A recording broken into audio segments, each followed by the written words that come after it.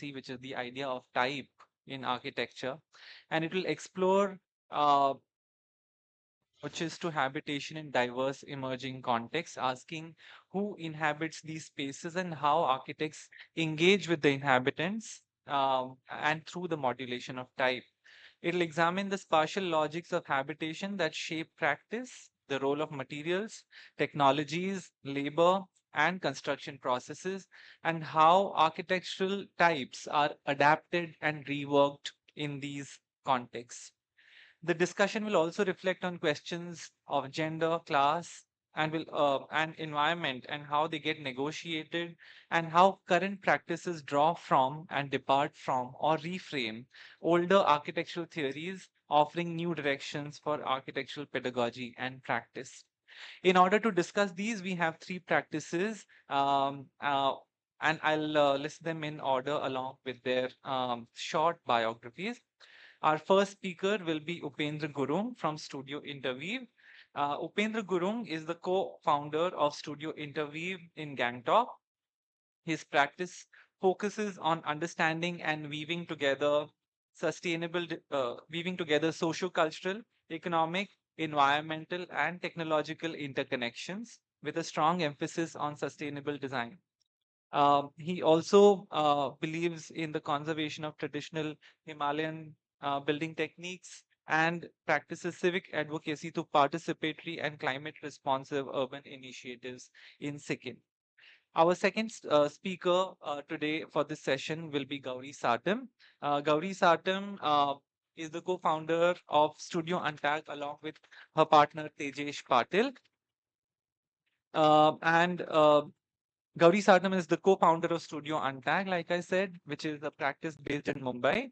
And she has been practicing along with Tejesh for about 17 years.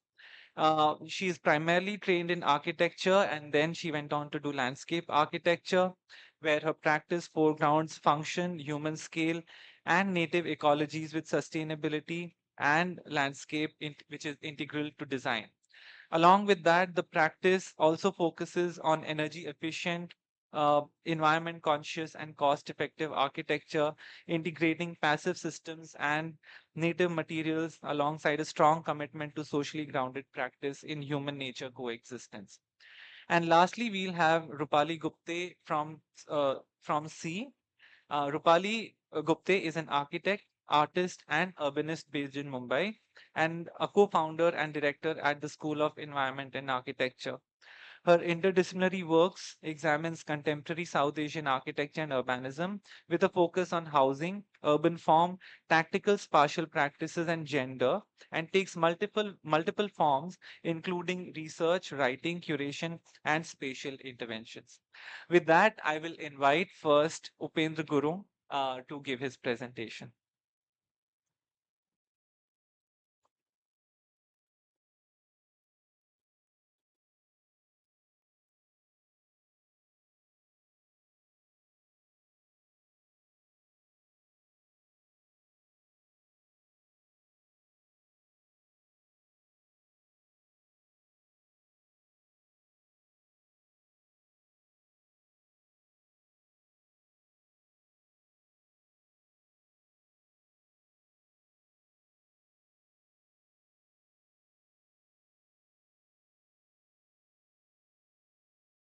Thank you, Anuj. Uh, Good afternoon, everyone. I just like to thank School of Environment and Architecture for inviting us here and giving us this platform to share our work and our thoughts. And I'd like to thank Prasad, both Prasads and Dipti for being such a wonderful host. It was amazing, like the city tour yesterday was just fantastic. And even the performance in the end, it was just, yeah, something that really resonated with me. So thank you for that.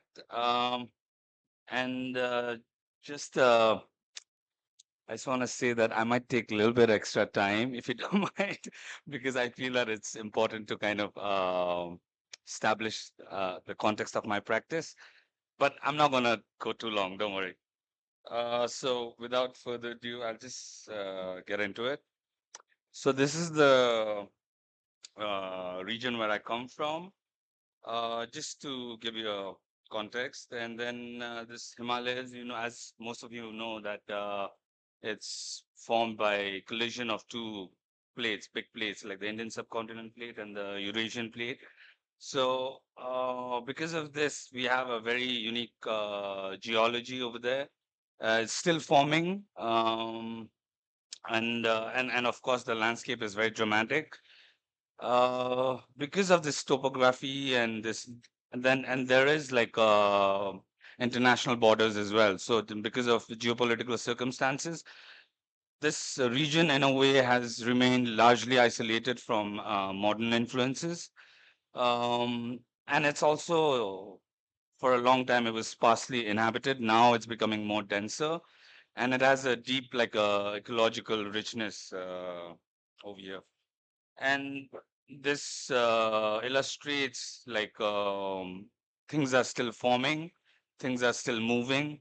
So to build over here is to build in motion.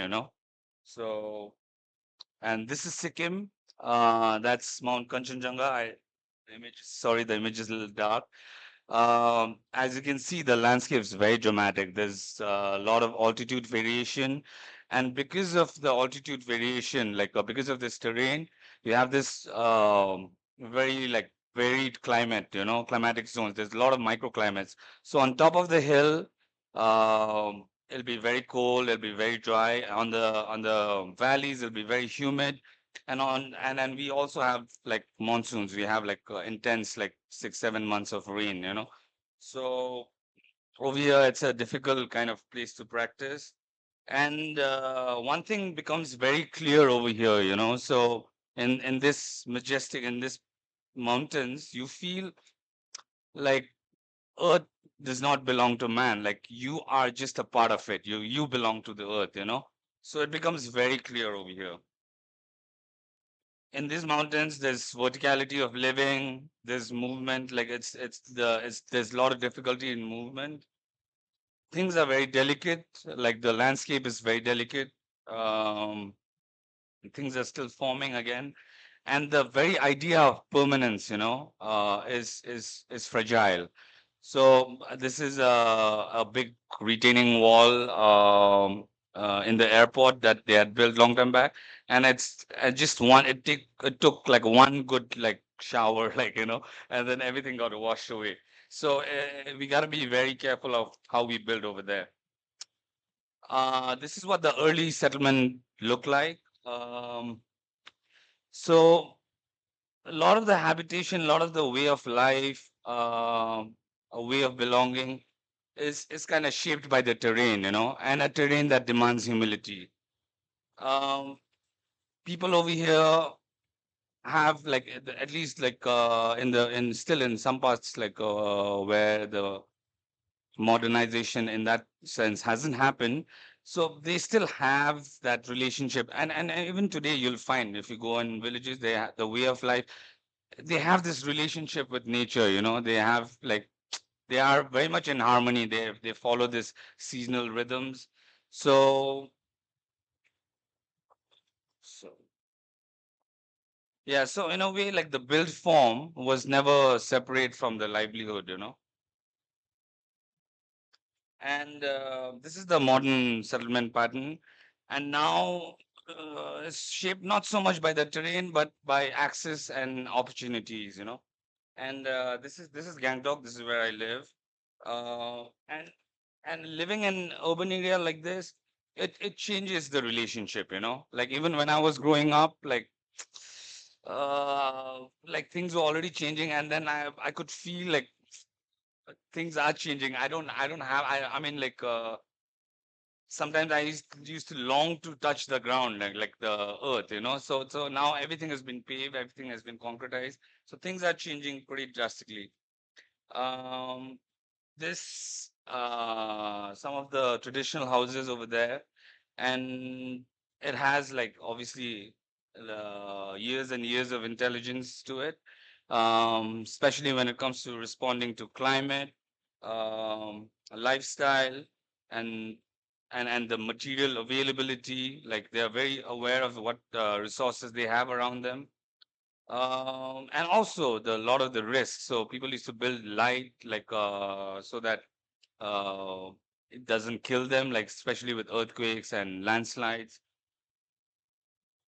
And at that time we were just talking about like what, like in a way, vernacular is not a really a style, you know.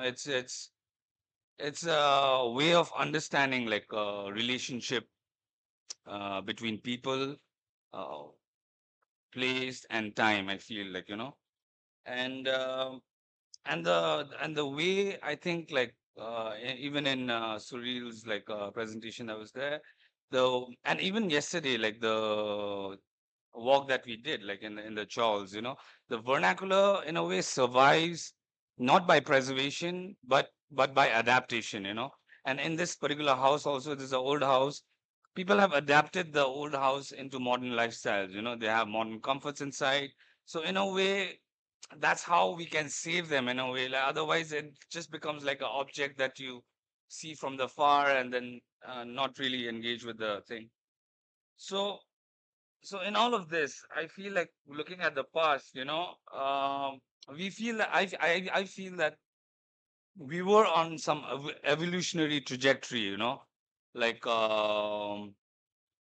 it was a slow one, but the thing is, we couldn't realize its full potential. We somewhere down the line, things caught up too soon, which being this, you know. So this is what modern Sikkim looks like. And not most of it, but then yeah, I mean not all of it, but most of it. So over here, like there's of course there's increased connectivity. There is market integration with the world, like nowadays. Anyway, I'm not gonna get into the market integration stuff. So yeah, there's a lot of economy, new sorts of economy. Tourism is a big one, and there's a lot of material inflow that is going on over here. There's a lot of, yeah, the modern materials coming in, you know, and this has like given birth to a new sort of development. And then it's not just here, obviously, it's all over the country, all over the world. There's this radical urbanization that is happening, this radical change in the landscape, you know. And a dense neighborhood, like I live very somewhere close by. um so this is what modern day neighborhood in Gangtok looks like. You know, it's very dense. There's people are living very close to each other. There's a lot of strain on infrastructure, obviously, because the infrastructure hasn't been overhauled for a long time, and they just keep adding on, and it just poor quality of life. And there's restricted mobility and access. And of course, this all this has grown like over the years incrementally, without any plan, without any direction, you know. So, and of course, there's poor governance, poor management. So, yeah, I don't want to talk bad about my place, but this is what it is. So, within these environments, like within these neighborhoods, like it's there's very little light, there's very little ventilation. You know, it gets very humid. It's like there's a lot of rain, there's a lot of dampness. Um, and it's very unsafe, like unhealthy kind of living. There's no regulations, like really. I mean, there are regulations, but then nobody really follows it, and then people turn a blind eye. And then and you know, like this is how people access their homes, like through these like small gullies. And it's very difficult, like even for a patient, like, or a lot of sometimes, like when there's a death in the family, when they have to take out dead bodies, it becomes very difficult to bring it out to the road, you know.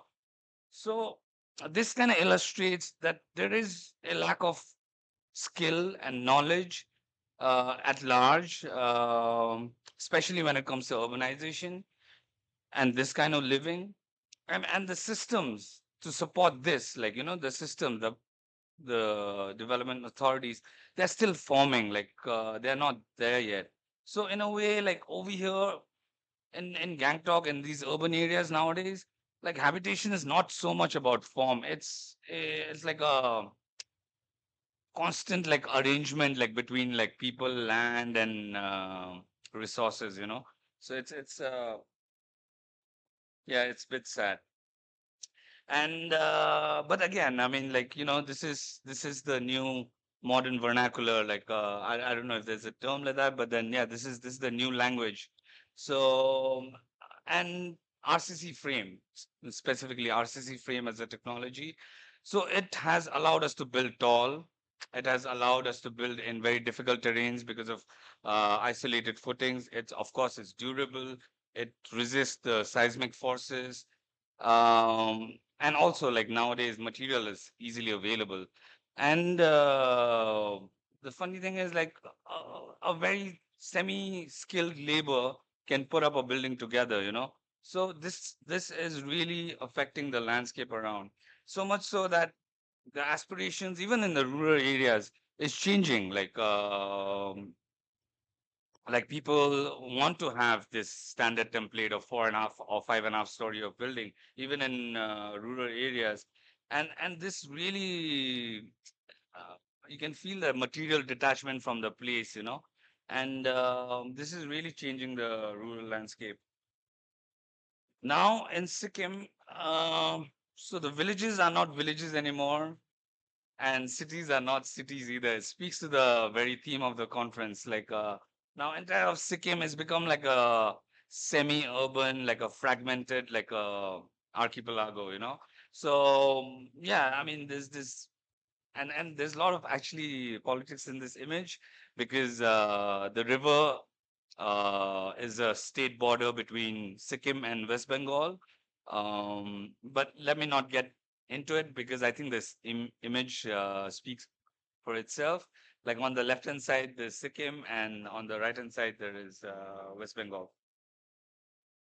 Mm, yeah, so then again, like, in Gangtok specifically, there's this new grammar that is emerging. So as you can see, those buildings up there, like big housing projects, they've kind of revised the regulations for them. Um, I don't know. I mean, I'm not used to like seeing this kind of building in my landscape, So I feel like this new thing is emerging, new things, and it's setting precedent for new development.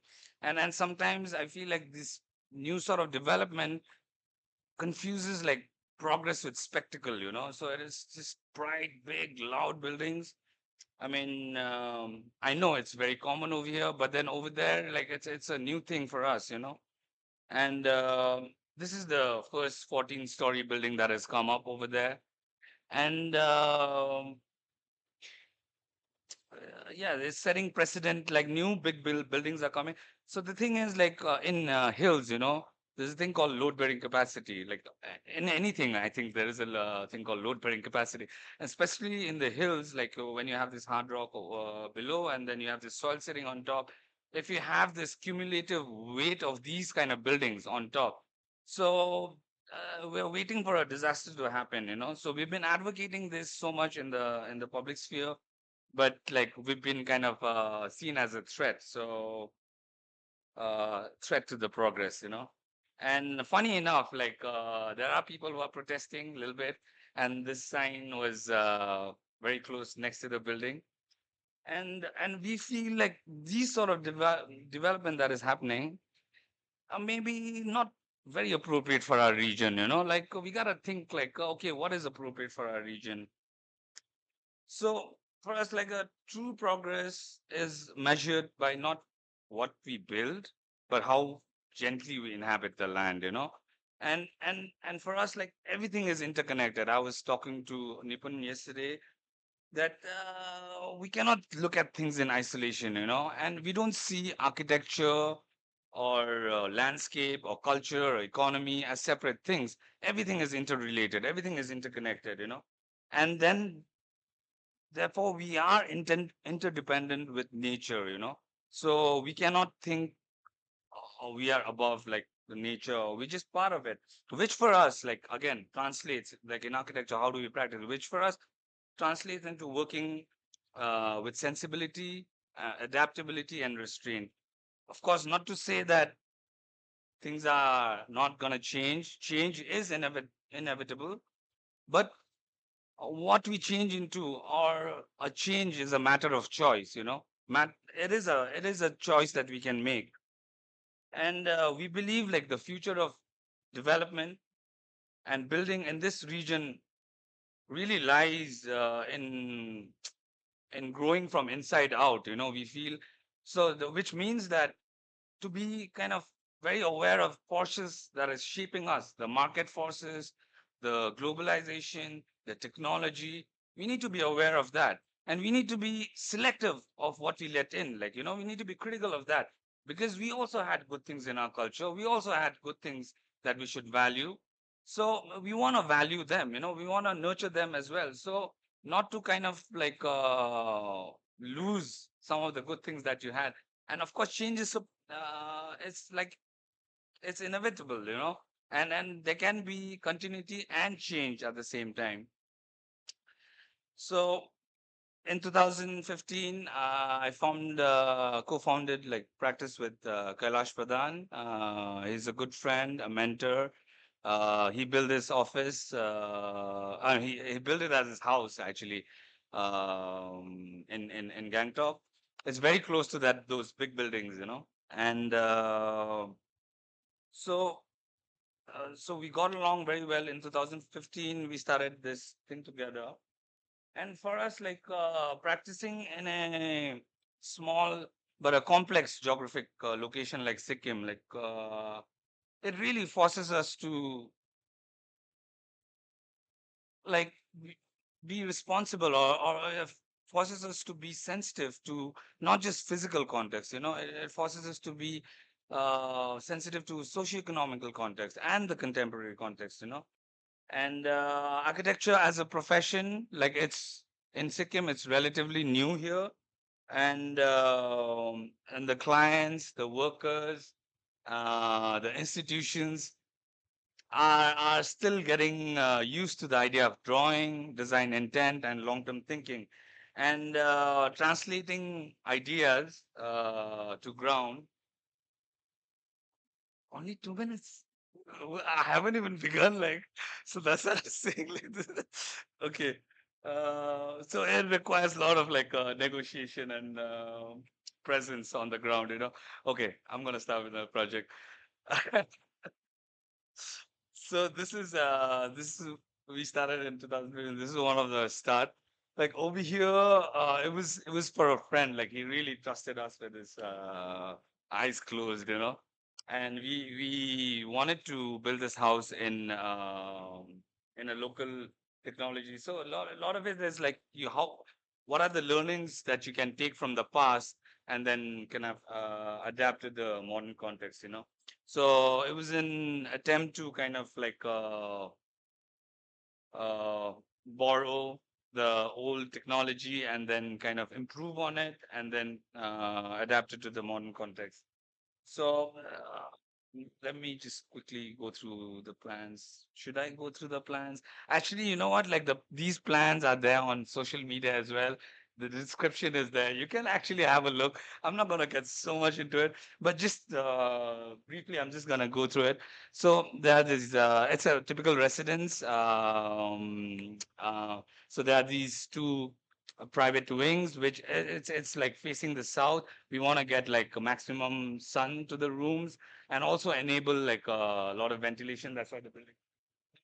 And the central area is more like a family, like a oriented area. Like it's very open, in a way, like a democratic kind of space. Everyone can see each other. So yeah, we consider obviously slope, like so we don't want to do too much of cutting and filling. We kind of work with the contours. Um, so a little bit about the technology itself. It's basically like a wattle and daub, like a timber frame, but instead of like this wattle, we use like bamboo over here. So of course, like in the in the old buildings, there were some problems with cracks and termites and also like thermal comfort. So we want to address these things and we detail them out. So we address these things. And in a way, for us, more than anything else, like, so these kind of houses are actually associated with backwardness or poverty, or like kacha house, and and for us, like, no, it's not. Actually, it's very nice. It's lightweight. It's very good for earthquakes, and and and they say that the earthquakes themselves, they don't kill people like the buildings do. So if you make your buildings light, so like people will be safe. And yeah, but then there was a lot of effort like gone into this, because people had forgotten about, like, a lot of the local labors had forgotten how to do um, even carpentry, joinery, and stuff like that. So we really had to, like, make a lot of effort. So in this project, we realized, like, how much of, like, effort it takes to achieve certain sense of a certain, like, sort of excellence. And then the amount of site visits that we had to make, the amount of, like, drawings, and actually the drawings, you make it for yourself. The people on the site, they don't really read the drawings. It's for you to understand, oh, how are things working, and then so that you can explain better on site. So yeah, and so this thing is, and over the years, some sort of this reverse psychology has worked. Nowadays, people want more and more ikra buildings, and for them, like, the perception as is changing. And these are some of the projects that we kind of did after that. I want to specifically talk about this project. This was also for a friend. So he wanted, like, a very compact. No, he wanted a two-bedroom house at a very low cost, and so CGI, like the corrugated galvanized sheets. So this is a very popular material in our part of the world. Um, it's again very much associated with poverty, and it's associated, like, it's called, like, it's got, like, this temporary like tag to it, and then they make, like, stores and sheds out of it, and it's hard for people to accept. And we often find this kind of buildings in neighborhoods where the economic situation is not very good. But then when you enter these houses, it's very nice. Like, it's dry, it's very lightweight, it's robust. And then how do we, I mean, like, it's not about, like, what Pooja was saying. Like, it's not just about the materials. It's also about the context. What kind of thing are you building in?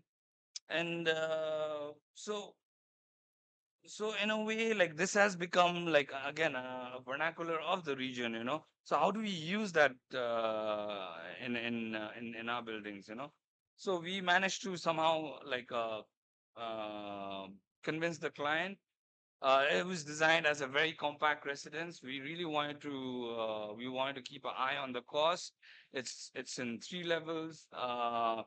There's the roof, like, it's kind of floating. There's a lot of ventilation that is happening.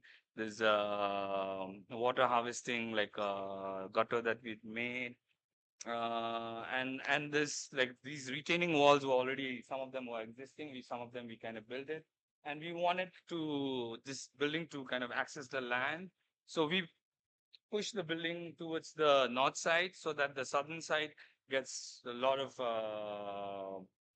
light, and then the southern side of the land is also kept vacant, so that the trees and the vegetation, we can have, like, vegetable gardens over there, and there's a nice sun space, like, designed to kind of keep the house warm. So yeah, a lot of passive design principles are kind of applied in these houses. And over here, like, the steel, like, you don't have to use very heavy steel to make, like, a very light building like this.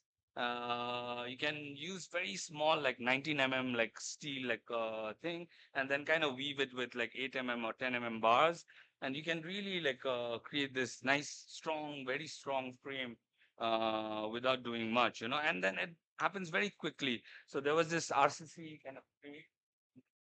The envelope was, like, obviously CGI sheet, And then inside we insulated it with rock wool, and then inside it's kind of finished with plasterboard, and rest of the other materials are left as is, you know. So, and believe it or not, like we achieved this house, we could manage to build this house in 48 lakhs. So nowadays, like you can't build anything in 48 lakhs, you know. So we were very like happy. Even the client was happy. We could get something like this in 48 lakhs. And the last project I want to quickly talk about is this particular project. So this in 2022, after COVID, you know, doctor, practicing doctor, she was already like inclined towards sustainable living, and she wanted a natural building, you know. And so it was a really good opportunity for us. But then again, at the same time, we were very aware of the dangers in natural building, you know, because especially when it comes to comfort and durability, maintenance, you know. So we knew we had to achieve a good building and good natural building with quality, you know, and and and there was no one like to undertake this job, you know. So we looked around with this, there was no one. So that's why we had to form a construction team on our own, and that's how our design and build practice kind of started. It was just like a practical response to kind of achieve quality. And we asked like a former like architect who was working with us. We asked him, hey, do you want to come in as a construction partner, and we'll like do this? And then he agreed, like, and then we formed a small team with carpenters and Raj Mistris. I don't know what you call them over here. So yeah, so and then also like later on we realized that when you do design and build, because when you just do design, all these projects, to be honest, like we don't earn much at all. Like, this for friend or like people, guy like you and me, like, they're not very rich people, or we don't have like exorbitant fees and all that. For like a house, like initially we charge around 2.5, 3 lakhs, and it just goes in the in the overheads only, and like for us now we realize, oh, design and build, if we do it, then actually it can make our practice economically viable, so this is also one of the revelations that happened. So the plan is straightforward, it's very simple.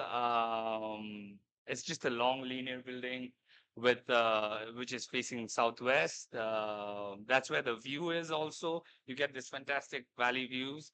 All these bedrooms, they get sun. Yeah, there's a lot of cross ventilation that happens. Again, it's very compact, and we decided to have a water harvesting pond. The reason we wanted to have that was also to use the earth for the walls, and we use there's a house in rammed earth and timber. So we'll show you.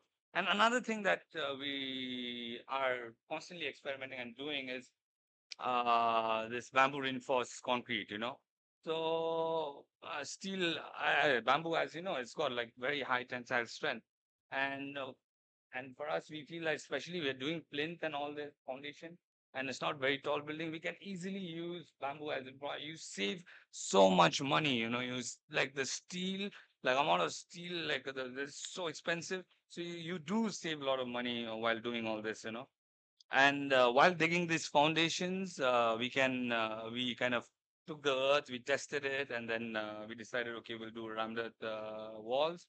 So materials, actually, it's again, someone was saying that it's not a fixed thing, It's okay. So yeah, but while doing this, we need just like maybe 5 minutes, I guess. Uh, so we had to do good quality work. We had to make good form work. So there's a bamboo reinforced rammed earth wall. We had to make sure all the joineries were detailed, all the form work was made properly. And it was a timber construction. That's the carpenter. That's my partner, like Karan. So yeah. Anyways, I'm just gonna run through this. So just like practicing architecture with this kind of thing approach, it has led us in this journey, and this is where we are at the moment. And I just want to end like I just want to take like 3 slides more, okay? Anuj? Um, and we're doing this, and on the other hand, there exists a different kind of reality. There's this other kind of development that is happening, and we've tried our own like in our own little ways to engage in civic activities, and these like they seem completely out of control. I mean, they're definitely not in your control. And we feel that in all of this, like the intelligence of the vernacular, the intelligence of like the way of life, the way of like living has been lost. Somehow we are like it's going out of our hand. Like and so for us, like, can we look at vernacular as a process, as a method, than a memory, and also for us, we constantly like thinking, how do we teach or how do we practice architecture where places are still forming, and the pace of things are like it's crazy. Like new things are emerging every day, and we are always playing catching up, and sometimes I really wonder, should we be chasing this, or is that the direction that we want to head to, and and they even the UN has declared that most of the population are going to live in urban areas by 2070 or something, and is that is that it? Like someone makes this statement, and that's how we're supposed to be. Like that is that the future? Why can't we still be in harmony with nature? Why can't we still like create habitations which are like much more better? I feel like but again, like I feel like there's new generation, like especially colleges like this, where they are really thinking about things. So there's new hope. Of course, there'll be new challenges. New opportunities will also emerge at the same time. So I just want to end my presentation with just something that I've been thinking. In 2023, so a gloss like happened in Tista River in Sikkim, and you can see the level of the water that was there that time. It created a lot of destruction, and it was obviously the effect of changing climate, because like the glacier over there, it kind of melted, and then it kind of like there was this huge lake outburst, and according to the predictions, these kind of things will keep happening, and I'm thinking like which speaks to again Rohit's argument also in a way. So a lot of this, I feel like this Earth. I mean, these predictions are that there's going to be a temperature increase. There's going to be a lot of heat waves. There's going to be a lot of like changes in the climate, and there's like a lot of disasters might happen. So the cropping patterns, like the food production in the country might change, like, this they might shift, and things will be compromised, And for us, like when I look at the Himalaya, just picture the first image, like the entire thing. So I was thinking like, okay, people will look for better life and better temperature or better comfort, So mass migrations might happen in the future towards the Himalayas, because there's a lot of like conditions are going to be unlivable in certain parts of the country, probably, right? And I don't mean to be an alarmist. I don't mean to be this guy, but then like, that's what the prediction says. And for me, like there is a potential conflict. Like there's going to be potential of conflict for land rights, for identity, for things like that. But at the same time, like even if we accommodate like people, if we let in people, how how will Himalayas accommodate so many people, and how is that habitation going to look like, and that's something that I'm really interested in exploring. But like whenever I think of that kind of habitation, only this dystopian kind of images come to my mind, where there's like people are living very densely in a deep bunker and stuff like that. But is there another way, Is there a way that we can still live in harmony with nature? That's it. Thank you.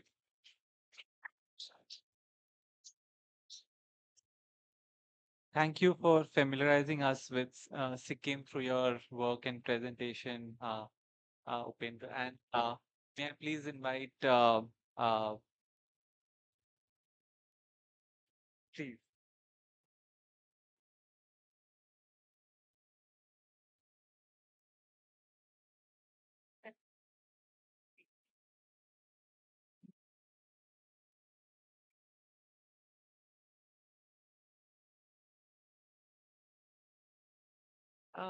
Good afternoon, everyone. I'll try to time myself. Okay. So, hi, I'm architect Gaudi Sartum. I'm the co-founder of Untag Architecture.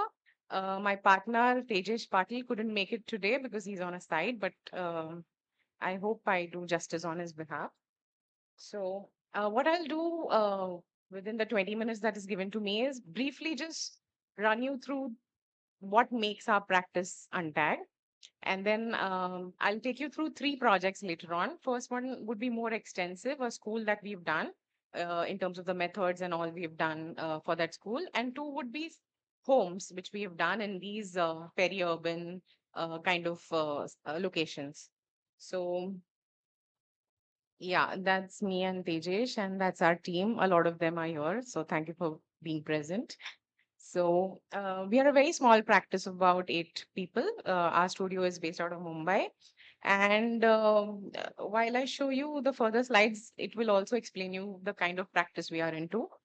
This is our first project, which I'll be showing you. Our practice is basically very grounded. We uh, try to make sense to the climate in which our buildings are placed. So climatically sensitive is the basic thumb rule for all our projects. We try to be as contextually rooted as possible. Um, uh, so just running you through some of the residences that we've done. We try and make our a lot of our sites are along slopes of Sahyadris. So we try and intervene as minimal, try to avoid retaining walls, try to do minimum cut fill, try to engage with nature and do as much biophilic architecture as we can. So, that's how we try to engage and bring in nature into our buildings, you know. We have worked with different types of sites, right from an acre to just about 3,000 square foot of a small footprint that we've got, and we've tried to maximize through whatever we've got. So if we've got these beautiful big trees as the assets, we've used them as an asset for developing the designs for these projects. So that's like very small a plot with like a 3,500 square foot house sitting on a 3,500 square foot of a plot. We've done homes like these, where we've tried to frame the beautiful views that we've got. We've also recently been doing some really nice, I would say, elitist kind of homes, which kind of make the studio sustain in a way. And through these kind of residences where we get to explore through materials, we love to experiment with Indian stones and try and laying them differently wherever we are given those kind of budgets. So yeah, these are some of the homes. This is again another, I would say, a luxury home that we've done in Lonavala.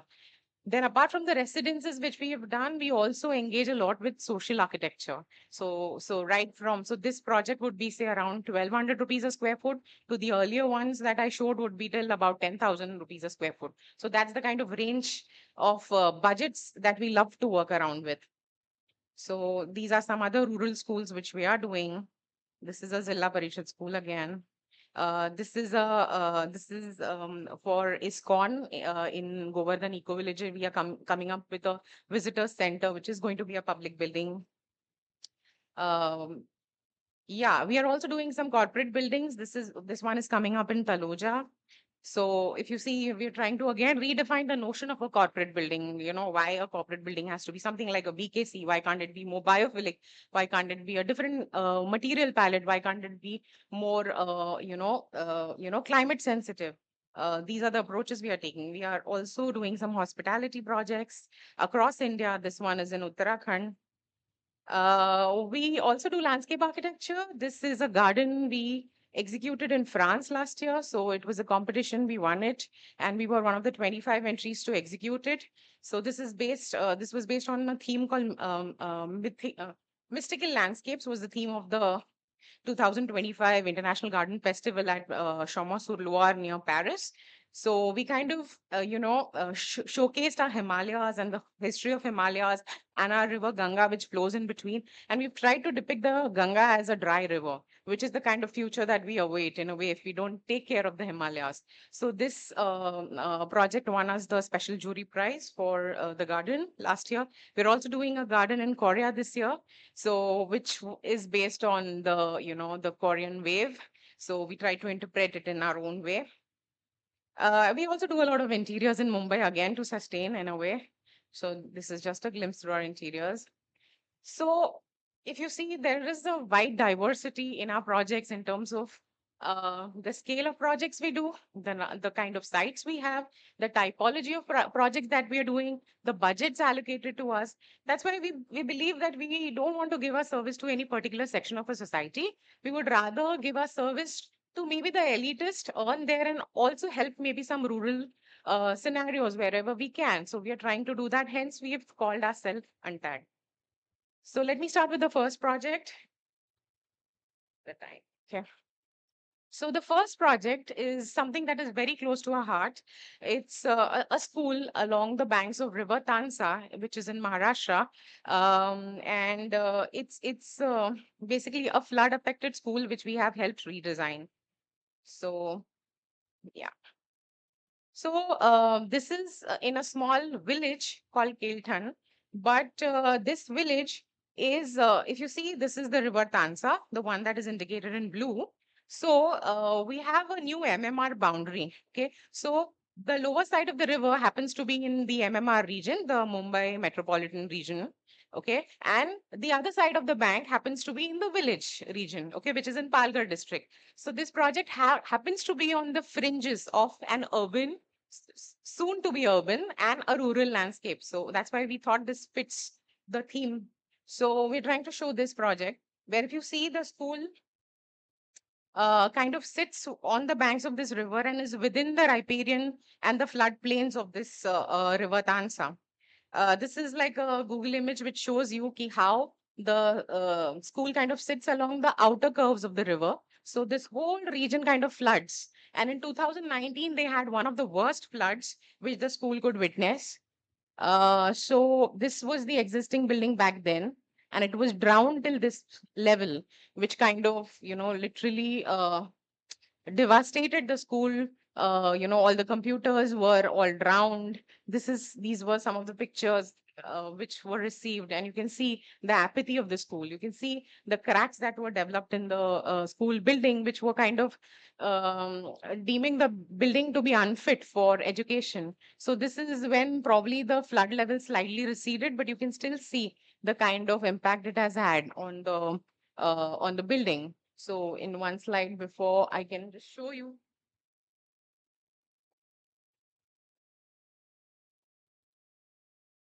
So, so in 2020, a local NGO called Learning Space Foundation approached us. Basically, Tejesh has his roots in one of the villages nearby. His parents still stay there. So that's why we got approached, and they said, "Ki humko ek plan de do, and we will, get the school executed." But then we thought, as a practice, we really need to, not just give our service to the 5% of the section, 5% of the society. We really need to do something at ground level as well, especially from the areas where we belong. So we thought, no, we will engage with the NGO. We'll try and help them whichever way possible. Try and even get funds for them. Try and connect them to some of our clients, or write to some CSRs and try and get the funding for this project. So together with the school team, we took over this project in 2020. So we did a simple SWOT analysis of the strengths, the weakness, the opportunities, and the limitations of the project. So I would not go much into the details of these, but yeah, the basic things which were core of this whole project were trying to make the project more adaptable, and not just as a school building. Probably it could do much more than a school building to the community, to the tribal community. So this is actually a tribal school. Sorry, I didn't give the background. Students from 8th till 10th standard come here. Okay, so and they belong to the very underprivileged section of the society. Some of them would not even have, footwear to come to the school. So that's the kind of children we were looking at, whom we needed to cater. And we were seeing how this building, which is going to be brought down, how do you reuse that material which is going to be brought down? What could be, how could you create more multifunctional spaces here? How could you use solar passive strategies? How could you engage with low cost effective native materials from this region and try to make this building as energy efficient? So these were some of the thumb rules. And in terms of ideation, we thought the school would needed spaces like a campfire, watering hole, a cave, a life, which kind of are like the essences, the different essences you need in a school for especially this age group from 8 to 10. So one thing was for sure, we cannot shut down a school to make a new school. So what we did was, firstly, I'll just take you through. We broke a portion of the school. Okay, then we made stilts for the new building. I'll take you through the design of it. The new building actually sits on stilts, and the three classrooms, the school just had three classrooms, 8, 9, 10, were actually raised above so that future floods wouldn't affect the functioning of the classroom. And the plinth kind of becomes like a beautiful multifunctional space for the social gatherings or for the children, for community camps, for medical camps to happen. So this was the phase one of the school. And yeah, so this is how we see the phase one happening. The phase one has been executed. The phase one is now started on site. Phase two has now started on site. In the phase two, we have already demolished the second one, and we are making an extension with the library block, the library, the computer room, and additional skill center that is going to be attached to this school as a newer brief that has come up. But this is how the building is eventually going to be. And all the debris is actually going to be converted into, some of it has gone back into the plane, but what remains is also going to be used into creating a beautiful amphi kind of a space for which connects the L school. So, yeah. And yeah, we already have solar panels installed too. So this is the basic construct of the school, which I just explained. Ground floor is free of any functions. The first floor, just one kitchen, community kitchen, three classrooms on the first floor, a girls' restroom, which has been added to this school, which is a necessity, especially for the girls from 8 to 10 standard. And then a roof, again, we've not gone with the traditional Mangalore tile roof. We've gone with puff insulation panels here. Again, this came as a feedback from the teachers. There used to be robbery when they had Mangalore tiles and a lot of issues with maintaining. So then we said, okay, longevity and durability and less maintenance is as important as using native materials. So we went ahead with puff panels. So this is where the school has been placed. These are, yeah, that's the ground floor, pretty much open. This is the first floor. This is like the different activities that would be happening on the ground floor at different times of the year, different times of the day. So the multiplicity of the school. This is like a section where we've tried to get in the north light, try to create ventilation through the classrooms. The corridors also have seats, have planters engaged with them, and they are not just corridors. The classrooms have been oriented so that they face the beautiful Mandakini mountain that happens below, and the breezes also flow through. I'll take you through the material palette also that has been used later. This is okay, different. So this is where I want to explain the different construction technologies which we have tried to engage as a practice here. Yes, using earthen pots as filler slabs is very common these days. And why, I mean, what is so great about it? But we'll explain you. We also use rat trap bond, and we've used some upcycled flooring. So I'll go one by one into the why filler slabs have been used not just for aesthetics, but trying to reduce the amount of concrete that goes into the slab, as well as add an vernacular touch to the school. So these are some hand sketches of Tejesh where he's, tried to understand. He tried the different ways. I'll just go one. So we've also this is the ceiling pattern, the second one that you see. So we've got the inspiration from the river Tansa also to lay the pots in a certain way so that we are in a way giving a tribute to the river Tansa. So these were some of the calculations done in-house, how many number of discs should be using in the ceiling and why. So we tried to make it as cost efficient as possible. We tried to arrive, okay, how much percent of concrete reduction is happening? In the first case, it's 12%. In the second case, it is hardly 3%. So then it doesn't make sense to use a technology like that. So we stuck to the first idea. And then for these earthen discs, for an earlier project, we secured one disc at around 100 rupees for one of the earlier projects. But we said that rate won't be sustainable economically for this project. So we actually went to the Kumbharwada in Virar, which is just 15 kilometers away. Sakshi is here and who is a C student and who was interning back there. So our interns actually went to this Kumbharwada, found the right kind of, gave them what needs to be made, and we got it made at just 23 rupees, which made it economically sustainable as well. We made an in-house mock-up here where we actually use pantis, diyas, and we made an in-house mock-up to show the laborers that this is the kind of technology that we are proposing, which was new to the village. They didn't have any knowledge of a system like this. So we had to actually do a lot of hands-on experiment. On-site instructions were given, how these discs had to be laid, so that they are again saving on the amount of concrete. So this was the kind of engagement we had with the team, and that's the kind of output that we got eventually. In terms of the walls, what we did is bricks are very native to this region of Vada and Palghar. Okay, there are a lot of brick kilns. So we, thought let's stick to these bricks. But these bricks are not of the best quality. But we thought let's still, use these bricks because these bricks are what make the homes of these students also, and they are associated with this place. So we used rat trap bonds here, which kind of added to reduce the number of bricks used, as well as it helped in achieving thermal comfort. Here also we did our mathematics, how much are we actually reducing, are we reducing or not. So we actually came to the conclusion that we are reducing quite an amount if we do rat trap bond. These are all hand sketches by Tejesh.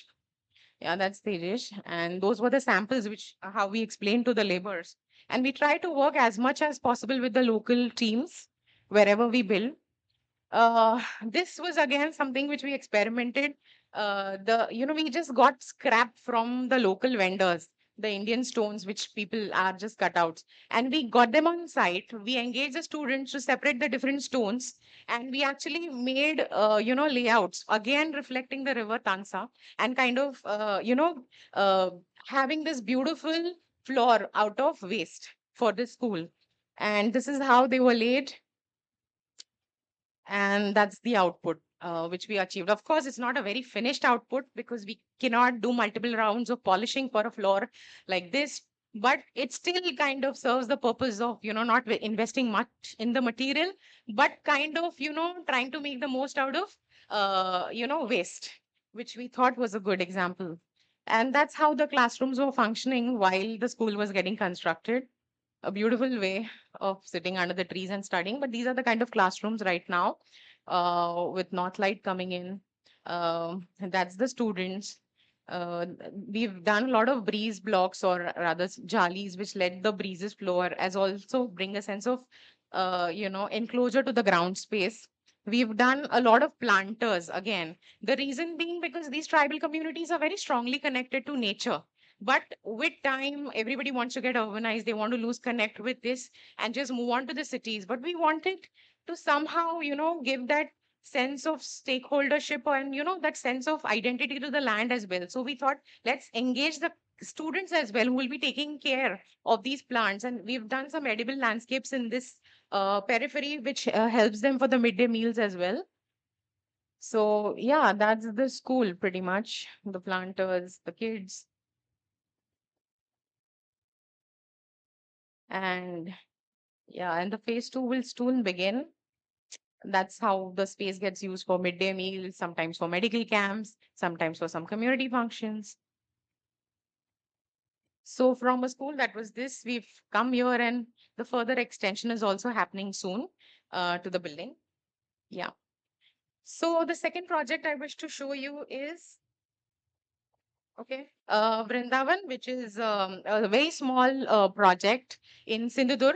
So I think I'm 1 minute away, but maybe 3-4 minutes more, and I'll show both the projects. So the two projects I'm going to show you are two very different clients and how we have catered to these two different clients. Okay, this is a very small 1,000 square foot home for a retired couple from Mumbai who have their roots in Sindhudurg, in Konkan.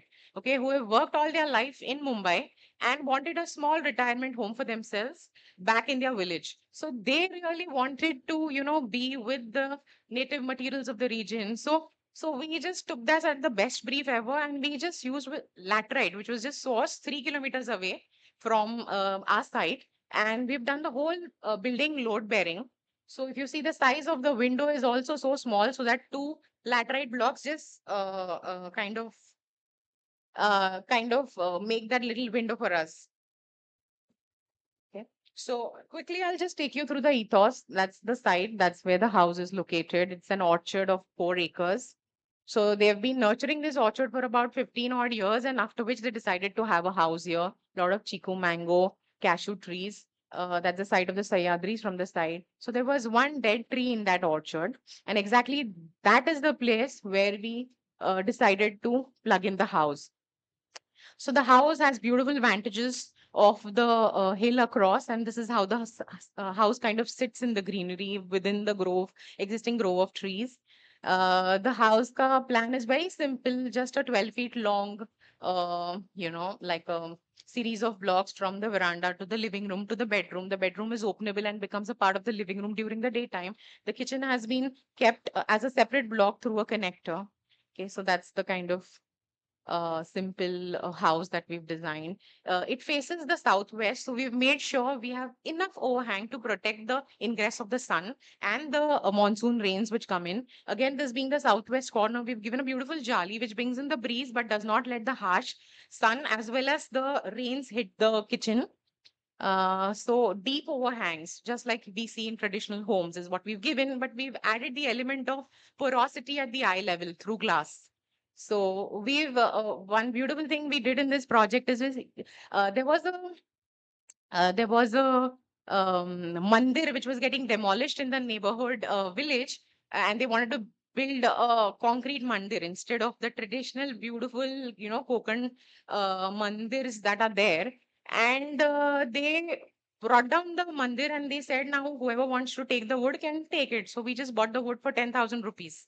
So there were all types of wood: ain, cashew nut, jackfruit, sag, and different types of wood, which we kind of upcycled for this house, and which became a part of the windows and the doors for this house. So we could salvage that wood from the temple, is what we are proud of. And yeah, the laterite again has been, one piece of laterite weighed 45 kgs.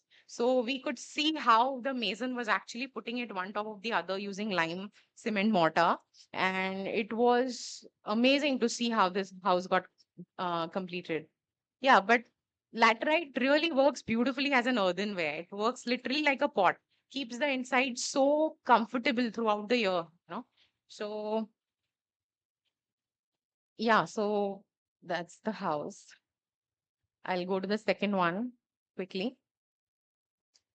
So this house was not about how it looks, but about how it looks at and how it feels once you're inside it or once you inhabit it. And it's the seamless connect that we've tried to establish between this orchard and the house for this client. So the client, being the city dwellers, they wanted a house which is rooted in the local geography. Now I'll take you to the second house, a very different set of clients. Okay, this house is in Vada. Okay, again at the fringe of urbanism and rural scape. A lot of Vada has been industrialized, so a lot of industries happen to be in this village called Dakivli. Okay, and this house also happens to be in the same village. So they are at the threshold of urbanism and trying to give away their rural life in a way. So this the client is basically a school teacher, also a farmer staying there, and he also wanted a retirement home in the same village. So, but his aspirations were very different. He didn't want a house which he has been staying all his life, like a typical Kaularu sloping roof. He wanted a house which was, say, more modern, because that's what the brief came from the client. And how would you say, no, no, you have to stay in a sloping roof Mangalore tile house because that is the best suited for this region? You can't say that, right? Because you also need to understand the aspirations of the client. So we thought, okay, let's try to keep the essence of a village home, but do it in a very modern take, So if you see, the house is basically done in bricks, which are again from the local, say, concrete and bricks, which are again from the local area, sourced from the local area. And these are fly ash blocks, which we have used as breeze blocks. So there was a factory which produced fly ash bricks just less than a kilometer away. So we thought, let's use these for the house. So that's the location of the house. We've called it House in a Gauthan because that's actually a village which has some pockets of industries as well within it. So that was the site. If you see, the neighboring houses do have Mangalore tiles, but again, it's a problem for the people who are permanently staying in that house to maintain. So this is the house. This side is the road. The road is a busy road. The site is as small as just 4,000 square feet. And the plan that we've given is like a C plan, where you have the entrance, okay, which is like a veranda, which becomes the public space for the farmers to interact with the villagers, the clients to interact with the villagers. Then you have a living space which is slightly more personal and which opens up to their own personal courtyard. And then like I'll take you to the plan. Okay. So a veranda which beautifully connects to the road and, establishes the connection with the villagers, as also becomes like a beautiful threshold which faces the west, so keeps the west sun out. The living room faces a courtyard, which is a very intimate space. Then there is a in between space, which is a dining come library come staircase, kind of a multi-purpose space come puja also. And there is one bedroom at the lower level and two bedrooms at the upper level. So very compact house, just 1,400 square feet with three bedrooms in it. But the essence of the house is basically to, uh, try and make it as climate conscious, so the screens basically help in kind of curbing the west sun, as well as curb the amount of dust that is in the village, because there are some quarries also in the village. So it kind of acts as a beautiful screen along with the greens that have come up. Yeah, that's the entrance courtyard. Then this is the space where, the relatives would come in over evening chai, or the postman would come in. So, and then we've used bricks very carefully. The bricks we've used where the rain wouldn't hit, because the bricks are not of that great quality, and we've painted them simply. This is the small intimate courtyard which the living room kind of looks into. So you have your sense of privacy while you're there. But once you need to connect to the villagers, you step out into the veranda and you can always connect. So this is like the small living setup. That's not. And then the internal walls also, a lot of places we've kept them just bare brick and painted them white, again to save construction cost, as well as to give a nice aesthetics to the space. Yeah, so the staircase has been also converted into like a library, and very bare minimum simple house done at just around 1,400 to 1,500 rupees a square foot, so about 25 lakhs in which we build the house. So yeah, so just to summarize our practice, I think we tried to show three projects which were closer to the brief. But broadly, we love to experiment with different types of projects, different scales of project, different types of clients, and trying to give our service to every section of the society. That's what we try to do through our practice. Thank you.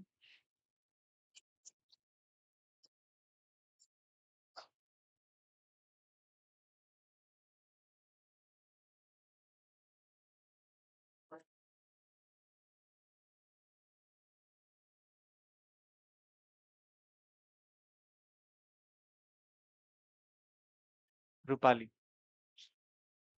Thanks, thanks. I am sitting between you and lunch right now, so really difficult job. But I'll try. Oops, it looks like I'm hungry as well. Okay. Um, but I'll try to be quick and in some ways work with the brief of the panel, which is called Grammars of Habitation, and this title is called Working Out as a Operational Method. And this is a very small part of a practice that I've been involved in school, and in this kind of, I'll just come to this with C school, CSS, and C clinic. I'll just come to that. But before that, I want to just sort of lay out this. So this is a contention that a lot of us have been working with at the school, that in spite of there being 400 schools of architecture, 95% of the population do not get services of an architect, and the curriculum itself is geared to that 5%. We recently did an extensive research on studying the ecosystem of education in the country, 400 schools of architecture. And one of the findings was that, I mean, there were quite a few findings, but one of them is that most schools tend to reduce the academic environment to coaching. So you become coaching institutes that are then imparting certain basic skills of drafting, construction, but not producing new knowledge, and that then intervenes in that space of the 90%. And another, and this is something again that we sort of found out that, I mean, this is what we teach. We teach this linear process of making, where you have a client, you have a program, the conceptual design, and then you sort of detail things out, and you lay out. And so that's sort of, but most of habitation making in the country does not work like that. It does not work in this linear way. It works much in a rhizomatic way. And somehow we do not have this as part of our curriculum, or we do not teach this kind of process of intervention. So at C, we have something else going on. We have a ecosystem. We have produced this kind of ecosystem where you have C school. We have what we call CSS, the Center for Spatial Studies, in which a lot of our research projects, the faculty research projects, sort of come in, from where we are able to then make claims, because then we have some research backing to speak through. And then we have something called the C clinic, which becomes a place which then goes out into the city and sort of tests out works in communities, but also connected to experiments that happen at studios at C. And then C school is connected to C conversation. So what a forum like this that we have here would be C conversations, and then C press, which is a publication space. So in some ways saying that you'd require a ecosystem of education, and not a one-way kind of delivery. From the space of CSS, and a recent paper that that I've written, which is also going to get published in a journal called Cultural Anthropology, titled "House to Home: Towards a Relational Politics of Inhabitation," we argue that for decades, Mumbai has seen an active policy regime in housing.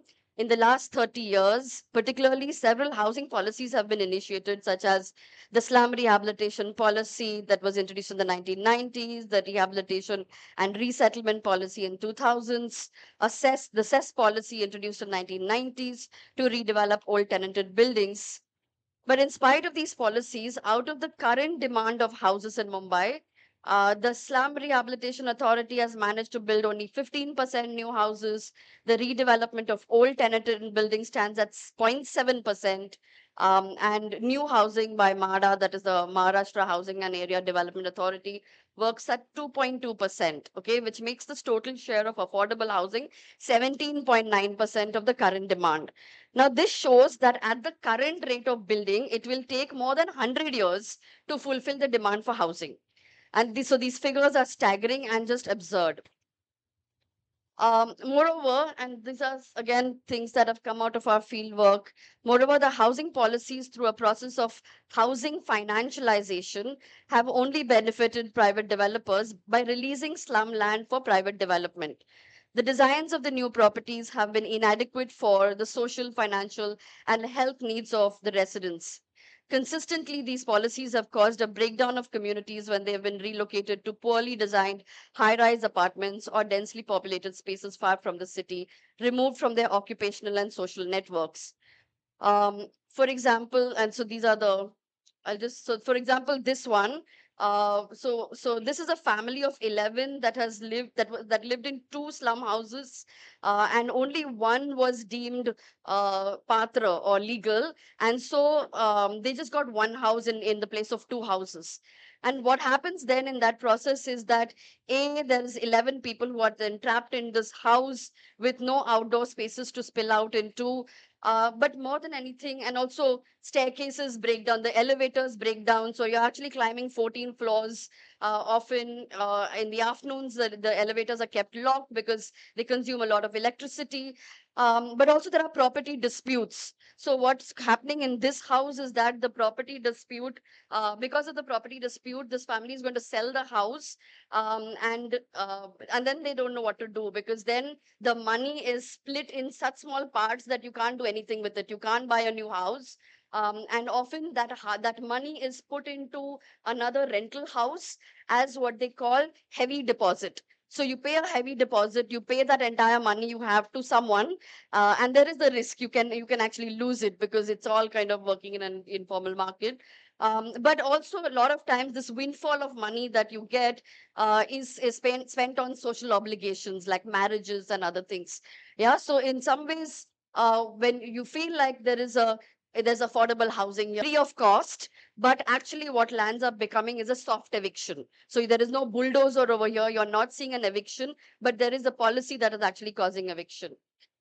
And so we argue that rights activists have also pinned their hopes on these flawed housing policies, demanding compensation in consonance with a techno-legal language that privileges the quantitative. Spatially, however, this housing has proved to be inadequate, with large swathes of buildings affected by the sick building syndrome, particularly in the case of resettlement colonies, where norms for setbacks and distances between buildings have legally compromised under the pretext of financial feasibility for developers. In sites like these, tuberculosis has been on the rise owing to lack of adequate sunlight and ventilation. While older house types in Mumbai, including self-built settlements, um, like these chawls and site and services schemes have had spatial configurations that have produced a sociality, a possibility of incremental development, etc. The apartment types provided by builders for low-income housing in redevelopment projects have been highly alienating. And so this is a chawl, and I think some of you saw this in your walks in Mumbai, where while the tenement, so for example, this tenement is really small, but you have a corridor at the back, a corridor on the front, and you have these bridges that connect both sides. And so what actually happens is this house becomes a porous entity. So for example, this is an old couple that has been staying here for many years. The gentleman is sick, but because the house is a porous entity, there's a door in the front, there's a door at the back, people are able to walk in and out of the house. And so, for example, this is the detail where there's a kitchen cabinet and there's a shutter for the kitchen cabinet that shuts the cabinet through the day, but in the night that same shutter goes and closes the outside, becomes the main door. And so I say this often. This is the artist Dusha had a detail like this in one of his art projects, and here there is an everyday person who is actually making this kind of Dushampian door. But because of the porosity of the house, in the absence of state sponsored social security, it is the form of the house that stands in for it. So that's the corridor at the back. Sometimes you find this kind of furniture that is lying around for so long, it's orphan furniture, and you don't know who it belongs to, and it becomes the commons then. And this is that bridge where you'll find people hanging out. So the bridge actually becomes like a living room of the house. And so this is again where the tenement is seen as a really small space, the whole building becomes actually a house. And so again, if you go to some of the planning arguments that are made, they say 57% people live in one room tenements. And when you make an argument like that and you're not seeing the qualitative dimension of the space, then you project this idea of so many square meters of space that are required, and then it just gives more incentives to developers to then increase FSI. Yeah, so the arguments that we are making are quantitative in nature and not qualitative in nature. And so what happens is when these houses develop, this is what happens, that you create this kind of space where there's parking on the lower floors. There's the the tenants will be living on the lower floors, and then the top floors are for sale. And again, like you saw in the case of the SRA, there's a soft eviction that happens because now the tenants who are living in these spaces are no longer able to afford the high cost of maintenance, and then they just sell out and go. Okay, so again there is a soft eviction, which is not understood because it's not a visible eviction, or we don't have numbers for those. And so this is an important diagram that we've been working on. Prasad and I have written a paper called Small Forces, in which this is published. And so what we've been arguing is that from incremental settlements to the skyscraping settlements, what is high on this axis is transactional capacities, which is densities, number of activities, networks, transactions, care, livelihood, cultural settings, security, accommodation of diversity and imagination. Whereas on the other axis, what is very high is resource consumption, and it's inversely proportional.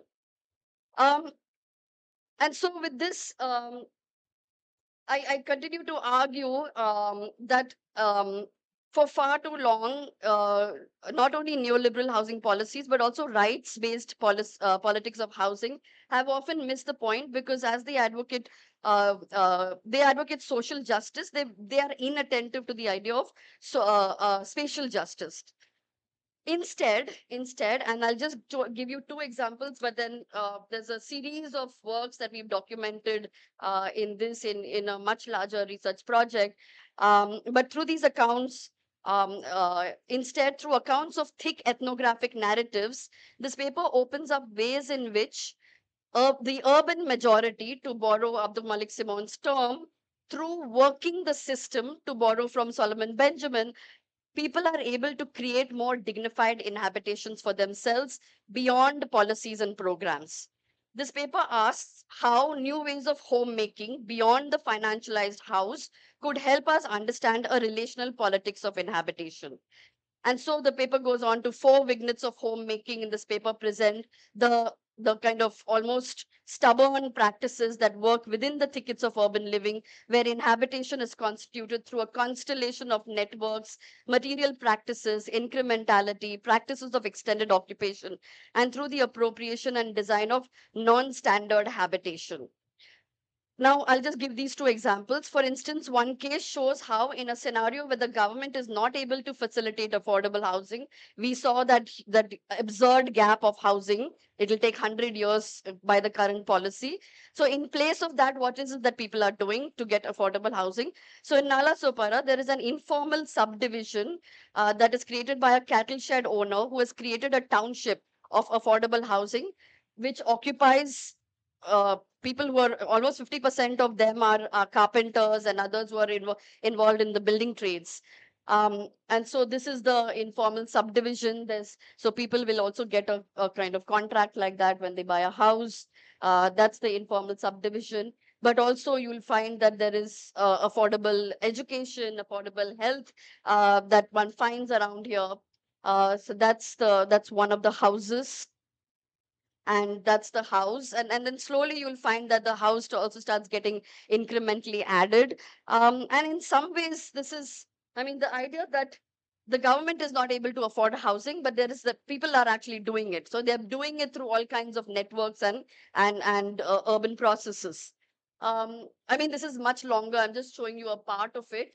But this is another one where in another instance, while waiting for more than 25 years for an SRA house, one sees the family incrementally upgrading their house. So this is something that from 1960 to 2021, there's series of incremental additions that have happened to the house. And in that process, the house has become habitable. And this is something that we miss in our studies, that we do not, I mean, for example, we are always looking at building our way away, but what our statistics is showing is that building our way away is not happening, right? I mean, we would love to do that. We would love to build our way away, but really that's the ground conditions are showing that actually is not working. So housing studies at sea have argued that when confronted with the absurd statistics, we saw earlier, we may not be able to build our way away, but need to engage with the whole spectrum of repair, retrofit, upgradation, construction of existing homes. Series of studies over the past years have been taken up to understand the scenario, articulate pedagogy and intervention through pilot projects involving C's ecosystem of education. And one of the, I mean, this is series of studies over the years looking at the entire housing stock in Mumbai, identifying what some of the conditions are, what are some of the problems are, and where it is understanding also what existing practices are, what some of the policies involved are, and then sort of looking at this as an ecosystem to then intervene in. And this is again something that we find that while construction is, requires a lot of resource on the first go, people actually have resources incrementally. It's not that they don't have resources, they have resources, but they are also available incrementally. So this is one of the studios that took up the housing studio in at C took up was in 2 years. There some of the students are here as well. The Thakkar Bapa colony, a colony of shoemakers.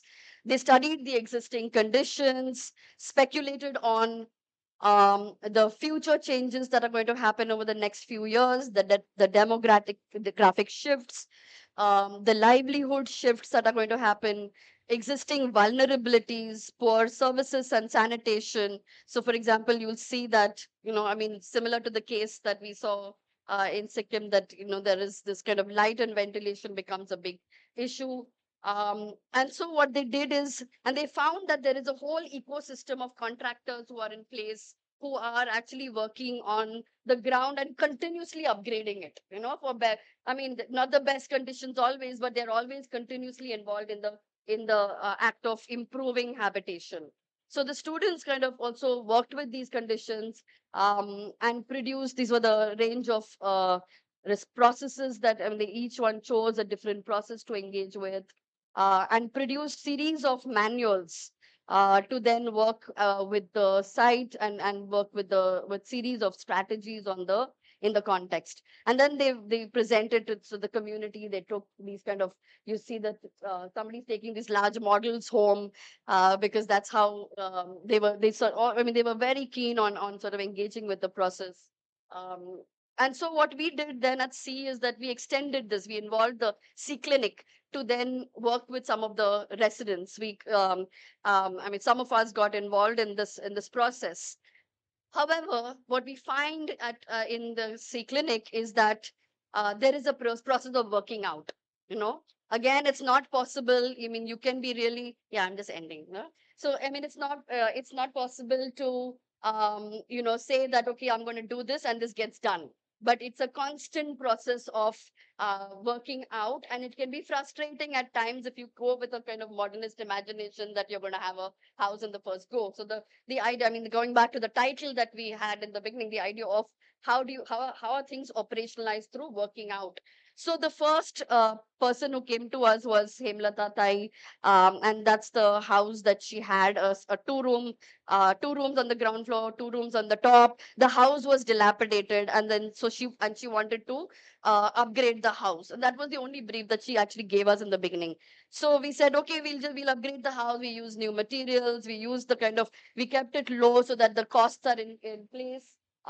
She had a very small budget. So we used the loft as a strategy, a kind of balcony as a strategy, as a climatic buffer.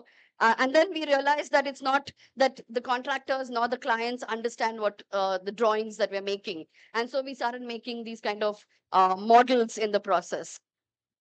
And they became important tools. But meanwhile, while Hemlata Tai was still gathering the money to build the house, somebody else came to us. Rokde Tai came to us, and that's Manish. He's watching this on YouTube. He's been involved in the process.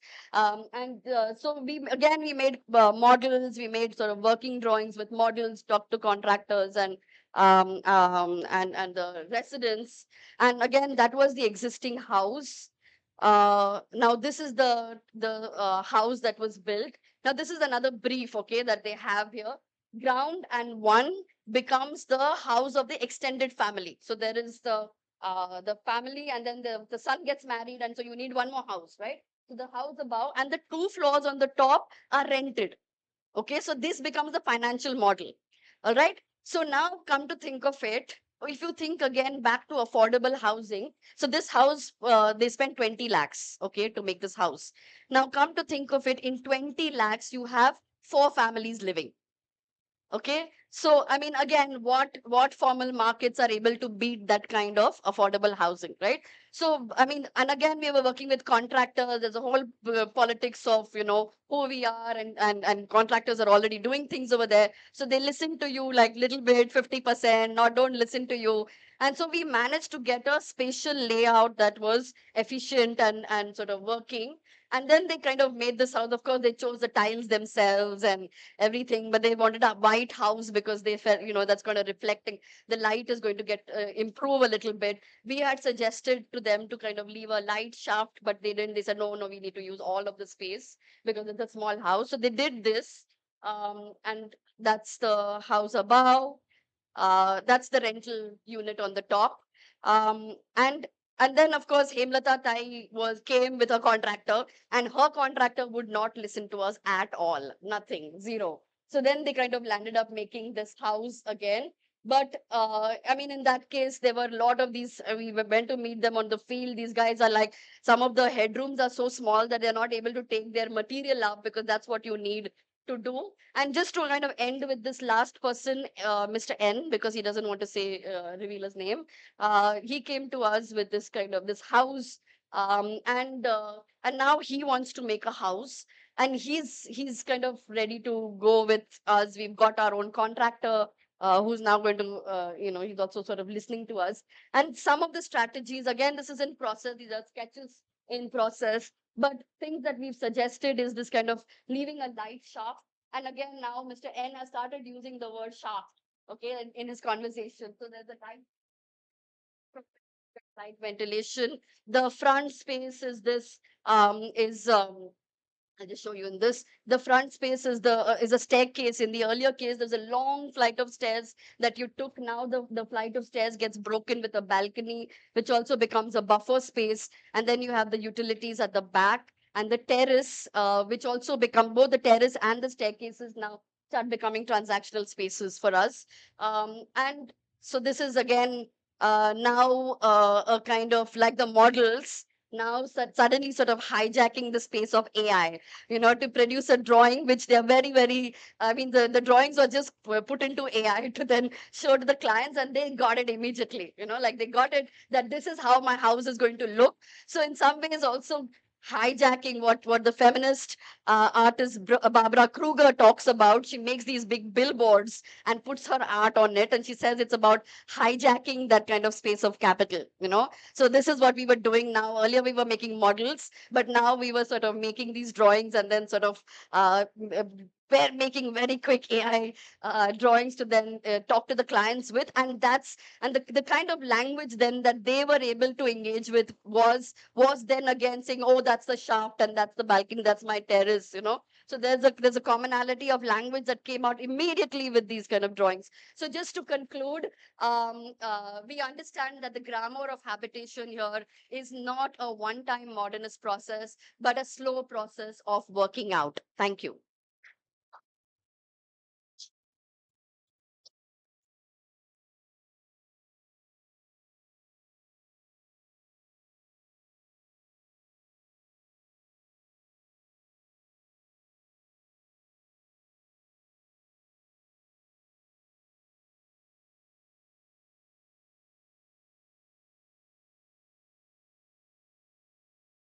Okay.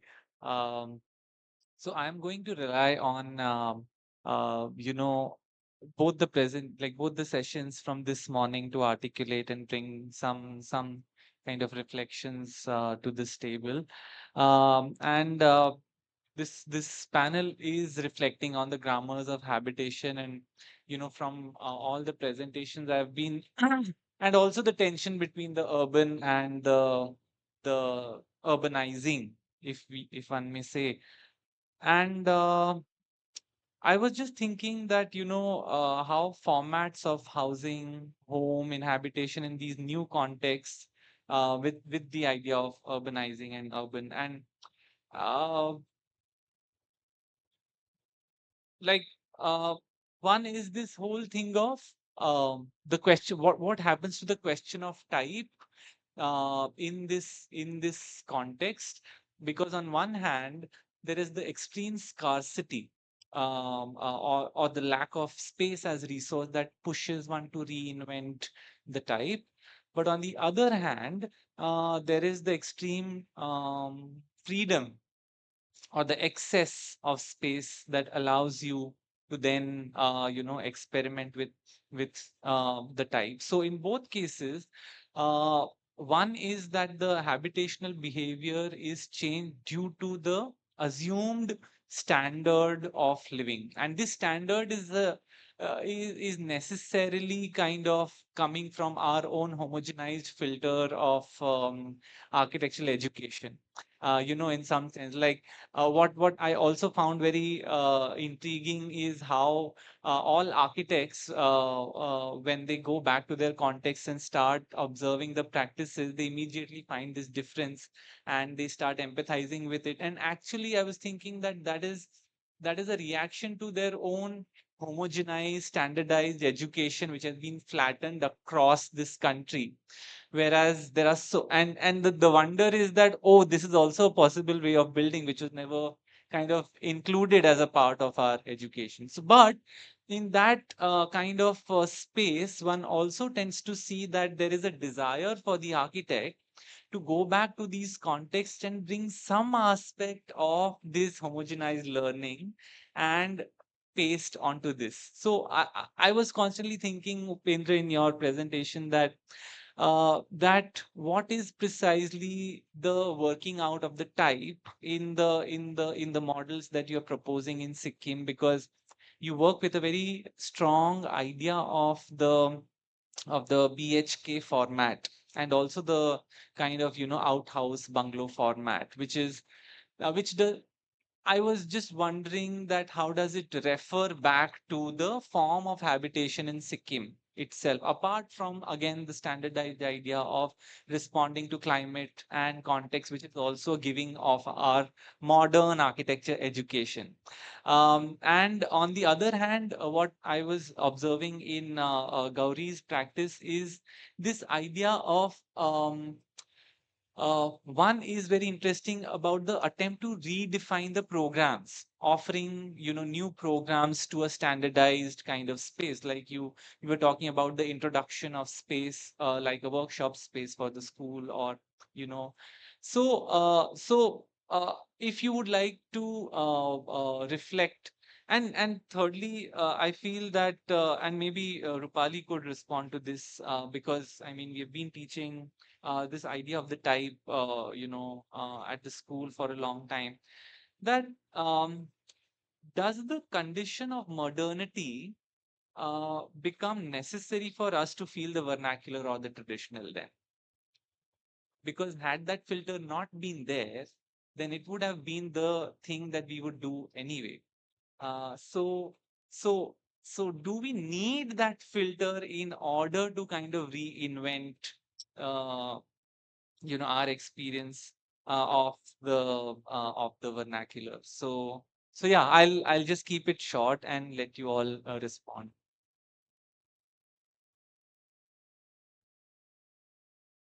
Sorry. Hello. Okay. Um, so when it comes to the question of type, no, I feel, mm, especially in our practice, um, at least personally, the way I look at type, it's not a fixed thing, you know.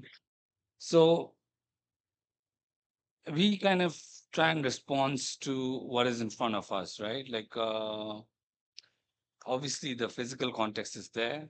We also try and like respond to the brief, obviously. Um, so I feel like if I mean, it really depends on the context. Like you were talking about this outhouse, farmhouse, like BHK type of things. I mean, for us, that's the um, I don't know if I should say that's the new kind of aspiration or the new. It's just that over the years, uh, it is a evolving like a arrangement like I don't know between people and Is it a convenient kind of arrangement? And how do you kind of reinvent it if you consciously do so? mm, how do I reinvent it? Or is there an impulse to reinvent it? In the script of the Yeah. lives of people in Captop? At the moment, we are still like evolving. I feel like in the sense like I'm no one to kind of I'm just finding ways to kind of respond to um, like the physical things, like just the weather, just the landscape. That itself is like a very difficult thing because so far, like the precedents haven't been there so much, at least in our region. So that is there, and then also mm, the economic context, like okay, there is new money that is there, but then it wasn't there before. We used to be a country before, fairly like okay country. We were not very rich country or anything like that, and this is like a city is a new phenomena. This urban centers or urbanization itself is a new phenomena over there. So we just trying to grapple with it. Like it's not that I have answers to these. Like I'm really like struggling to answer right now. So to be honest, yeah, it's I think I wouldn't just look at habitation just in isolation. I also look at other things like what is going around the city, the kind of development model that is being trusted, like the kind of changes that are happening within our governance, within even politics for that matter. So yeah, I don't know if No, no, I'm please, all over the please place take your actually. time, and Yeah. maybe we Yeah. can hear from Gauri. Hello? Yeah. So I think your question was about the multifunctional spaces that we are trying to create in this school, right?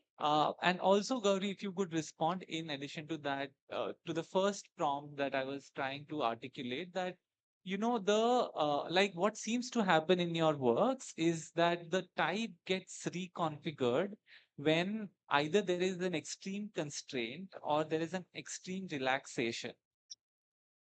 And that's when the typical standards that we are often taught to hold begin to demand a new definition.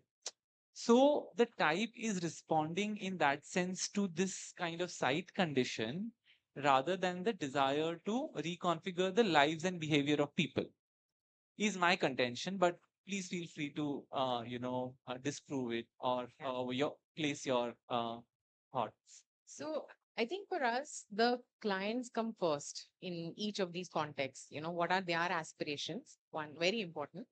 And again, working around budgets is something we have been very, very keen on and love to do those experiments from, say, 1,000 rupees a square foot, 10,000 and beyond.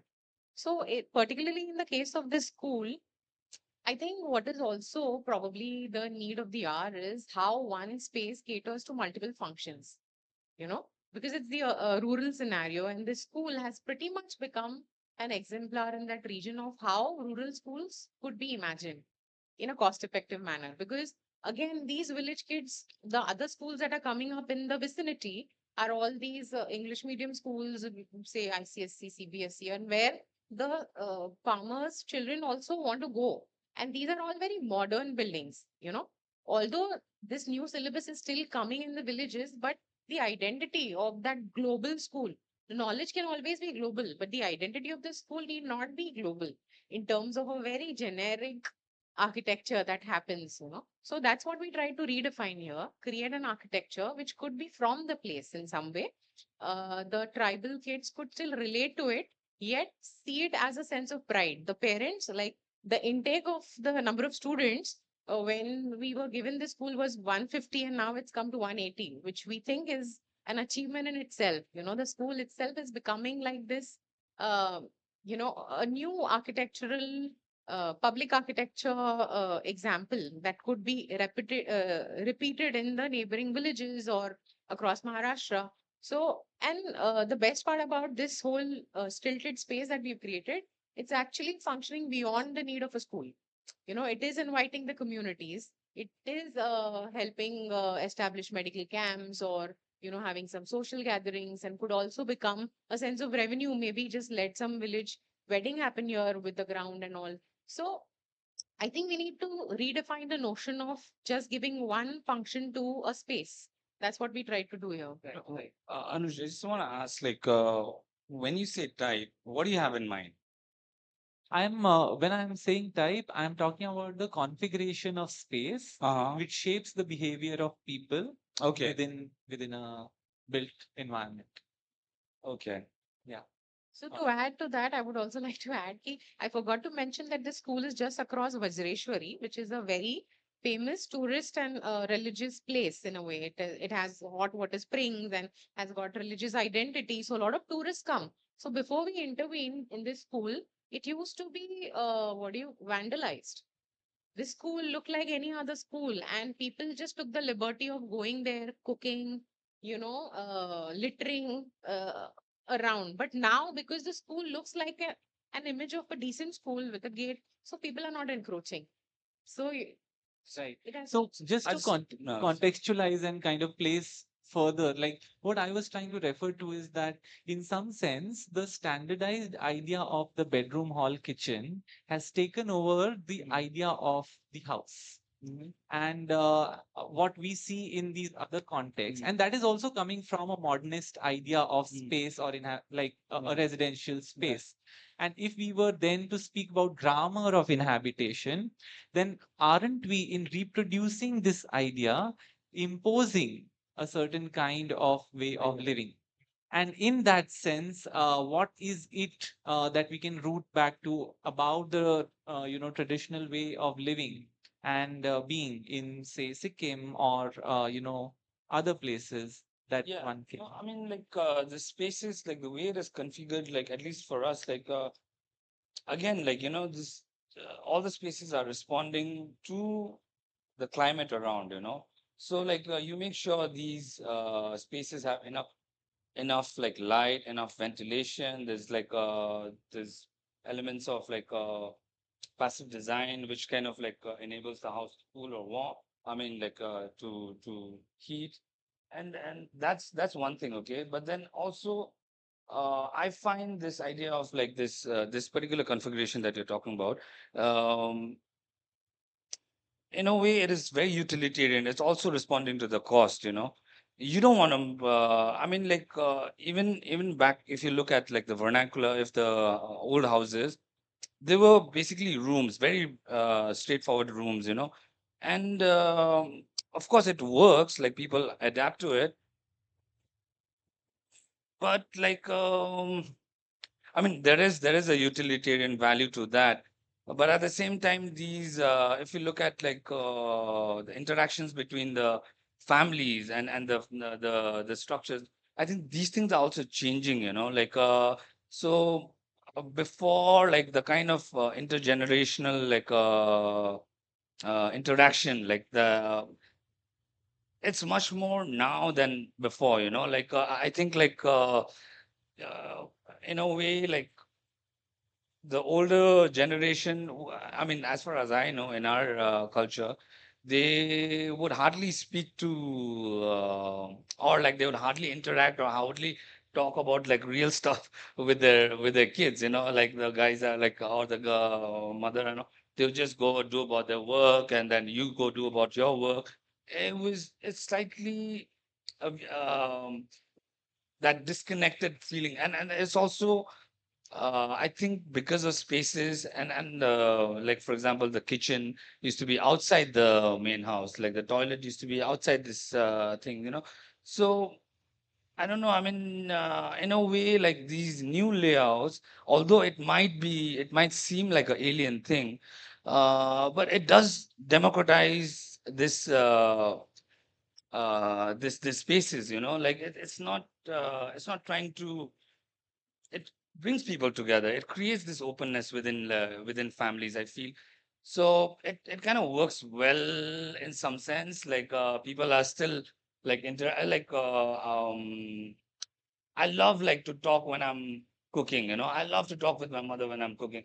So like so everyone's there, like you're pretty much like in the thing. So I think it's also this modern again it No, could that's be very Western, but yeah, then no, that's very interesting. You're yeah. saying that the bringing of this kind of format allows more democratization of the traditional Yeah. unit of the family. That's very interesting because otherwise we keep on, blaming the BHK here to kind of create more isolation within the family. But Oh, I think, really? yeah, but I think coming from your context, it's very refreshing to kind of see how actually this kind of configuration allows you to interact more in your context. So that's very interesting. Uh, yeah, please.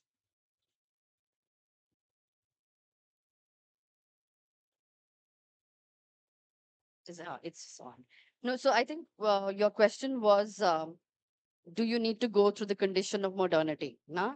Or Yeah, to articulate I that? was basically uh, thinking whether the condition of modernity becomes necessary for us to kind of define or claim the vernacular or the traditional. Yeah, okay. Just to kind of, so vernacular, again, like I said, I have problems with the term vernacular, indigenous, right?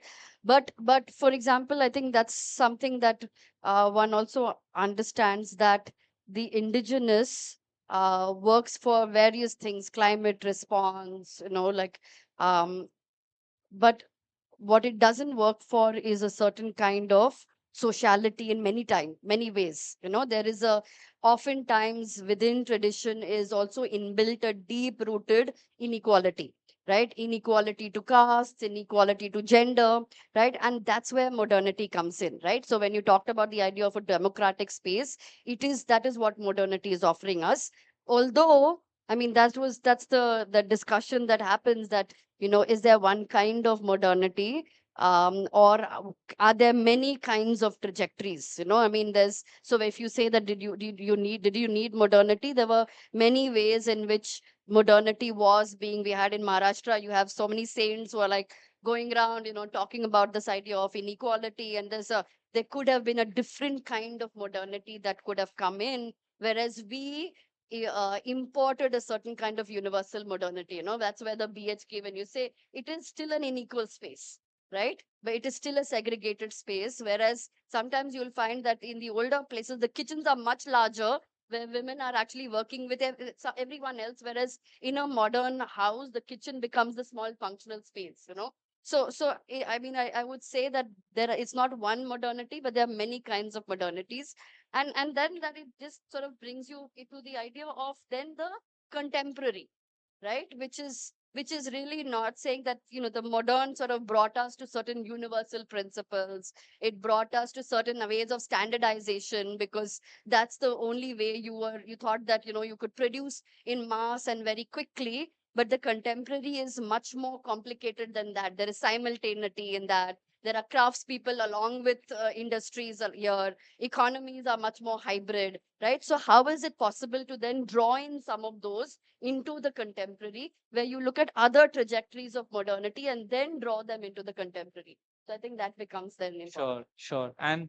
And Gauri, with your second project that you discussed, I was also thinking that how does type emerge in this tension between, being identified as urban while living the assumedly pure space of the rural? I think both of you were, you know, really, I mean, your client was always concerned about being identified as something different from the traditional, whereas you were talking about how you want to root yourself in the pure sanctity, sacred space of the mountains. So how does basically type emerge in that tension of I want to be I want to feel of the present, but I also want to take the pleasure of the earlier pure past. So if you would like to respond, and then we'll open it to the uh,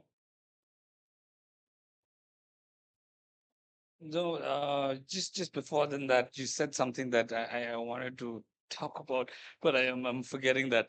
But anyway, so in the sense that rootedness, it's not like some imagery or it's not some thing. It should feel like it's from the place, you know. It's not. Idea or and it is idea, but then it's not it's not tangible, you know. It's not something tangible that roots you, you know. I feel like you have to feel of the place. You should know the place in the sense like what are the conditions over there, you know, or what is it that is making Sikkim, you know, and not to do it in a way that in a chest thumping like a identity kind of way, but then what works well over there, you know? What is it like? What is like you're talking about like logic, like grammars of habitation, right? So where does that come from? You know, what is appropriate for that place? And in this contemporary context today, you know, so like things are like materials are coming in, like I cannot hold on to the past and say that, oh, I want to build it like that. I want to like no. What is like okay, who are you building for? What are you building? And how much like money do you have? What are the constraints around it? What are the surroundings look like? Are you building in a steep place? So are you building in a flat place?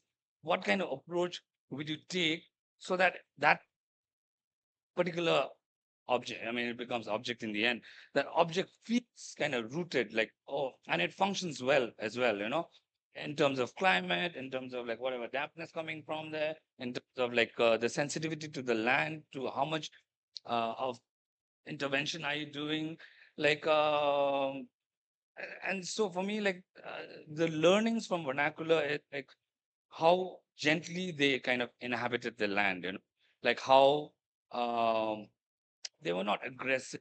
They knew they were building with materials around them, whatever made sense to them. So that for me is in a way rootedness, you know. It's not an what do you say? Yeah. Anyway, I yeah. So, if you look at the context that we're looking at, these urban, like the places which are neither village nor urban, a lot of villages are slowly becoming semi-urban, or a lot of people, if you go to these landscapes, which we frequent quite a lot, you see a lot of people want the image of a bangla, in terms of habitation, and they have their own uh, prototype, I mean, an imagery, like a template or something in your mind of how they want. And that was something that always bothered us, because those banglas which are coming up, which is very common. It's not that you need a lot of money to do that, but people have these aspirations. They want to move away from their traditional roots for whatever reasons, because there's high maintenance. People can't do cow dung floors anymore. People can't, maintain the roofs, because the roofs are become issues for people to climb into the homes and do robberies and all. And there are all sorts of issues happening at this scale, where a lot of villages are going closer to the urban scapes. So then, and people have the money, so they would want to build the image of a bangla, or so then how do you redefine, or how do you help these clients, give them a better vision which is more climatically suited but still modern, because they want to get into modernity. You can't just hold them back and say, no, you stay with a sloping roof. But if I would have been building a home for myself there, I would still go for a sloping roof for myself, because I know that ages the best in Sayadris and the range that, in Konkan as a region. So sometimes it's very difficult, and they have an image of like an urban kind of a dwelling while still being in the rural setting. So then you cannot kill their aspirations, is what I feel. And in the second case, actually, both the homes that I showed, even the first home, although it was built in Chira and had sloping roof, but it had its own modernity, you know. And we did our own experiments of, kind of celebrating Chira as a material. But we went wrong also in some places. So I can openly say that, because where one block we gave a sloping roof, the other Chira block is just an exposed box, exposed Chira block, load bearing block, which is the kitchen. Now we need to respect the material as well, which we are playing around with.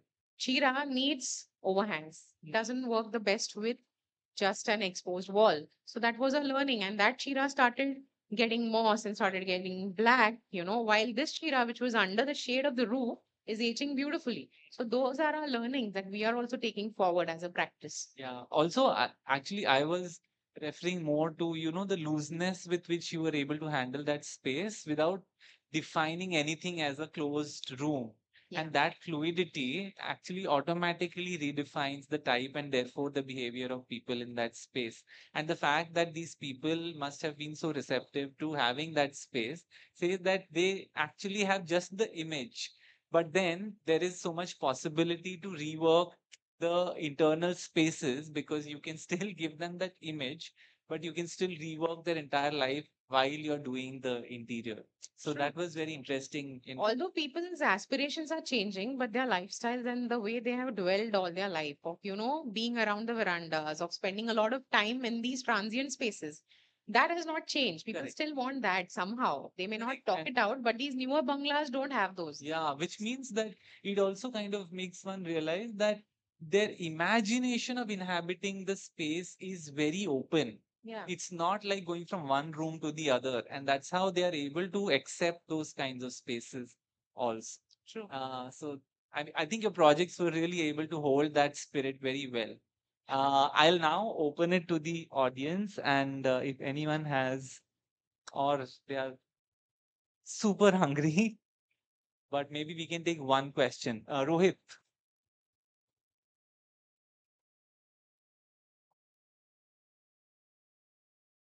Can I invite all the three of you? I mean, your presentations were engaging, seriously, kind of looking through all of the works. Can I invite you all to talk or discuss the ideas that you all put forth through the archipelago analogy? And one could also refute it and say that no, that is an imposition, and that that's not something that should be imposed on the works that we are doing. But just to kind of see latent possibilities in what this kind of analogy possibly opens up for. If in the earlier panel the questions were about the grounds of habitation, and Prasad asked, how do you cite, how do you read, and how do you rethink the terms that you're working with? So how can we think of the grammars of inhabitation through the archipelago analogy? So for Rupali, I mean, if working out or transactional capacities and all the other ideas that you opened out to, can you kind of take it to the vantage point and uh, open up a little bit about, does the archipelago analogy help, or is it constricting in thinking through this? In both of your works in Gang Talk, um, I mean, one of the things that emerged out in the discussion in Gang Talk with was that all kinds of crises that seem to be there. But is that the crisis that was produced now, or is it in the conceptualization of Gangtok as a hill station, which is the British idea of the hill station, that the crisis gets produced? And Gangtok has been a place that is a far more older history. It's a no, more than a node. Uh, it's at the crossroads of trade routes that cut across what are now nation states. And so whether that itself allows one to think through some of the changes that seem to be taking place and the struggle of architectural language to think through this thoroughfare, to think through these crossroads at the present. And I love the idea of Sayadri as foothills and the idea of the foot, like putting your foot inside a door is kind of, trying to make space in something. And the bungalow in that context comes as a foot in the door from the city side. But is there something that the Sayadri offers as putting in the foot in the door that doesn't come from the so-called city?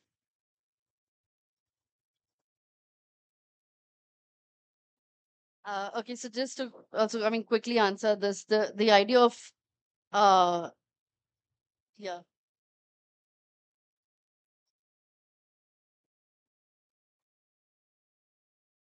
Yeah. Yeah, or I had a suggestion if we could kind of break for lunch now and take a collective. Okay, so if there are any more questions. Udayan.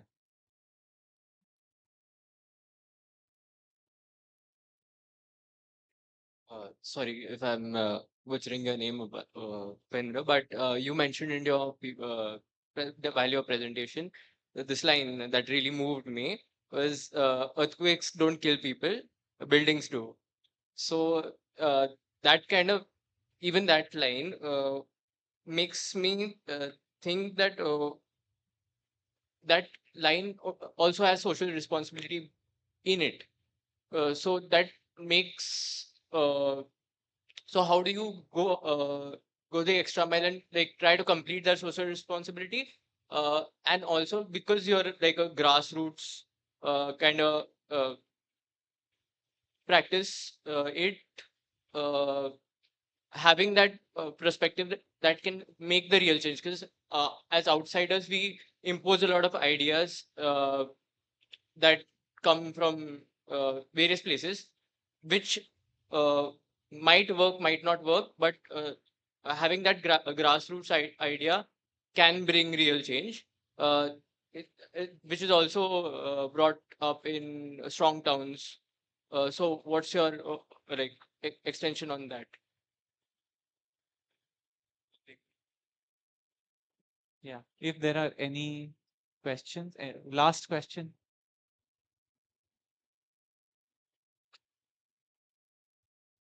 No, I think there are only two. Yeah. Would you like to go on?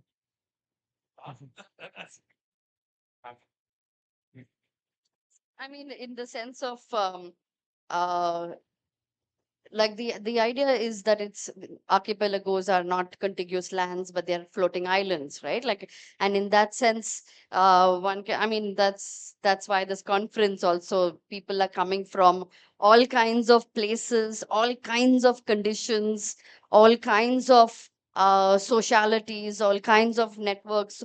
And I think that's the interesting thing, that one can never work with standards. Modernity has instilled within certain kind of standardized processes of working, living, spatial layouts, and one really has to understand that there is such a big diversity. These are all fragmented islands, and one really kind of has to contend with these islands and recognize the specificities and the diversities, because even when we are working in these conditions, often we are blinded to the specificities of the conditions, and then you kind of land up standardizing. So what does it then mean to work with this kind of multiplicity? And I think that's the condition of the contemporary that one has to contend with.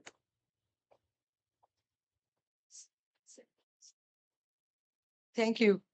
I would like to inject there should be a minimum standard at a human scale.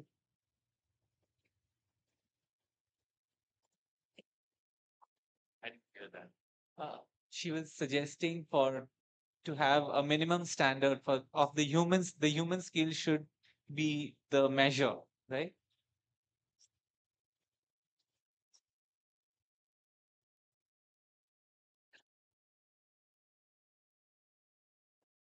if you would like to respond to.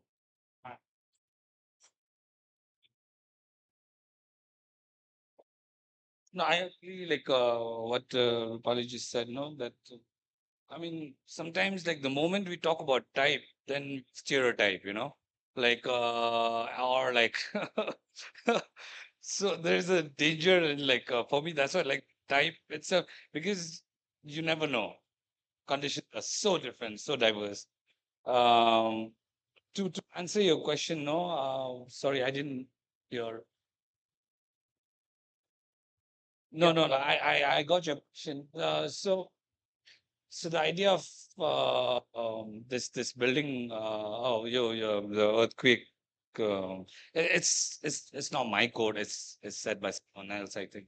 Um, but sometimes as architects, like you feel that you have the authority to impose these things. Also, I mean, I don't know. I have the authority. I first of all, like I don't like to think myself as an architect first. I like to think like I'm a human being, and before human being also I'm just a being like in a planet. So for me that's it grounds me, that thought like grounds me before I make any suggestions. But it's just that these are the observations and these are the things that learn over the past, like just things about like this building like kills people. Of course that's the that's the logic. I mean uh, so in response to that, how do you're talking about responsibility, right?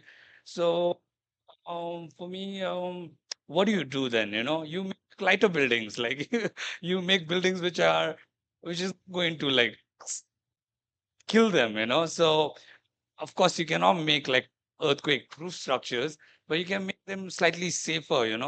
And what was I about to say? I had written something. Yeah, I think just in general, like this, I think not all of us, but like most architects, we suffer from this. And I've kind of like introspected on this as well. We kind of suffer from this main character syndrome kind of thing, like and and without sometimes understanding the broader aspects of life, I think which is I think so important in architecture pedagogy as well. So okay, we are so hungry right now. All right. But I'm sure that standing in the queue, we'll be able to make more conversations. So, oh, so the queue is the space for getting intimate in an intimate conversation with everyone. So please, I welcome you for the lunch, which is organized downstairs by the fifth years of the school. So we are hoping that we'll be back in the room by 3:30. So please, let's try and come back.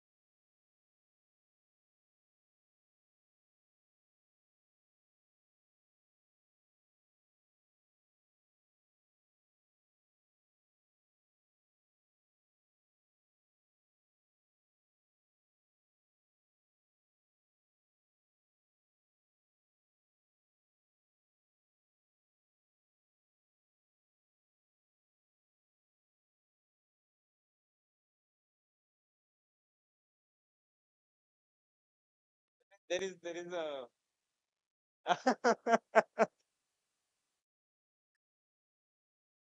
sorry, 45. Huh, but let people come.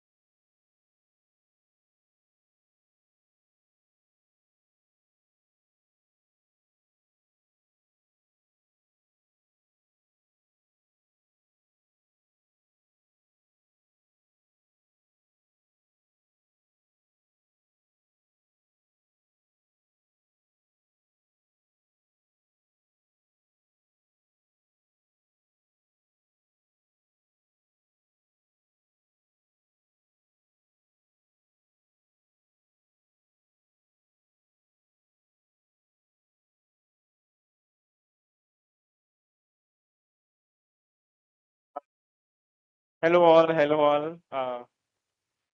Please settle down at the back, everyone.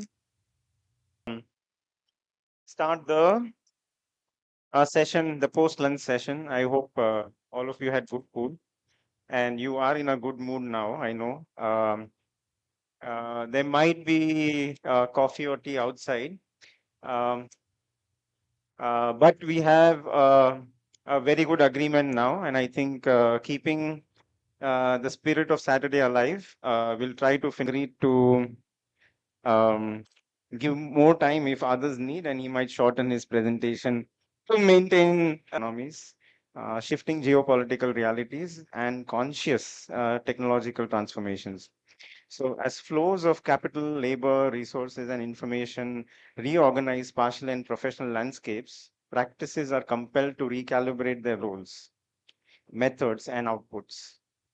This discussion explores how new material economies, global and regional forces, and technological infrastructures influence design processes, collaboration, and forms of production, and at the same time generate new forms of practices. So imagine this as the inverse of the first panel. No? The first panel, there was an output of form through the archipelagic discussions, and now here is the archipelago influencing how the form of the practice emerges.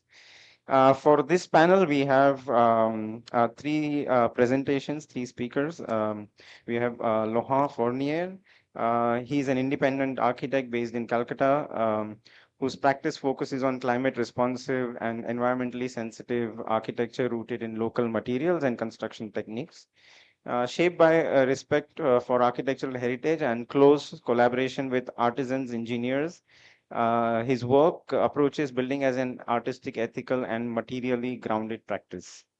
Then we have Nepun Prabhakar. Nepun is an architect, photojournalist, founder, and initiator of the Tamada Collective, an interdisciplinary practice dedicated to participatory design and cultural preservation. Based in Bhopal and Delhi, his work sits at this intersection. And lastly, we have Prasad. Prasad Shetty is an urbanist based in Mumbai and founder member of the School of Environment and Architecture. He currently serves as dean. His work spans research and teaching on contemporary Indian urbanism with a focus on housing, urban economy, property, and architectural practice, alongside active engagement in urban research, writing, and public discourse. So I would request Loha to start the presentation. We have 20 minutes. Yeah. So Prasad is quite generous. Yeah.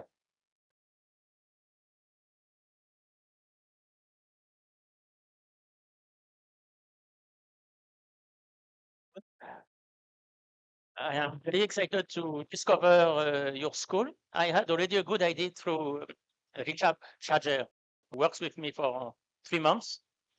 But I am even more excited discussing and also very grateful you opportunity you gave me to meet my unknown brothers and sisters who are doing the very similar work, but I did not know. So it's very pleasurable.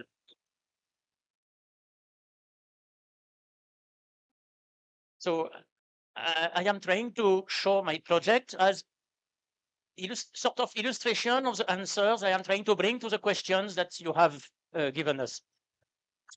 So this is a house which is built in the outskirts of Kolkata. It was built in 2017. And if you go to Baripur station and ask the auto rickshaw driver, you want to go to the thatch house, he will bring you there. So it is West Bengal. You have quite a number of thatch houses, but somehow this house has become the thatch house. And how strange. So it is true, there is thatch. And with a skylight a bit, with some glass and yeah. But you also have reinforced concrete frame, shallow domes, and waterland dome walls. So all of these techniques existed 100 years ago. You could have built this house, technically speaking, 100 years ago, even before. And 7 kilometers from this house, you have a bus stop through which you have to drive, which is called Dhalai Bridge. It's the concrete bridge. It's a very small bridge, almost a culvert. But the name of the neighborhood has become Dhalai Bridge. So it means this bridge was built at a time when Dhalai was something which you would notice. And now this thatch has become something, oh, look, how strange. So this is very funny because it shows that every one of us, we are the vernacular of someone. And concrete was invented around, there are various dates, but 1840, 1860, by masons, by a contractor. The first concrete house was built by a contractor. He wanted to promote low-cost construction. It is so well built, it is still standing. And the government, he made a big advertisement about it. The government was worried. So the government commissioned 14 architects, very good architects, to give a report. And they said this house is unfit for human habitation. It has to be demolished. So the contractor managed to not get it demolished. It was his own home. And today it is a monument, official heritage. So you see, what is vernacular in one time is mainstream, and it changes all the time.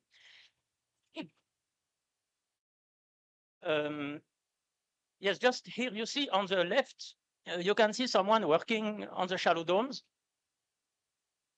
The first floor shallow dome have been built, and on the right, you have a staircase built without formwork. It is a technique which is a kind of merging of Catalan vaulting and Rotac dome. So Catalan vaulting is done with gypsum, Rotac dome with cement, which is much cheaper and more resistant to water, but much more difficult. So the building is on stilts because it is many parts of West Bengal are vulnerable to flood. You have a terrace at roof level. You have a free plan. It means that you have a frame which has a fixed grid, and then the partitions are flowing in between, almost like pieces of furniture. And this floor is entirely made of bamboo and mud, including the staircase at the end of the corridor. You have horizontal windows, and you have a free elevation, means you have prefabricated curtain walls clamped to the frame, to the concrete frame, clamped from outside. And this is some of these walls are water and daub, and some of these walls, like this one, this is a sliding shutters balcony made of steel, which is hanging from the roof, and this is how it is from inside. And yes, this is a balcony. And oh, this we have seen, sorry. And these are the doors which we made. This is my son at the time. And in my home, I also use these steel doors with woven bamboo in between, which is something that my old friend, Dr. Debaldeb, has introduced this technique to me. He is using this. I discovered this technique in 2005. In his house, he was using this. So you have an advantage of having very low cost joining. Nothing is cheaper than joining steel. You know, you put your two angle, it's done. Compared to the time to arrange the bamboo, and bamboo will have a tendency, especially swing door, to sag. With steel, you solve this problem.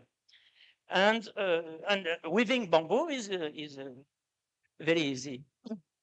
Now, if you notice, this house is actually following the 5 tenets of modern architecture, according to Le Corbusier, 1927. I was astonished myself that I eventually made a Le Corbusian house, because Le Corbusier, when I started my study, was almost my personal enemy. So finally, I have to admit, he was quite a smart guy.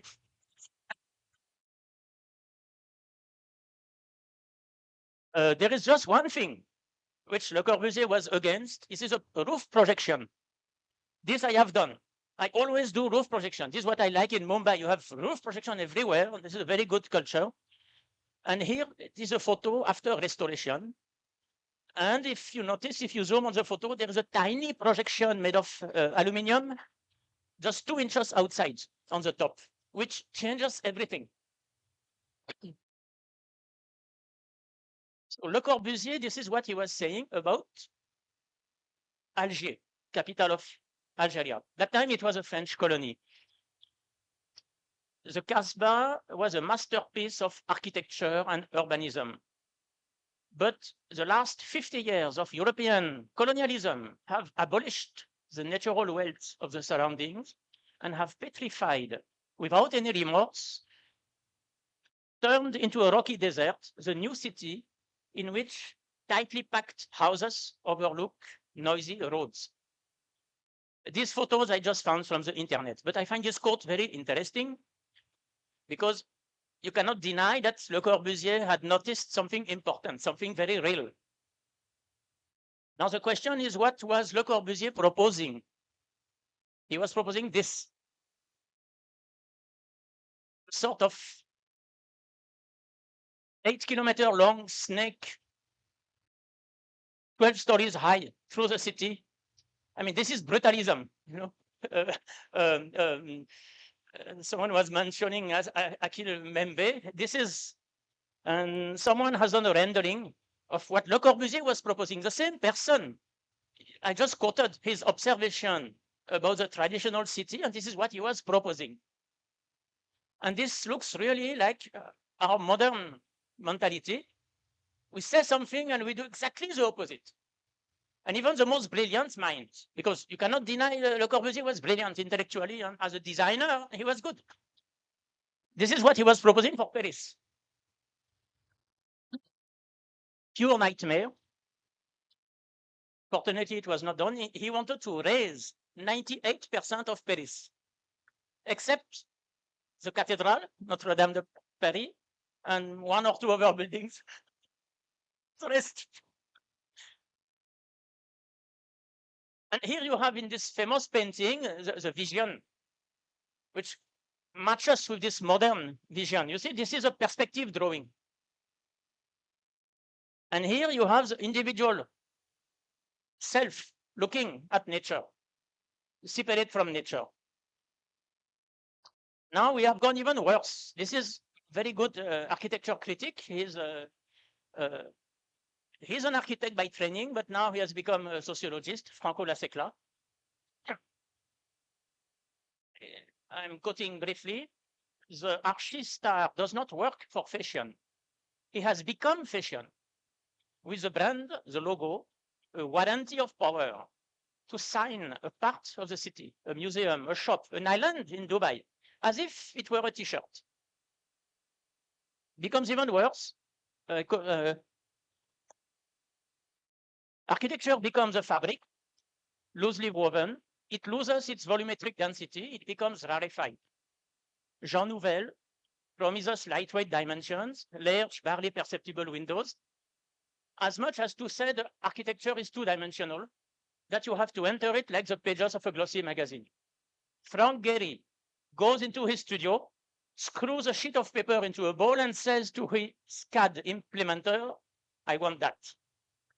Thus, architecture vaporized, rendered evanescent, suggesting that the packaging is more important than the product. Now comes the worst. Only Calatrava shows some muscle and is actually perfect for automobile commercials. Okay, now Hassan Fatih. I discovered Hassan Fatih by luck. It was very strangely. I was in a very good school of architecture with very good professors, but Hassan Fatih's book was not in the library. And none of my professors mentioned even his name. So I discovered his book by chance. He wrote two books. He was born in 1900, so his first book was written at 69 years old, 1969. And his second book at 86 years old.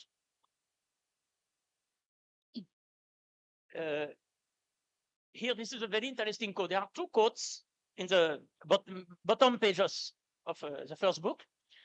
So the head architect in the Ministry of Works, which is responsible for building and mosques, had to prepare some plans that included a capital with stalactites in the customary Arab pattern. It proved extremely difficult to draw the elevation of the capital with its intricate stone pendants, and the architect had been wrestling with the problem for several days in no good temper, when one of the plasterers came into the office, looked at the plan, and he asked what was the architect doing. And then he said, but this is perfectly simple. I will make you one of these capitals in plaster, and I will bring it tomorrow morning. So he did, perfectly modeled, so that the architect was able to draw his plan from the model and then give the model officially to the artisan to execute. So Hassan Fatih noticed this two-way traffic between artisan and architect. And now another very important quote. I've translated myself because even in the English translation, the bottom page is in French.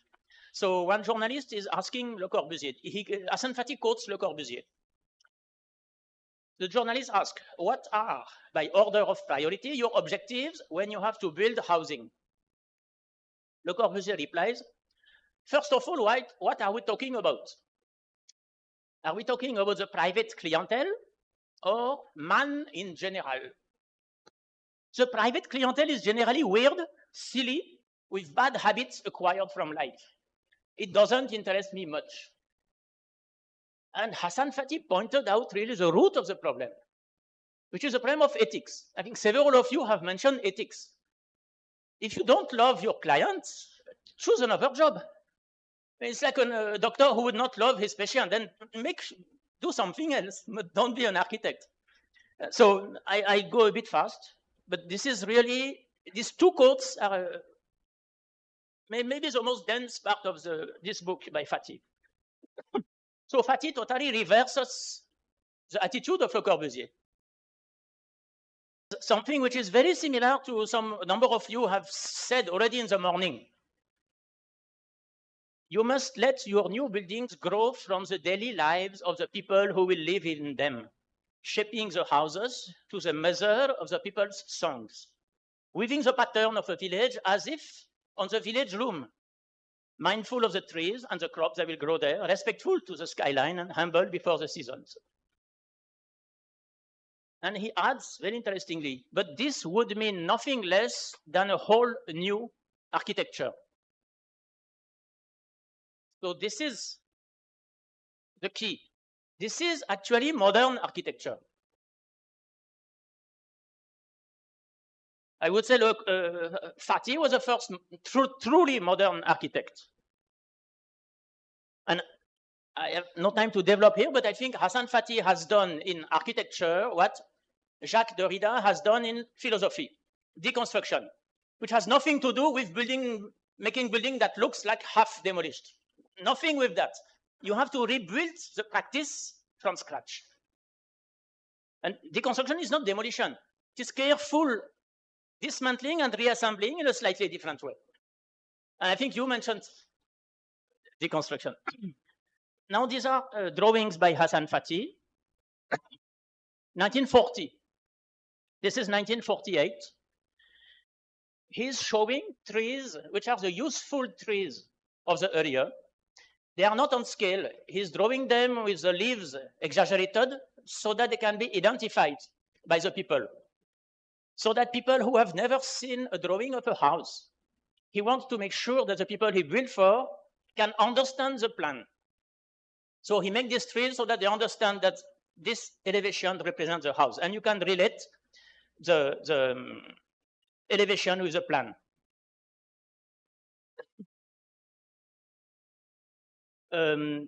This is a photo. The original has disappeared. It has burned. It was one of the first photographs in history, 1861, in Kolkata. You can still find this kind of curved roof, but not so pronounced. And I was always fascinated. And once I had a project to do, which was very similar to this. So I did that. This is a perspective reconstruction. So you put your photo on AutoCAD, and you know the building is rectangular. So unlike computer machines, one photo is enough if you know that it is rectangular. You can find out the vanishing points. And you have several people and a cow on the photo. You can find the dimensions. Now you see, for this construction, it is compulsory that the location of the observer is part of the construction. So when you make a drawing, you are showing, like you said, Opendra, I am a being. In a drawing, you are showing beings in space. And the most clear is cave paintings. You see these animals. You see, these are not just objects, they are beings. But when you make a perspective drawing, what you are showing is a point of view. Somehow you are not showing being in space, you are showing space itself. But with one point of view, particular. And it is in the construction, it is there. And it is what you feel when you look at a perspective. So I got the dimensions. I made the drawing on scale. And then I found it was a super intelligent construction. In red, you have cob construction. So cob is very, very sensitive to rain. So you have a huge roof overhang. In yellow, you have vertical, slender bamboo columns. These bamboo columns, they are directly resting on the mud plinth. So they will not last more than 5-6 years. Termites will come, but it doesn't matter. You replace them. It is one single bamboo. It costs nothing. And you see there is a tying.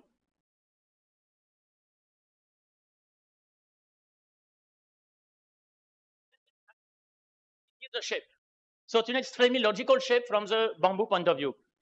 This is on top. It is a house which was partially destroyed by Amphan.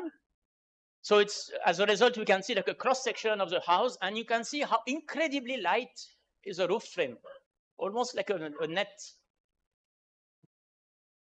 And on the bottom left, you have a house also after Amphan, but which was built better, and it was in perfect condition. Amphan is a cyclone which hit West Bengal, which a wind speed of 180 kilometers at the point of landing, then it gradually reduces. In the airport, some entire warehouses have flew into the sky. But this house, which is in the Sundarbans, mud and thatch, was still intact. This is a project I did. After I found this geometry, it was very important for me to find the proper roof angle, the proper curvature. And then I did this building, which is a school in the Sundarbans, Amlamiti. Then I did this building, it is a small college. So you see, it's you have a sort of vault inside, but the outside these are Mangalore tiles. And this is part of my dissertation, B.Arch dissertation on the Durga Puja of Kolkata. So you have a pandal on the photo, and you have a plan of the pandal on the right. Here you have the same pandal. So I'm showing this because this is how I learned bamboo construction. What I'm trying to do is permanent pandals. So all the joining is done by tying. This pandal, you see, it's interesting. You don't have really as such a hierarchy of the structure. You have more like, you have three independent structures. You can see the hatched portion defines a normal sloped roof on which you place a tarpaulin. You cannot make any hole in this tarpaulin, otherwise it will rain inside. So you have a second structure inside, which also you cannot anchor because you cannot make hole in the tarpaulin. And above the tarpaulin, you have a third structure which is resting on it.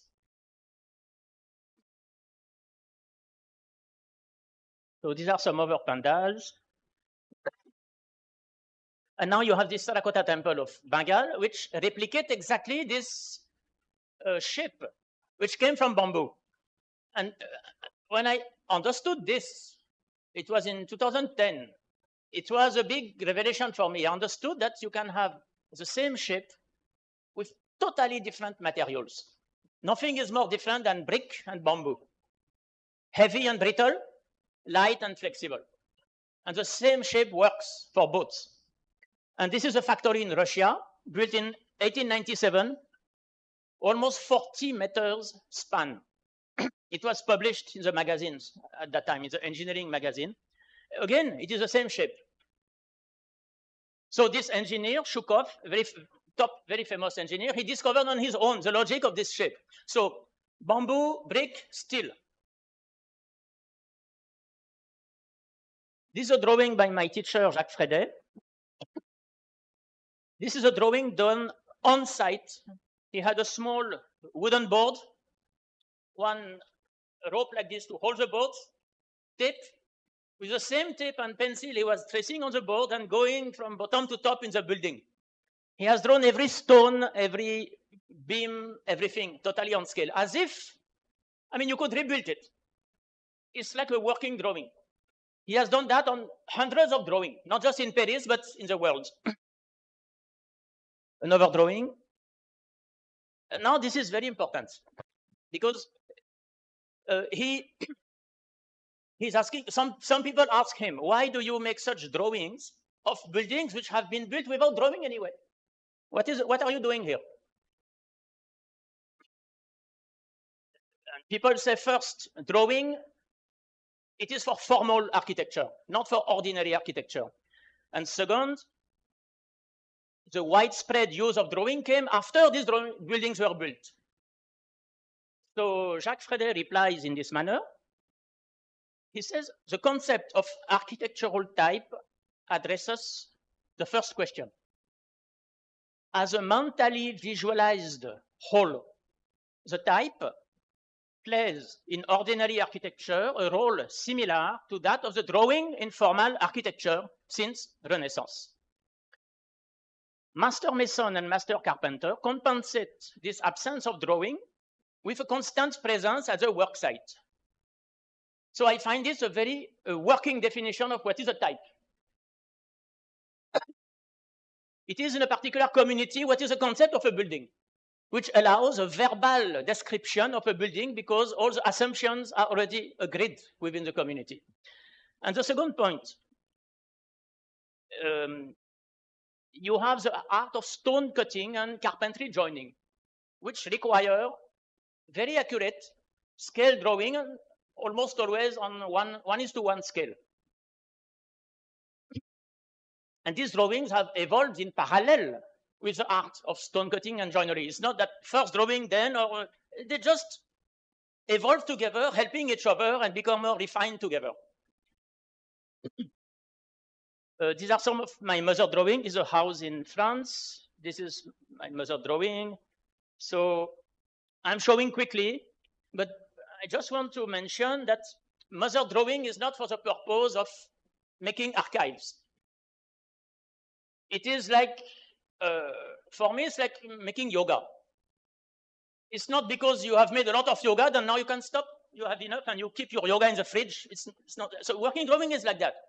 You learn how to refine your drawing skill, how to raise the level of your drawing skill, your level of understanding. And you can lose your mother drawing. Doesn't matter. If you have done it, you will never forget it. It's totally in your mind if you have actually done it. So it's not for the purpose of, I mean, it's very nice to publish, to make exhibitions, because you learn a lot by looking at other people's drawing. But first of all, you need for you. And I think you told you make drawing for yourself. It's very interesting because working drawing, mother drawing is also in a great part for yourself. Okay, some other mother drawing. I'm going fast because I think time is, almost. I have to go, okay, so this I have to go very, very fast. I want to show my project. So yes, this is shallow domes. You see, these are very ancient shallow domes. This is Itmadudola in Agra. Oh, the photo has not come. Hey, okay, sorry, photo has not come, but okay, these are shallow domes, 4-meter span. Super expensive building. I mean, it was the Emperor of India who built that. So a shallow dome was not a joke. It was not for villagers or for, and a very sophisticated construction with a lot of cross walls. And these 4 columns at the 4 corners play a very essential structural role. You needed top engineers and architects of that time to build that. Now enters the revolution of Muzaffarnagar and Rohtak shallow domes. You can have shallow domes cheaper than a concrete slab. One of the cheapest roofing solution and floor solution in India today. And this is Nawab from Muzaffarnagar. These are also my measure drawing. See if you can carry a small laser measure in your pocket. Here I took the dimension in half an hour. I have my measure. And my friend told me, we'll see Nawab's house. So while they were talking and having tea, I took some measurements, make the sketch, and then at home I drafted on card. And so it's very useful because you have the dimensions. Without the dimension, so take this also as kitchen recipes. Like I am stealing from the chef to make it again myself. You see, this is a roof. They just put mud on top and let the earth grow. And these are, by the way, these are drawings and photos by Hunarchala Foundation. So Hunarchala Foundation introduced me to the shallow domes in 2015. I'm going a bit fast because, so these are shallow domes I built in various projects. This is how I do the leveling. Now, this is an important project. It's a factory, a textile factory, which has 4 floors. And there are no concrete slabs. The only place you have a concrete slab is in the lift machine room because you had these cables we needed to go. It was difficult to make domes. This factory was built by Rohtak Mason, Jai Narayan, and Nawab from Muzaffarnagar. This is a sketch when we are discussing the contractor about how to coordinate. We built 1 floor per month, 55 meters by 13 meters, 1 floor per month. The entire factory was completed from the foundation to when we started to bring the machines, means the machine for textile machine inside, it was 7 months. After 8 months, the workers were working on their textile machines. So it was lightning speed thanks to the shallow domes and cheaper. We saved money. These are photos of the construction, so I'm going a bit fast. This load test, we put 27 tons and it deflected by 1.9 mm. We removed the loads, it came up by 1.9 mm. 95% recovery. This is about illustration of the bioclimatic aspect of the building. So you see this factory had, we brought electricity at the last. So we had many meetings in the factory itself, and we never used a fan or artificial light, even in the month of April and May. This is a machine room. This is a screen printing room. This is an embroidery workshop. This is a top floor. This was where I was living in Kolkata. It was my building. I lived on the top floor. And during 3 years, I took the reading of every electric meter of the building. I put it in an Excel sheet. And the first graph on top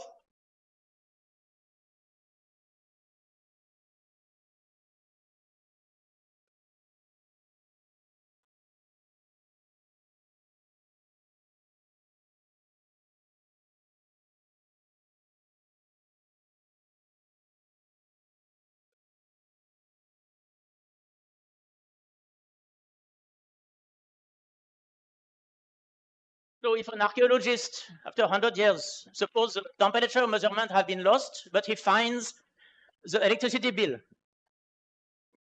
he can back calculate the temperature from this. So it shows how inefficient, I mean, as architect, we are zero. Electricity makes our building work, livable. And in the factory, we perform better. So this factory is a big success, and I have to tell, there is nothing innovative. We applied all the textbook solutions, which are in books since Olgier, Givoni, and their followers. So it has been 60 years that these ideas, these things are known, but somehow so few people apply them.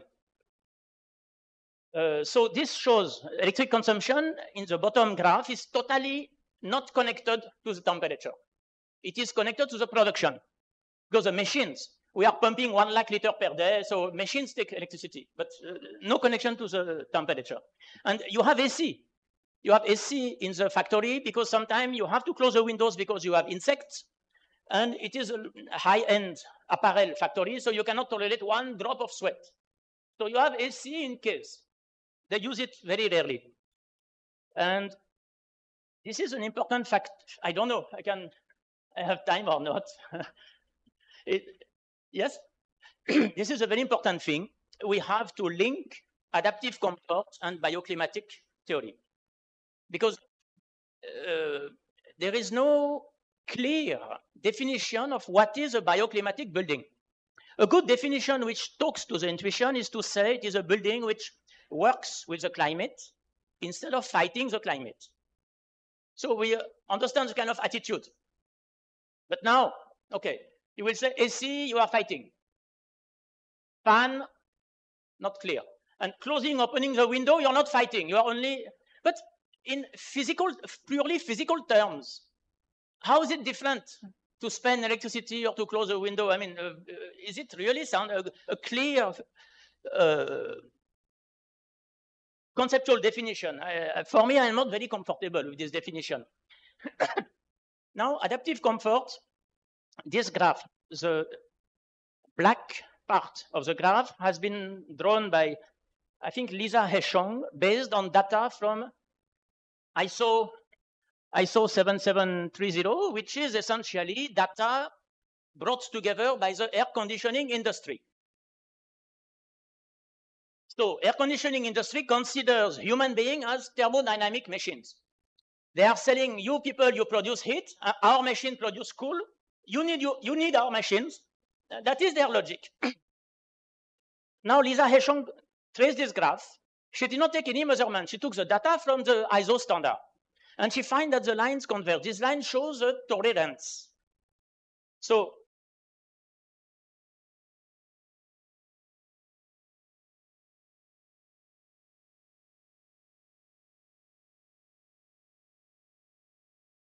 the more activity you engage in, the more your range of tolerance, which cannot be explained if your body is a thermodynamic machine. Because normally, if you are running, you need to evacuate more heat. You cannot be more tolerant to heat. So it's not explained, but it is a fact. Now I have added myself these red lines.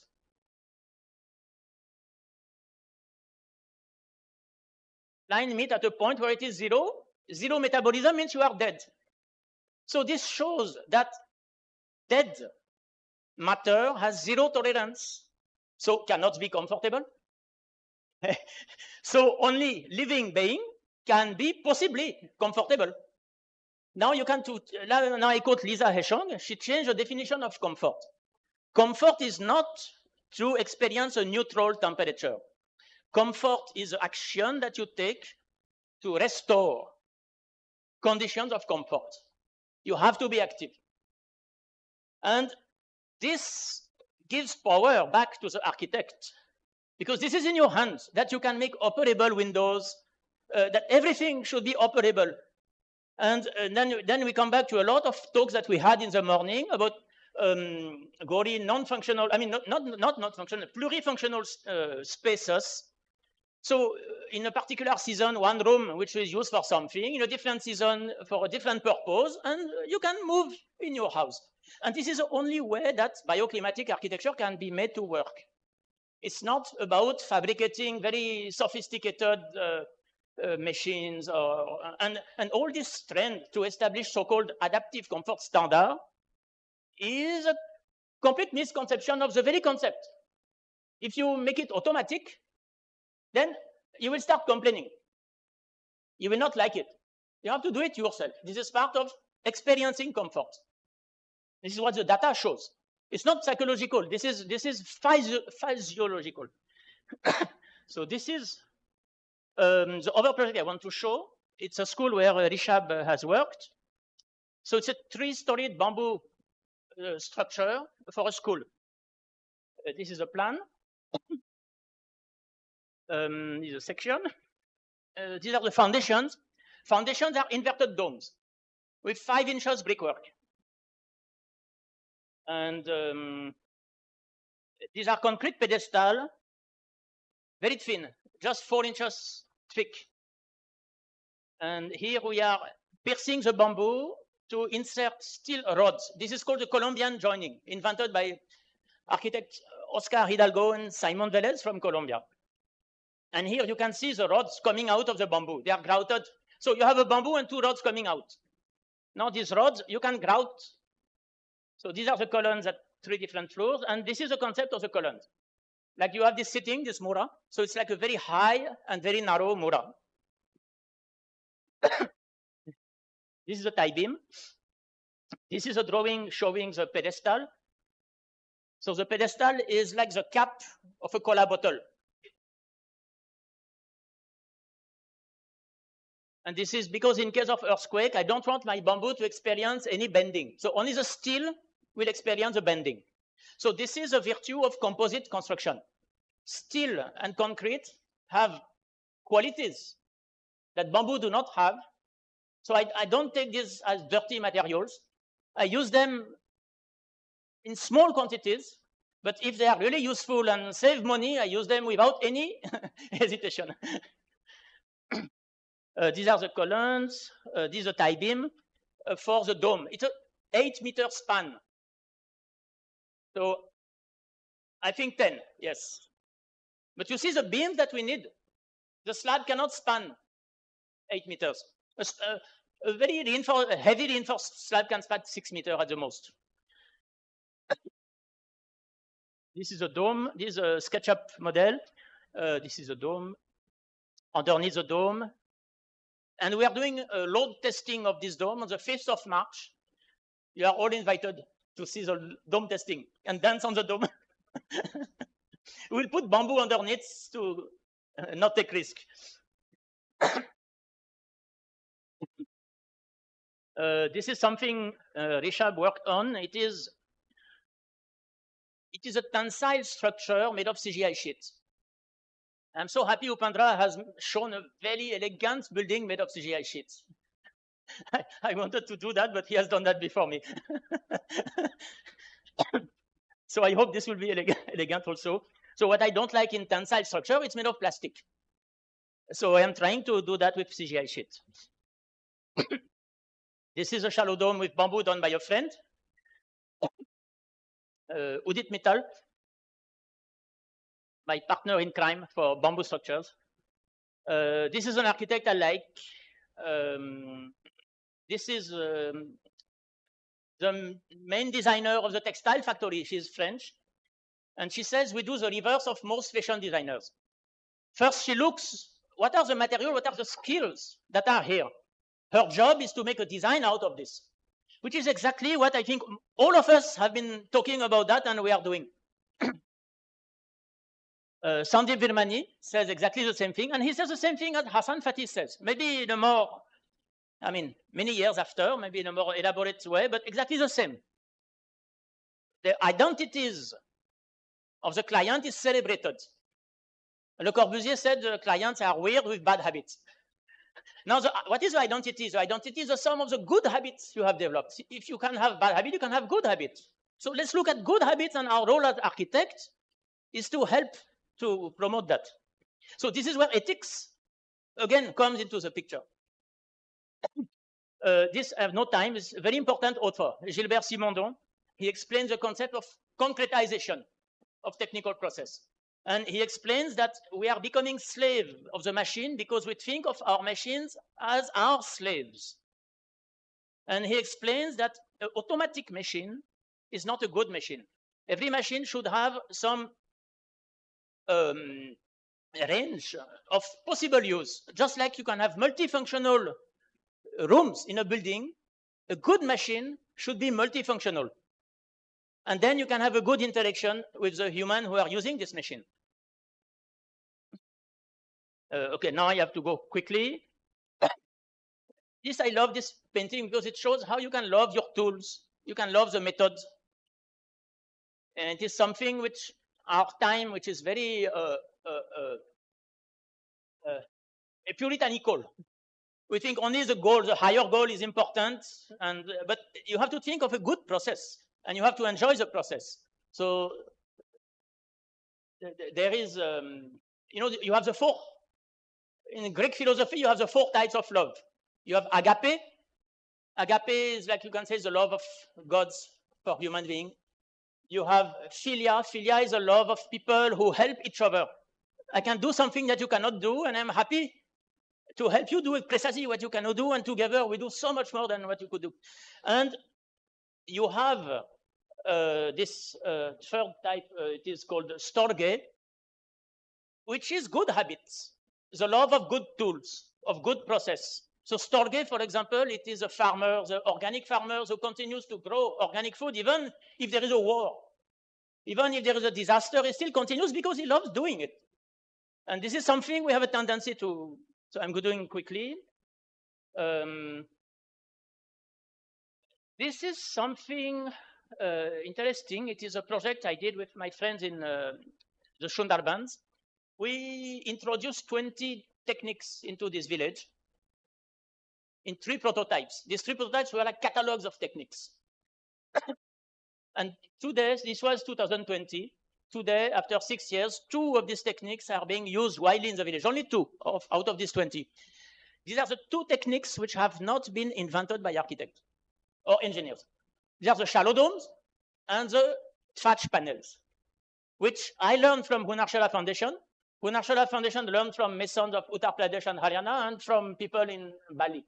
So as architects, our deliverable are drawings, Excel sheets, PowerPoint. So we should remember that we are into communication. So here we have transmitted the knowledge from mystery to other mysteries. And we have done that like mysteries themselves could not have been able to do, at least so quickly. They would not have traveled to the Sundarban. They could not have communicated with the client and facilitated all these things. So it is not a small role to say that we are only facilitator. It's a very big role, very important. But it's also important to remember that actual innovation generally comes from the practitioners. And another very important man, Nicolas Georgescu-Logan, he said machines produce essentially waste based on a reasoning based on entropy. Thank you.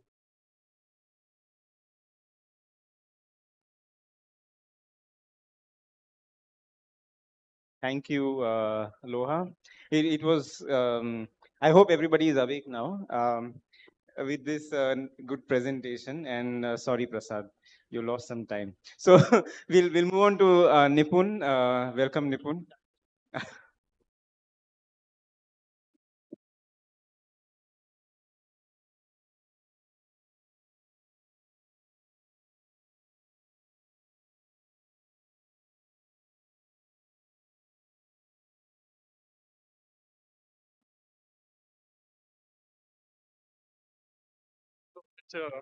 Loha, I think I forgot what I had to say after your presentation. And thank you, C, for inviting me. It's good to see so many people. I've met virtually in person. Good to see everyone again. I'll quickly start. We are a very young practice. It's just 5 years since we started, and it's just been 1 year since we registered. So initially, I was of an opinion that we won't register ourselves, because after you register, you get into the whole process. Since this is also about the idea of practice, that's why I'll also touch upon those things. Essentially, the meaning of Dhammada, which a lot of people ask, is it's a word made out of two words. One is Dhamma and another is to give or to perform. It comes from this word called Dharmada, which means apna dharm ada karna, to offer your duties to the society. So the only idea, this is the only driving force that drives us. And it actually came from a conversation with Rajiv Sethi. And he was a client in one of the projects. We were designing a community library for him. And he said that, don't worry about money, do your dharmada in this project. So he said, okay. So this is how it all started. Since I also I'm a product of Hunarshala, so I just want to show a few projects. One of it, Loha also just talked about, which was Muzaffarnagar, which was my internship.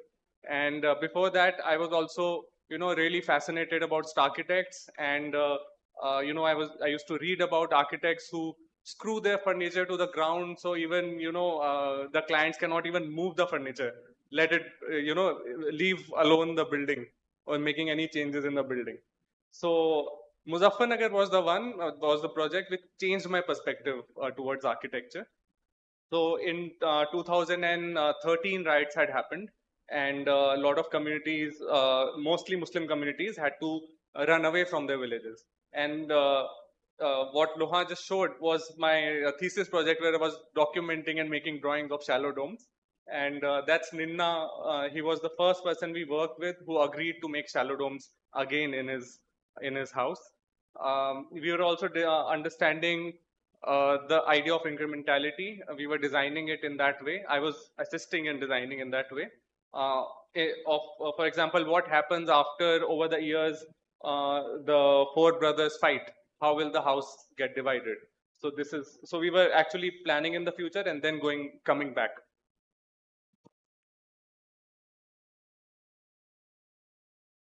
We were also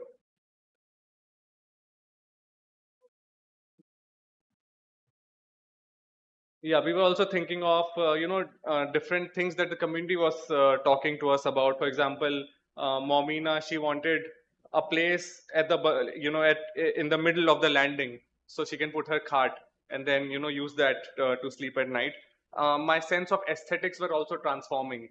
Before that, I had a very minimal and that kind of outlook, and this is how the design should be. This is what I used to think. But when I went to the people and I realized that their design aesthetics are also different. It emerges from somewhere. It also has influences. The other thing I was very fascinated about was these posters, which I eventually started documenting, which are also, your aspirations.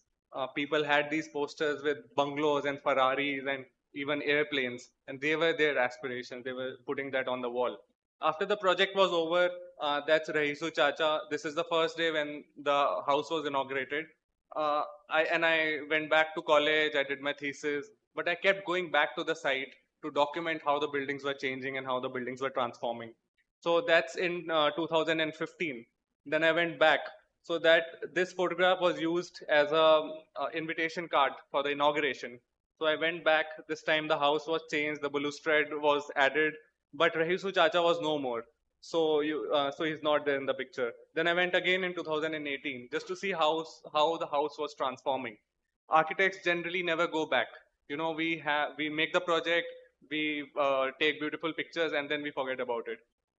This was after I graduated, I went again, this time in Nepal. So we were rebuilding this nunnery at the Tibet-Nepal border. And the nuns were actually, doing a lot of work, taking a lot of responsibility. And that was again a very interesting and very eye-opening project that I, got in. This is after the house was, their houses were completed. These are all the houses that we had done over 2 years. I was sent at the end of the project. Now coming back to Bhopal and the practice.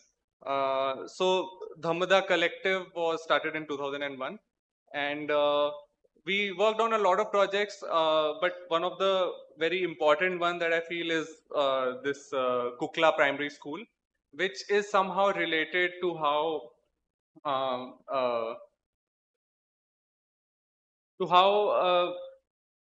I had experienced in working in scenarios where disaster had happened. So in this Kukla is a small village near Mandi. It's actually 14 kilometers from Mandi, and these are the kind of traditional houses that you find there. It's the local Danga construction is on the right, and on the left is a traditional courtyard building with colors that we find very often in villages. This was the site. As you can see, this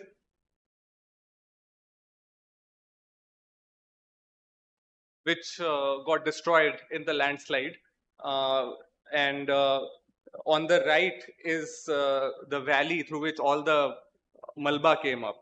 So this was how it was. So first thing that we did was we changed the location of the school. But since this was the only flat land, so we first, because of the debris, a retaining wall was automatically built. So we shifted the school, and we used various participatory methods. We went to the kids because they were the first clients, and we asked them to draw. And we were fascinated to see how beautifully they can draw and how amazing details that they can, find out in the drawings. When we were of that age, at least when I was of that age, for landscape drawings, I just used to make triangle, mountains, and a river and a hut. But looking at their drawings, they had done, details of each room of the class. They had done G+1, also added a balcony and a lot of other things, a volleyball court. So this gave us different cues to work on. Then what we also did was we used the retaining wall, which was existing because the budget were limited. And this is how the school boundary was made. Retaining wall was used. Thank you. So retaining wall was used. Then we worked a lot on the plinth more than the classrooms, because the real, activity, the real play happens in the courtyards, in the corridors. The site is also being, because it's the only flat land in the village, site is also being used by the other youth of the, so we also thought about that. Some of the basic materials, we used the local building materials, and we also used bricks. We also invited Azad Bhai to make shallow domes there. And then we also innovated with some materials. This is how the plan is. We also had to fight a lot with the local pradhans to add courtyards, to add spaces which are in between, which are neither inside nor outside, because the general idea of a school is box, and this is how all the government schools in that region are. So we use different methods, and as Esther Charlesworth also in her book Architects Without Frontiers, she talks about architect being playing role of so many different people. One of them is also architect as a facilitator, but also as a politician, where you convince different people through different sources to do what is best for the community. So we used mixed reality, and with our masons, with the pradhan, with all the teachers, and we inserted the model in 1:1 scale in mixed reality on site to show everyone so they could walk around inside. We also were able to convince the Pradhan, who was adamant of not building the courtyard. And eventually, this is how this is in. The other thing that we did was also there were some really big boulders and we wanted to use them. But you don't have, like when we are doing drawings, we don't have the facility to, like take full advantage of the form of the boulder. So we did photogrammetry using just basic LiDAR. We scanned it. Then we designed the school and inserted this in virtual reality back in the studio whenever we got a chance. So we were able to pick up the boulders and put them somewhere else, then pick them up and put them somewhere else. And this is just very basic technology which we can even work out with our phones. So this is just to show how we are picking up the whole big boulder in virtual reality. Anyway, this is how it looks now, but it's still not complete. And what happened was that in the beginning of this year, we received an award called a Modo Award for Architecture, which also gave us some funds to work further on, things which we couldn't work on. So now, so this is the fifth. The brief was to make 5 classrooms. We were able to make 4 and a structure of 1. So now we are going back and we are building all the furniture ourselves because we run a small maker space in the studio in Bhopal. So we are going to make all the furniture and we are also going to finish this classroom just by us and with the youth of the village. So we are going to take all our machines there and all the backpack maker space there. This is one of the graphics which Swara was working with us from C. She had done. The other project which is going on at a very rapid pace right now is Pradhan Mantri Awas Yojana Gramin, and it sprouts up with this, like how they have ruined the landscapes of the villages in India, and because my field is Madhya Pradesh. Most of the villages that I now go to has those RCC boxes. Even if it's Gramin, they are allowed a lot of earth-based materials, but even then it's not happening. So the government was actually exploring ways of doing something else to, in some ways, also to stop some of the people in the government wanted to do that. So they already had a big training program to make compressed stabilized earth blocks, because that in some ways was trying to solve the overall idea of permanence that we want. We don't want maintenance. This is what's happening in the villages. When we go to the villages, the women of the house, they always say that, we are the ones who have to maintain. So CSEB was one of the options, and then they invited us to actually work on the design, because even if you make a box out of CSEB, it won't really work. So what we did was we went around the villages, and so for example, this is a Bhopal prototype. We are doing 8 in 8 districts, and all of them are of different designs. Since it's owner driven, the idea was that the house should be a collage of different ideas and not one single entity that has to be replicated. So we using a lot of local spatial techniques, for example, Pandari is there in a lot of areas, which is the water storage area where you put the matka. It's there to serve the people, but also to serve the passerby. So we included Pandari, we included a lot of things and small things like a collage of things. And then we also made videos like this of each and every element. So we can also spread it. See, ultimately the aim is also to spread this knowledge and not just to keep it amongst ourselves or only for presentations or in the silo of architects. So we are also working on how to dissipate this whole idea. Then the other major thing that we wanted to solve was also the storage, integrated storage. So we started thinking about every element that we are designing should have inbuilt storage in that. And this is one of the biggest challenges that we saw when we visited, especially when you have a very limited area, which is 25 meters square that the government gives.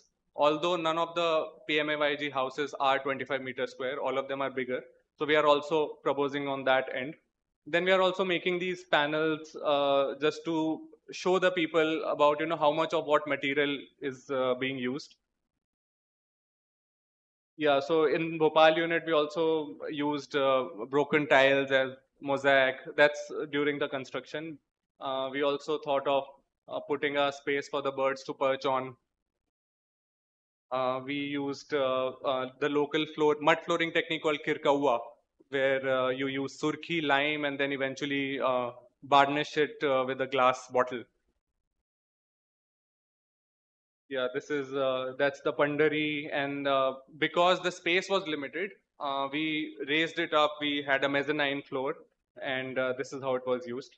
Now we are also making comics, which is to be sent on WhatsApp groups in local languages, explaining each and every element and how they can replicate that element in their own house.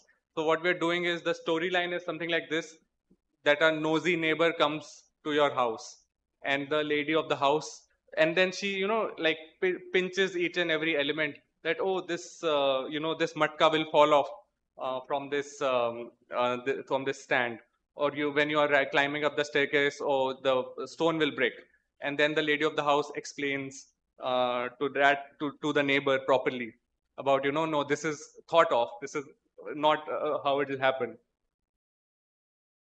This is the Indore unit, because so Indore unit is actually the Indore district is mostly urbanized, but it still has Pradhan Mantri Awas Yojana Gramin. So what we are also thinking is that we keep the essence alive, but we also think of incrementality. So we had kept jack arches and flat roofs in this, and also of course a vault. This is how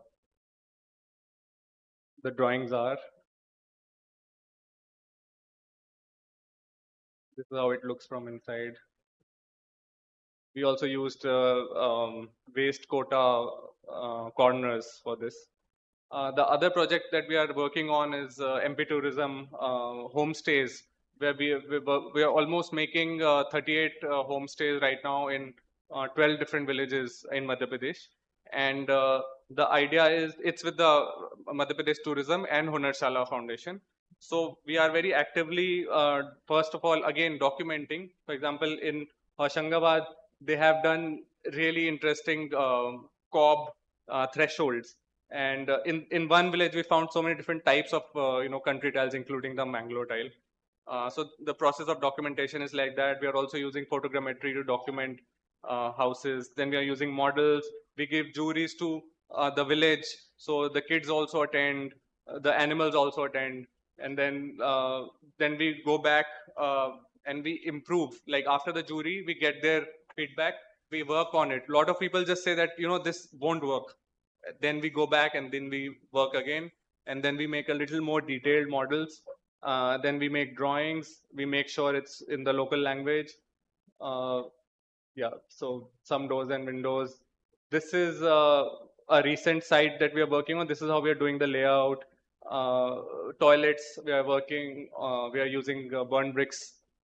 But all the other side of the wall in Chinwada, because locally they make unstabilized rammed earth walls.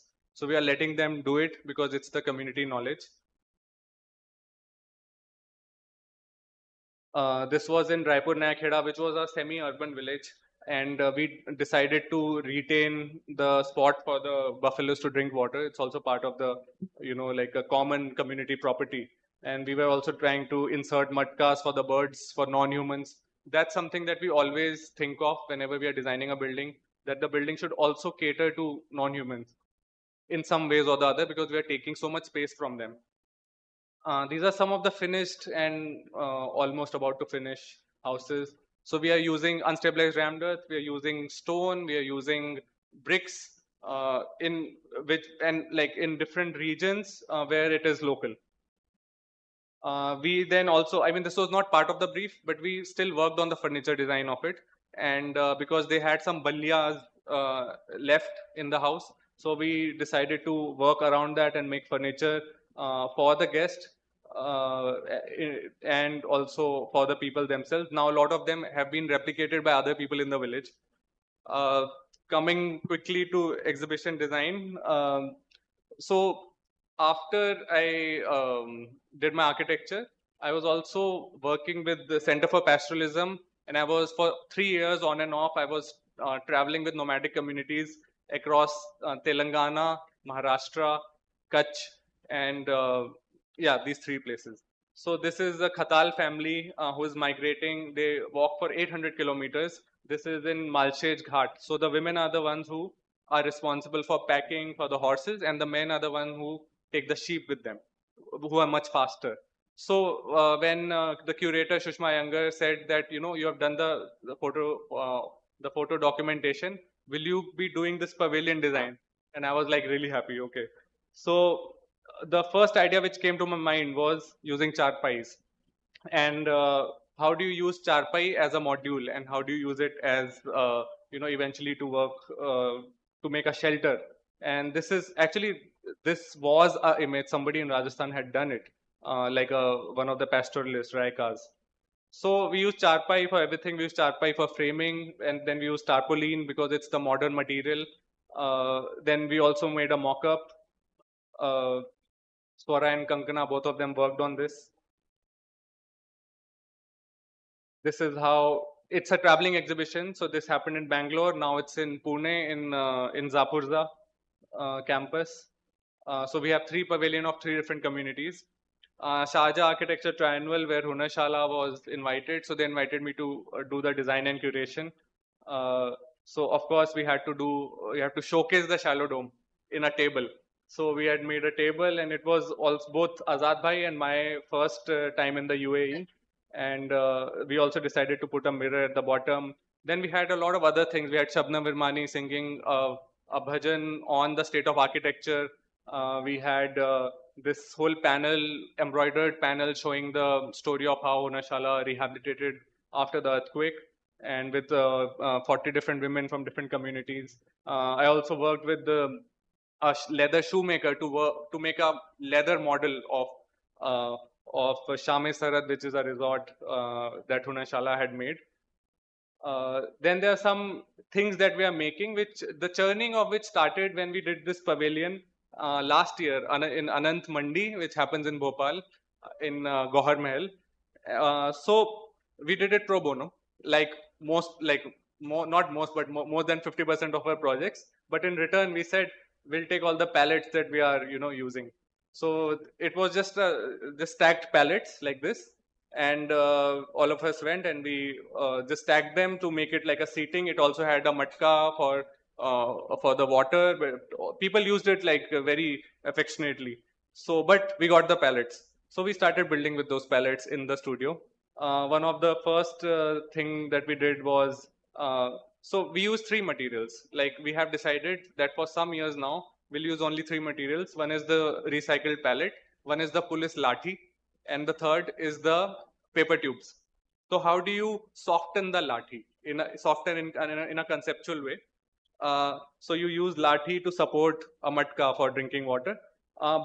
So this is for humans and this is for animals, and these are almost on the same level. So animals and birds, I would say. So birds and humans. Then this was a cable rack. This was just an idea of a matka seating. It might not really work out, but it's just an experiment.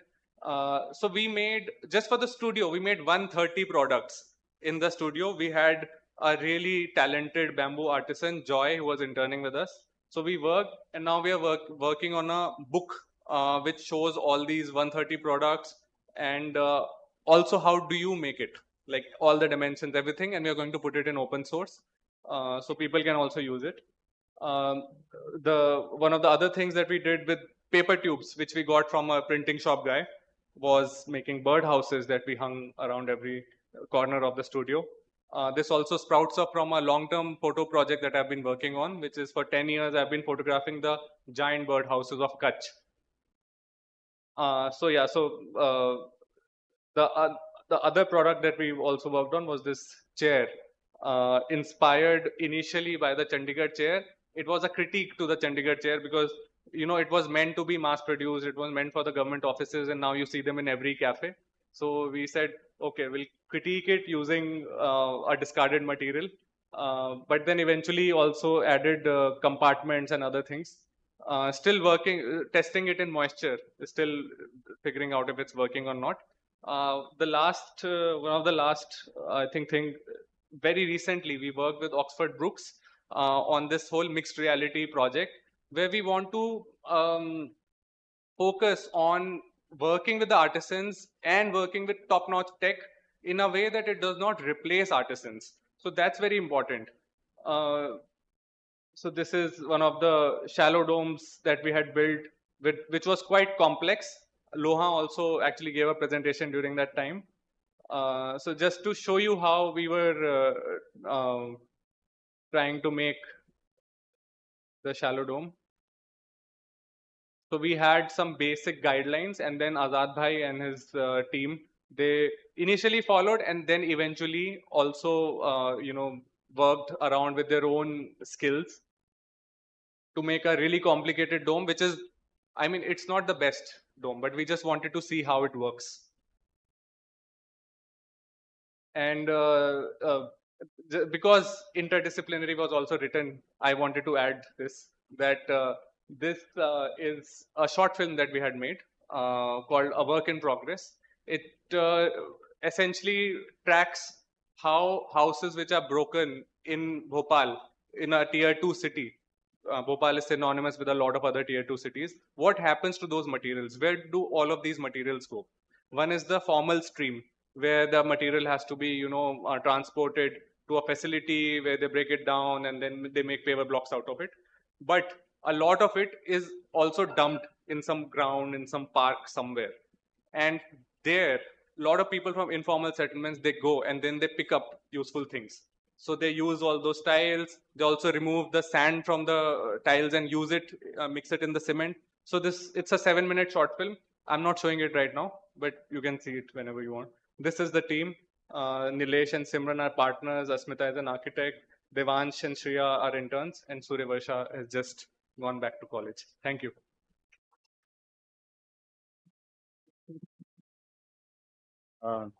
Thank you, Nepun. I think it was quite interesting to cut across so many different mediums as a set of practice. So, sorry, Prasad, 10 minutes only. But I'll invite Prasad to do the final presentation of the day.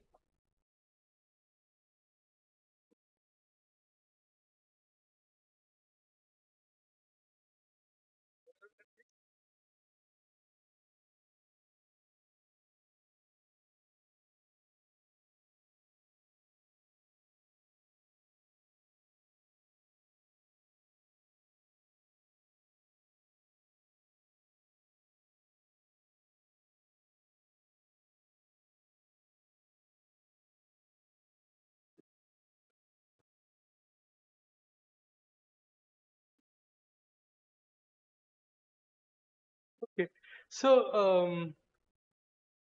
I mean, this is the first time I'm doing a biographical kind of a presentation. I've never done a biographical presentation before. And it's not really kind of, I was thinking when I received the brief as to speak about the trajectory of practice. And after thinking for some time, I thought that at the core of my practice is the urbanist. Really, it's of course I work as a policy person. I work as a educator. I work as, I've worked as planner and stuff like that. But at the core of it is an urbanistic practice, and urbanist is important because it's a soft identity which allows you to do multiple things without the burden of a planner or an architect or something like that. It doesn't. Anybody can call herself uh, an urbanist. It doesn't. You don't need a specific degree to call yourself an urbanist. So, which was a soft thing, but also, the primary condition that should be that you should love cities. So that's at the core of it. So let's see what it is. But before that, I want to kind of spend a couple of minutes talking about what does it mean? What does the idea of practice mean? The term practice as an English word is used from 15th century onwards, and it implies two things. One is to carry on a profession, especially in medicine and alchemy. The sense of action, the process of accompanying or carrying it out is from 1530s. The meaning, regular pursuit of some employment or business is from 1570s really. And in the 16th and 17th century, it was used also in an evil sense as a conspiracy or a scheme. The word comes from a Greek origin, practicos, fit for action, fit for business, business-like, practical, active, effective, vigorous, and from Latin practicen, to follow or employ a course of action. Now, practice does not have an Indian translation, the word practice. The closest to this dimension of practice is the word vyavhar or vyavsai, which means largely profession or occupation. There's a second dimension to the term, which implies to perform repeatedly or habitually with an object to acquire skill, to learn by repeated performance. This is again from mid-15th century, to perform, work at, or exercise. Perform certain acts repeatedly, train oneself. That's the core of it, to train, to drill. Again, there are multiple words that are connected to it. There is no singular word which holds all of it together. There is abhyas, abhyasam, which is basically to study or hone a skill. There is talim and anushilan, which is Bengali. Or mashk, which is training or rehearsal. Riyaz, which we use in the school, which is repeated experimental learning. Pratha or riti, more into a custom or a ritual. So it's kind of, practice holds all of these dimensions together. I'm kind of, distilling it into, broadly two ideas. There is a professional idea of practice and academic idea of practice. And it's very important for us to kind of, understand this. The professional idea of practice is driven by a client, a problem, or an opportunity. The academic idea of practice is driven by a long question, an interrogation. It doesn't mean that there will be no client this side or there is no long question this side. It's all interchangeable. The professional idea of practice is reproductive in nature. It produces again and again. You keep on making, building again and again. Same kind. The academic idea of practice is interrogative, is exploratory in nature. In the professional idea of practice, failure implies losses, clear losses. In the academic idea of practice, failure implies new questions. The professional idea of practice is towards building capital and assets. In academic idea, we are lesser burdened, so it's more of identifying new relationships in the universe. The professional idea of practice consumes knowledge. It's towards consumption of knowledge. The academic idea produces knowledge. The professional idea could be useful in production of knowledge also. And the academic idea could be useful for providing of livelihood also. So it's not kind of, mutually exclusive. The professional idea sustains through a service provision. You do your profession and you get money for it. The academic idea is sustained through philanthropy largely. These are two different financial arrangements, two different financial models. The idea of reality from professional idea of practice is essentially from market and industry. It's the market which kind of defines what is reality, etc. for you. In the academic idea of practice, there is nothing unreal. It's kind of, there is everything is real and possible and stuff like that. One has to kind of keep in mind that the key is not to make one incumbent on the other. It's not that for practice you need to kind of learn something, or to learn you need to practice. It's not that classical Maoian idea. It's kind of, it has to kind of seen more dialectically also. Okay. So let's kind of, go to 1996 with our first project, really. This was the first project this year. Last year, this first year did. And really, this image kind of is quite something, holding a elephant with a very delicate net. And that's really the problem of the map and statistic. They try to hold the city with a drawing and some numbers, and that's really the problem. In 1996, we were kind of involved in a project, but basically these are the two, the carto and the ethno. The cartography and the ethnography. These are the two sciences that are used to understand the city. They're kind of, we don't have telescopes and microscopes to understand city.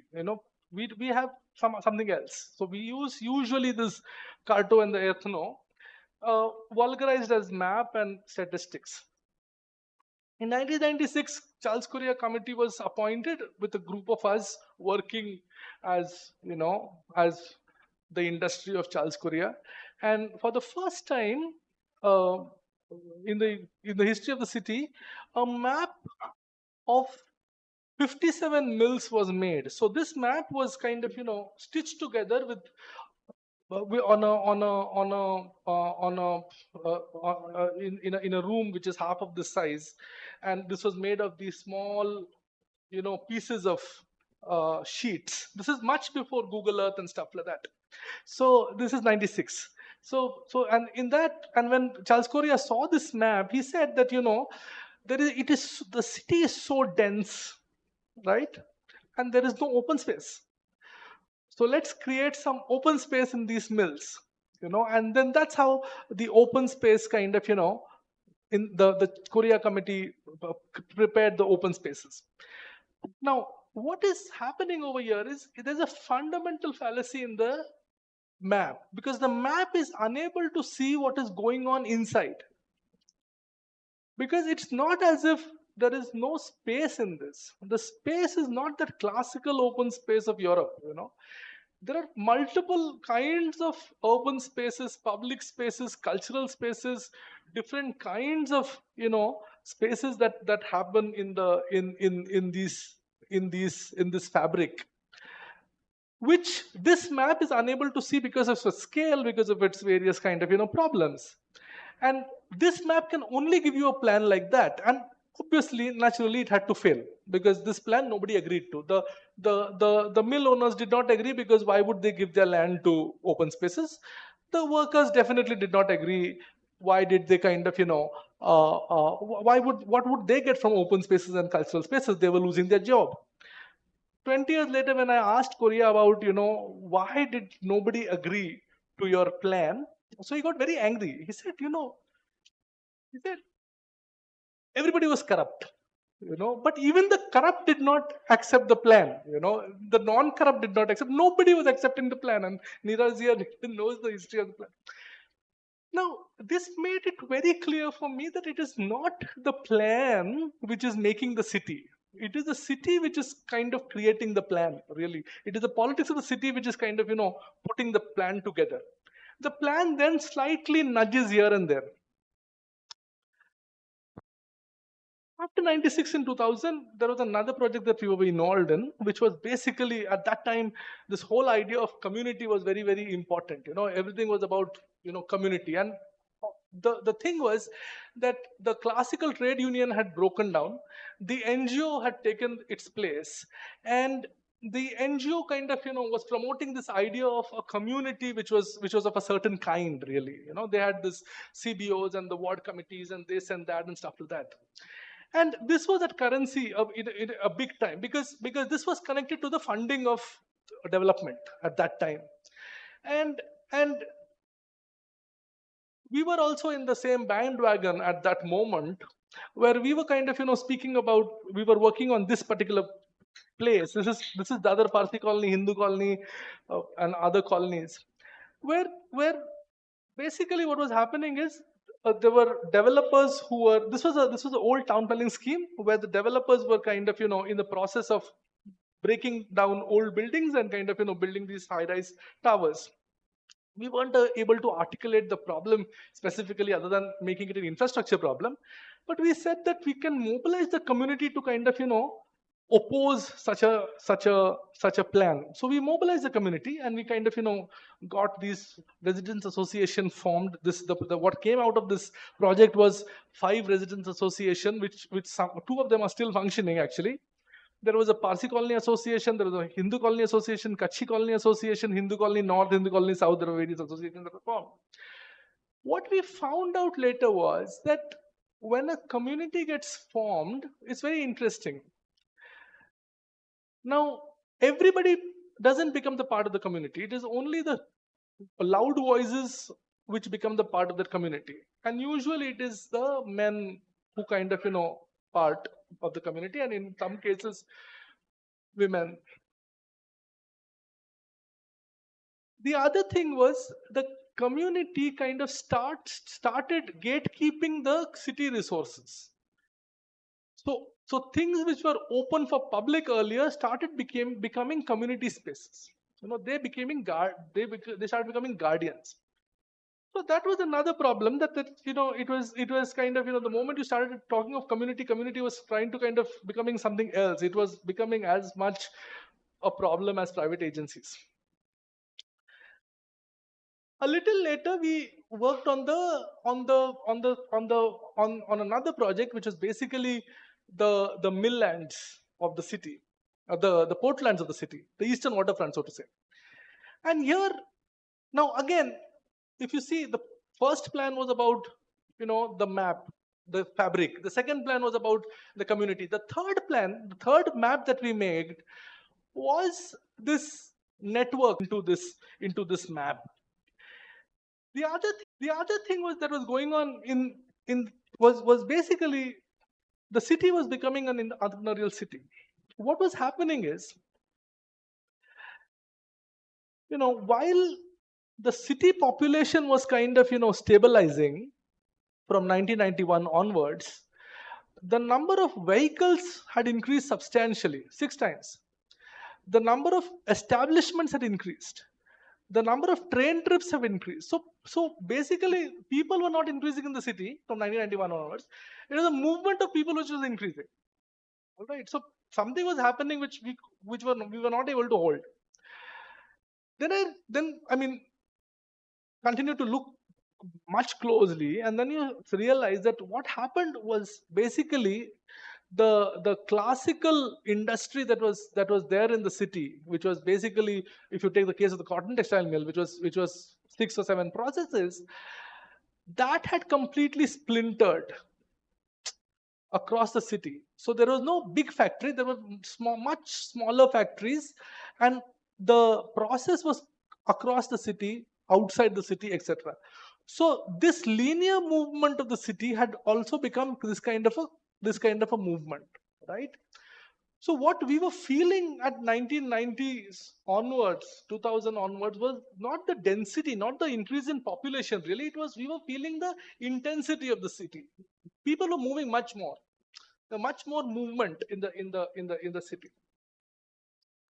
We also saw, but basically what was happening is, if you look at the population changes, you'll see that from 1991 the population really of the island city kind of decreases, and if you look at the age graph, you will see that actually the city is becoming much in the next 20 years, it will become much older. You know, it will become an elderly city actually. So this was the demography that was going on. So this work came out of a result of that, trying to understand it as to what happening. This was again, this is 2004, 2005, 2006, 20 years ago. Basically, it was trying to understand what was happening to the city, to its form, and to the economy of the city as to. So I with many other people, you know, put together stories of these 40 entrepreneurs, new entrepreneurs as I called them that time. They were completely new of you know, emerging entrepreneurs. The third aspect was the question of form, which started kind of, you know, gaining currency in both our practices, mine and Rupali, from say 2005 onwards. And here again, what was happening in the city was that it was changing, and you know, all of us know the whole game of FSI and stuff like that. So the chawls were becoming these high rises, the slums were becoming high rises, the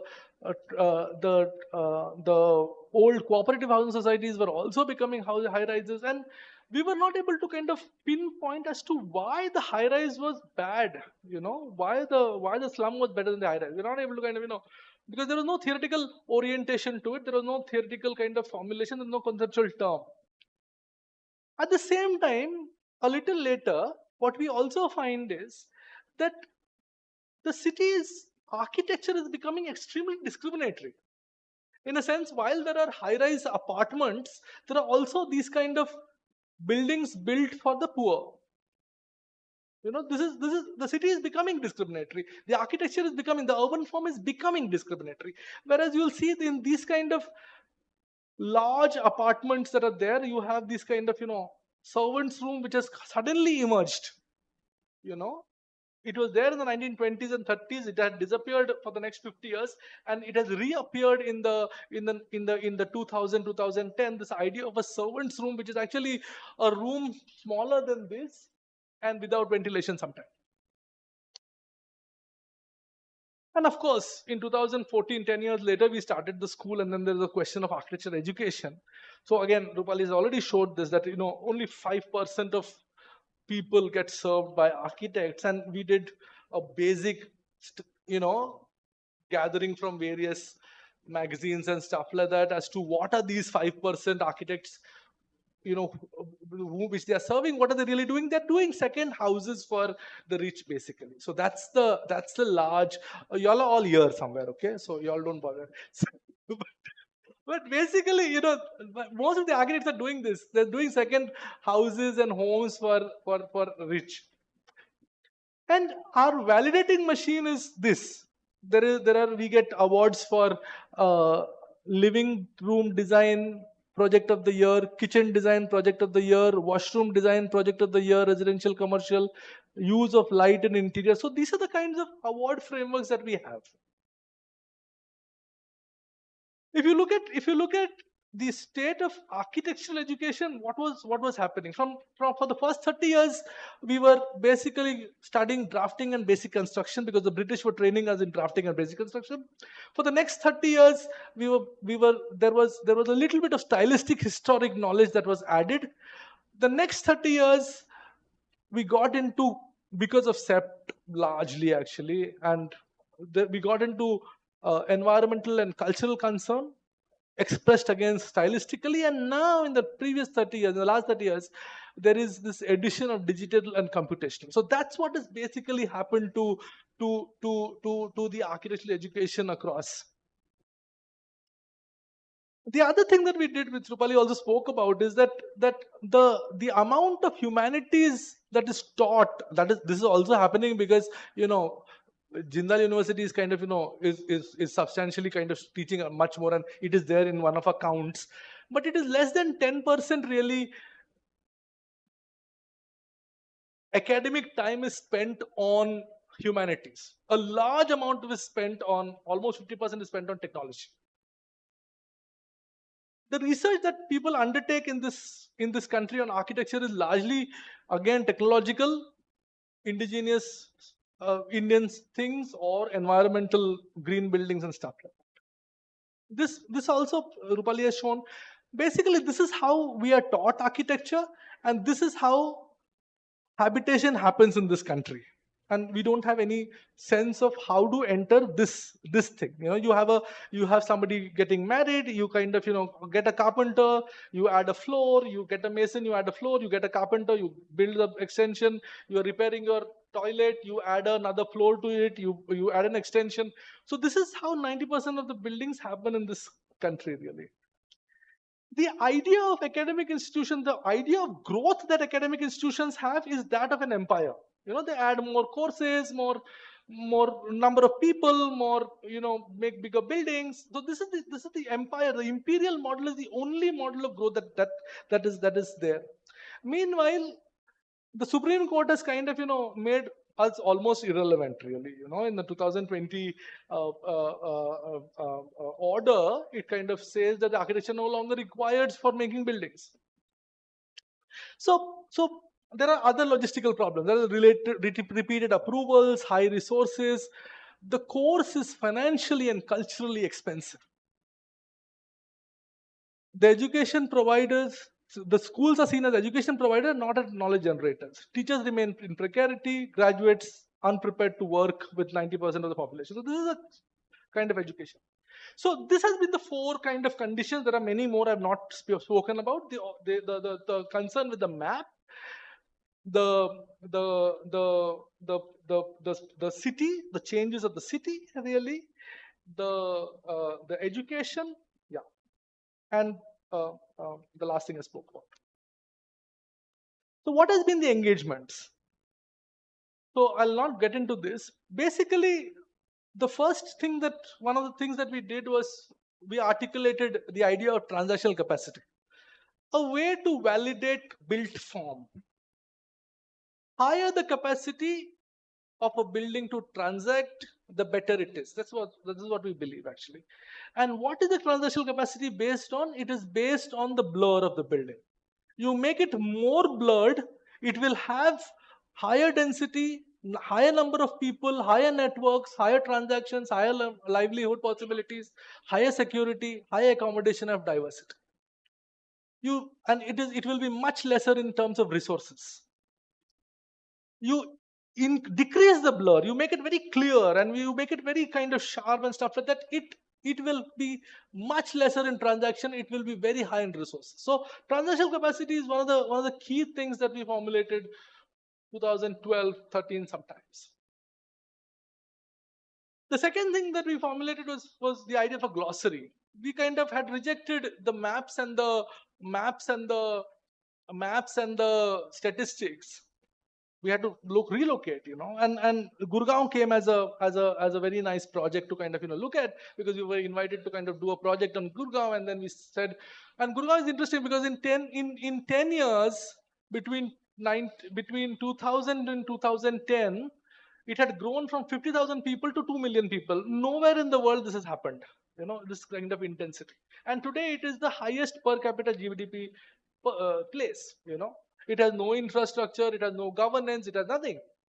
Now this kind of city coming together has something, and it provided an excellent opportunity for us to understand how cities get made.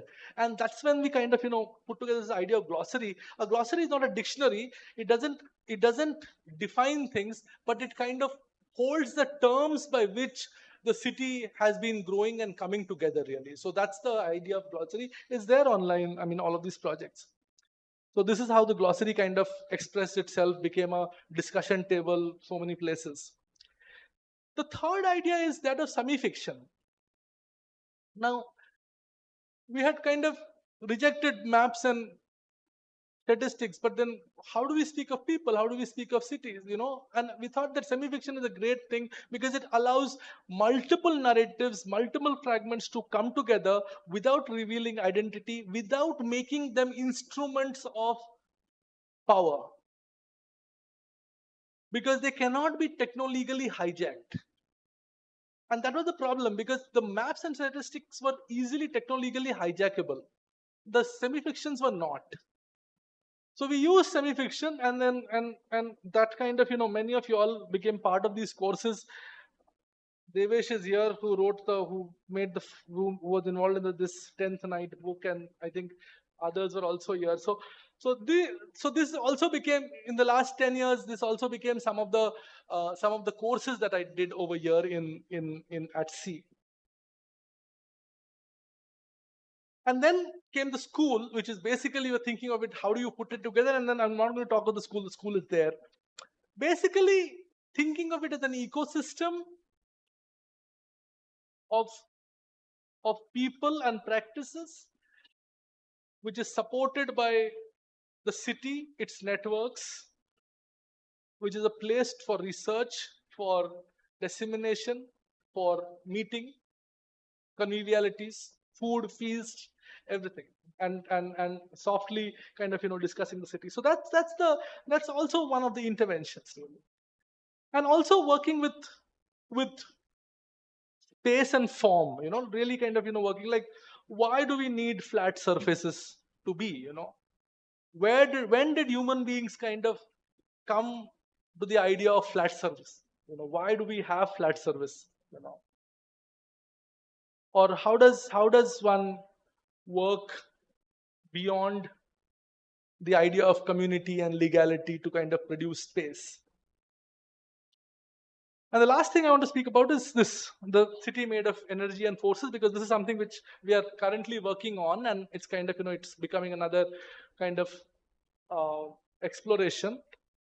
The idea is that like I said, the city is not run by infrastructure or by plans or statistics or something like that. They're basically run by small forces of people and energies and forces coming together. Yeah, I mean, there's a lot written about it. This was one project. That library that you saw, over here, this included so many people. A chemist who was trying to experiment with these pellets to clean air, a photographer, a police photographer who became suddenly the community leader, and is Kavya here? No. So this is his person, or a police guy himself. The whole series of people. Basically, what we were arguing is that people have their, beyond looking at human beings as a labor or a professional, you have the self, which is energetic, which is which pushes you to make something, do something, constantly kind of, produce, do acts which are, for example, we found a person kind of, obsessively making antenna. And he would make antenna and he would listen to sounds. He was basically trying to collect sounds. And he was collecting sounds from moving police vehicles, from the aircraft cockpit, with the ATC tower, with the whole series of people. There's a kind of, why does he do that? He does that to experiment, kind of pushing himself to understand how do you. So these energetic cells. And then we did a studio once in this school on around the idea of energetic self, where you see the city not as a set of problem or opportunity, like the market would see a city as a problem, or as a set of problems of opportunity. Because city is not a math problem, really. You cannot have a formula to solve it. So you don't see a city as a set of problems and opportunities, but you see it as a play of energies, forces, and rhythms. So this is an experiment that we did with 40 students the year before, I think, your batch, where we kind of this is Prajwal. He used to stay here, and he used to have this thing about people peeping into his house every time, because he said a small house, the window facing, so people would peep into his house. So then he kind of, because that's a rhythm and the force that he followed. And how do you play with it rather than kind of, getting angry with it? Because that's the, so he kind of creates this urban cinematic moment to exaggerate the drama of proximate living with small projection devices, and then he kind of sets up this whole thing about how his house can also become a theater for people to kind of be. Or this Shreya's work. Shreya was here in the morning. No, she was not here. So she was. The Shreya's work, which is kind of she says that there these spaces under the flyovers, they can become these long sofas hanging or swings that can do so many things. I mean, or this is Devesh who says that if we were to kind of think of dogs and cats and animals in the city and not think of providing them with shelters and rooms to kind of and treat them as something that needs to be taken care of, but intrinsically change ourselves, then we would think of another kind of street completely, which will not be driven by cars but by different kind of species. So this was Devesh. This was actually his thesis project. Yeah, I'm not going to get into the last part because it's kind of it's an interesting part, but leave it. So that's so I'll just close with this slide again,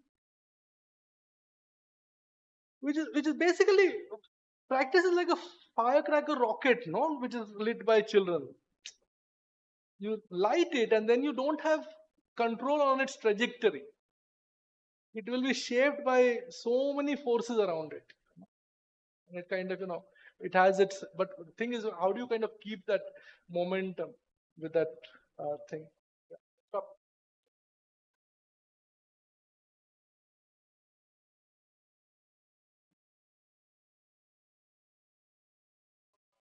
Thank you, Prasad.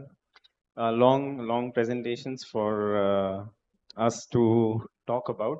I would like to open this with a little bit of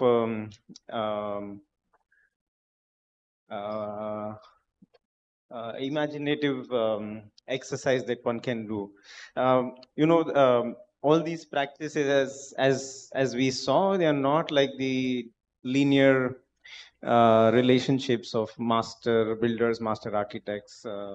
Like we saw the mention of Le Corbusier today, saying, I will transform the city with a bulldozing attitude, and also other example from the modernist architects. And that's been largely the practice, and that's been the sort of a domain also from the second houses or the vacation homes that Prasad mentioned. So practices largely are still practicing through those mediums. But I think what we saw interestingly across all the three practices today, there were a lot of percolations, co-productions, co-dependencies, there were infiltrations, there were infections, and there were absorptions. There were all of these things happening, and these were happening through people. Now that's exactly where the first premise or the first question sort of is there. And I think like all of this work that is produced, there's quite a large movement between scales. I mean, that's the first thing that I would want to. And scale mean, like in your case, right from the city to the small object that you make, or the large maps to the huge Excel sheets that you kind of crunch or hack into. Or maybe in your case, like these, right from big housing, PMAY situations to furnitures and rethinking many aspects of these elements, which are generally found in with the police or the mud cars, or so the like that there's a huge scale difference. And I think in your case, I think there is a little bit of a different scalar operative. It's not the scale of the industrial or the scale of this corporate or the scale of the commercial act, by which architecture is produced. And I think you invert that scale with human practices, with collaborating with people on the ground, or maybe you being a collaborator with the architectural build form that you see. So I think that's a quite a unique relationship. And I think if we start looking at the scales and then the people involved with each one of you, like the people who work with you, the skilled people who make the buildings, or there's a wide range of people that work that actually frame your practice. And in your case, you said it's a collective and also a collaborative. So I want you to expand a little bit on what produces all of this, or what kind of makes these percolation, the infection, the absorption happen. I mean, I'm sure that you are all central here, or in some ways key, but then there are many things revolving around. There are many people around, many contributions, and in that spirit, or in that kind of a context, how does one really, place the the form of the practice, or in terms of like how would you describe this form of the practice, or this collaboration that you have? Because I mean, we've heard many uh, I would say narration about this, that we work with many people, but I think more than that, it's how things flow. And I think that's where the scalar question is, and also the production of it. Like it's not just the people, but also what they produce, like the collective production that you have in your studios. I think that's quite a thing to start. Maybe I'll ask you to start, maybe in the response of this to.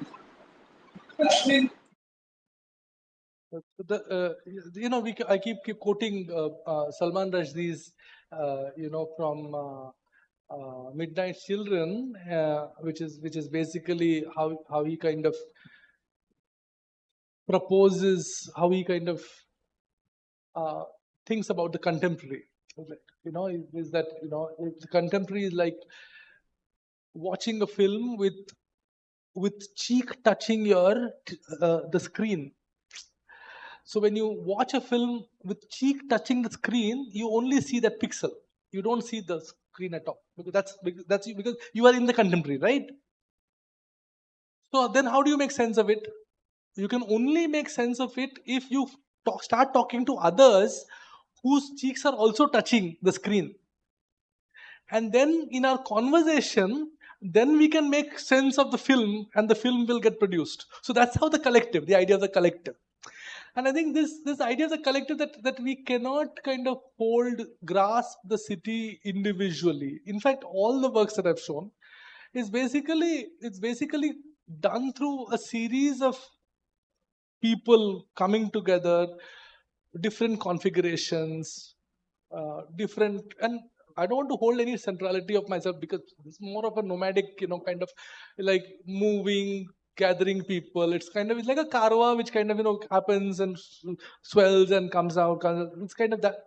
So it's more of that form, which is a useful thing to kind of and which can tactically settle, which can tactically also kind of, which is agile enough to kind of move quickly, which doesn't get burdened by this idea of permanence or property. So I think that's the model one is looking for, this idea of that's why even when the school, like, how do we kind of think of a non-asset based, non-certification based school, which does not depend on these anchors, because anchors are really they pull you down. It's not a contextual, but it is a propertied, it is a asset. So how do you kind of think of institutions have to be a assets? Because if they are asset full, then the only projection that they have is that of empire. So then how do we kind of think of it as only coming together of energies, and how do you kind of build through that? Because like today we are not asking where did Kant study, or where did Marx study, or we don't know which university they studied really. We don't know. But what we have with us is their works, their ideas, and we don't know what they did actually for, I mean, of course, we know that they were kind of, supported by whoever. It's that kind of a thing. So it's like because otherwise it becomes this asset, this imperial model. An imperial model has a life. Like even the Mughal Empire kind of came down in 400 years, the British Empire 300 years. The Homes kind of, stayed longer for 700 years in India. But otherwise it's kind of, they have this, but ideas remain. We still speak about the Platonic Republic. We still speak about, because that's what this stays. So I think that model to kind of, and that is, for that, I think in the contemporary, the collective is more important. How do you kind of think of that? Yeah, I think idea of a collaborative is going to be the future of how architecture practices would work. Because I think there's also now a common knowledge that buildings are not isolated objects, and we have seen that in all the other presentations. And this is also why architects also are not, I mean, as I started, I mean, there can't be like one star architect who was running everything around. When you were talking about collaborative, I was also thinking about, first is one, like ourselves as a collaborative of different selves. For example, in my case, I also write and photograph and also design. And for example, Simran, who's with us, she's also a really good furniture designer, or Nilesh, who's also a town planner. So everyone's way of looking at architecture or at a project comes from very different scales and from very different backgrounds. So one is to collaborate with the self, and one is to collaborate with other people in your office. And I really feel that we can be good architects or good designers if we are also someone else, because then one thing informs the other, and only then we can come out of the silos of a practice, the silos of a profession, and then eventually, the whole ego that we have as architects.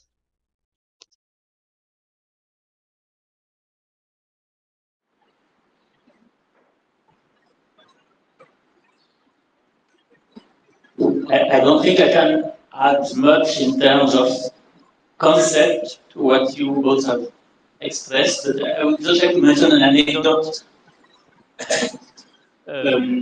I had an intern, she was in second year, and she insisted a lot to do her internship with me. And I refused, because I told her I don't need a second year intern. She insisted so much. I told her, okay, but see, I cannot promise I will pay you anything. I cannot even promise that you will learn anything, because I don't know. And she told me, okay. And then I got a lot of respect for her. She took the risk. She said, okay, agree, you don't promise anything, and still I want to try. And she did an excellent, I mean, the first, in 3 days, she did a very bad, pretty bad model, and then I told her to make a model. And then the second model was very good. A model of a project for which the client did not understand the drawing, got a lot of criticism from his advisor and engineers. But we had a meeting in which the client invited the bamboo mysteries. We opened the box of the model. That time my intern already had gone. It was only 1 month internship, unofficial internship. She wanted to. And the client was surprised by the model, and he asked the mysteries, can you do that? And the mysteries, I could see their eyes, it was like a cake they wanted to eat. They said, yes, of course. So the mysteries, they rescued the project. And it reminds me who your client rescued your project. And recently, the contractor rescued the project. So sometimes you have to allow your luck to happen. And it happens through trust. So it is just, from a different point of view, basically what you have expressed, I think. And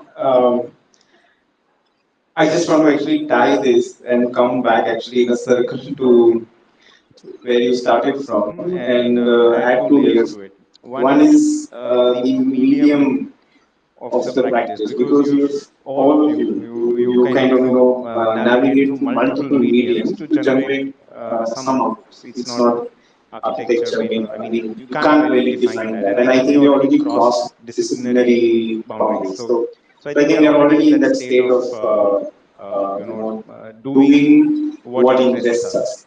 And one suspended in that kind of a space, that we are agile enough to move around and write about things, or maybe generate AR situations to connect people who have no sense of drawing, or no sense of, in the sense that they can't read or kind of place themselves within a certain clarity of drawings that architects produce, or maybe the bureaucratic or political documents or readings, like through maps or statistics, or through the policies that make something.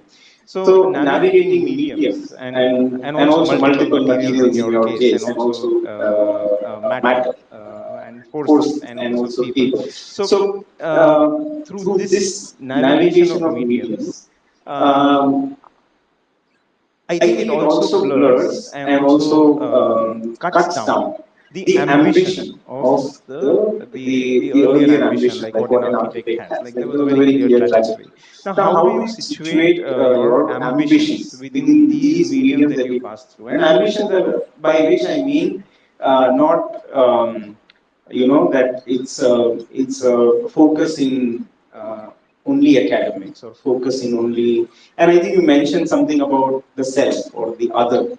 So I want to connect that to what is then an ambition today, or for a practice to look forward to.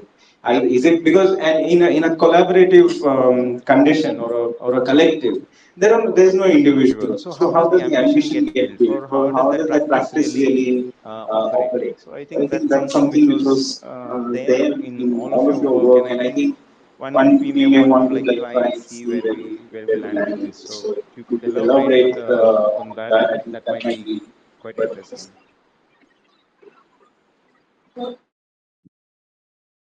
So I said that the core of it, I'm an urbanist. So the ambition is, of course, related to cities all the time, and to kind of figuring out ways to dance with the city, figuring out ways to kind of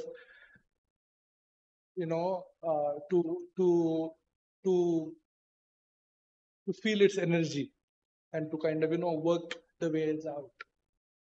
So I didn't show the current work that both of us are involved with, which is basically looking at the emerging urban conditions and figuring out ways to engage with it, because post 2010 there are very specific things that have happened to the city, which are of a completely different orientation than what happened in 1991, post 1991. And you have a completely different, like for example, the idea of a shop has completely kind of so there is no shop, which everybody knows, but the shop also had workers who used to enjoy the shop as much as the people who would go to shop. And those workers, for them now, the shop is a street where they kind of drive their vehicles. And that way of enjoyment is kind of, happened, something else has happened to it. I mean, there are ways in which people have described it as platform economies, but I think there is a spatio-cultural dimension to it which requires more investigation. So things like this. There is much increased temporality in this. There are many more pop-ups that are emerging. There are many things that are happening to the city which require understanding, investigation, thinking, putting it together, which of course the classical instrumental maps and statistics are unable to. They will not be able to. So that is really the mission. That's really the kind of orientation, drive. So in that, again, we feel that the strategy of transactional capacity, the concept of transactional capacity, the idea of glossary, the idea of semi-fiction, the idea of energetic selves, all of these will be at play to kind of rethink and conceptualize what is happening to the emerging city. So that's definitely going to help us do that. And the medium, like so many people said in the morning also, the medium is not really what you choose, but what you are in, no? Because that's where it is. That's your medium. Now, then if that is the medium, the city is your medium, or whichever place you go to, that is your medium. And then you develop your tools, like in an evolutionary mode of thinking, you develop your claws, you develop your teeth, you develop you kind of harden your fingers to kind of dig through the medium, etc. So you develop your tools to kind of work through it. So it's actually, you don't have a choice of your medium really. And if somebody is telling I have chosen this medium, then basically it's a market which is kind of influenced to kind of choose. It's basically you are born into the medium, or you kind of grow into it, you kind of navigate through it, and then your ability is in growing those tools to reconfigure yourself, to kind of mutate, to kind of work with it, to kind of move through that medium. So I mean everybody since morning have been speaking about it. I think just to continue with what Prasad was talking about, I'll start with the medium first and then go to ambition. I think talking about medium, I feel we are at this juncture of time in this era where we can be anything that we want to, because knowledge is accessible so rapidly that we don't even need to have degrees to do something. So essentially, if there's a thing that we really want to work on, 100 mediums can come around that, and we can be anyone, and we can use any of them to show the basic crux, the basic idea. And ultimately everything is about storytelling. Presentations are about storytelling, architecture is about storytelling. When I was thinking about ambition, I was thinking that ambition for us really comes from this urgency and this sense of duty that we have.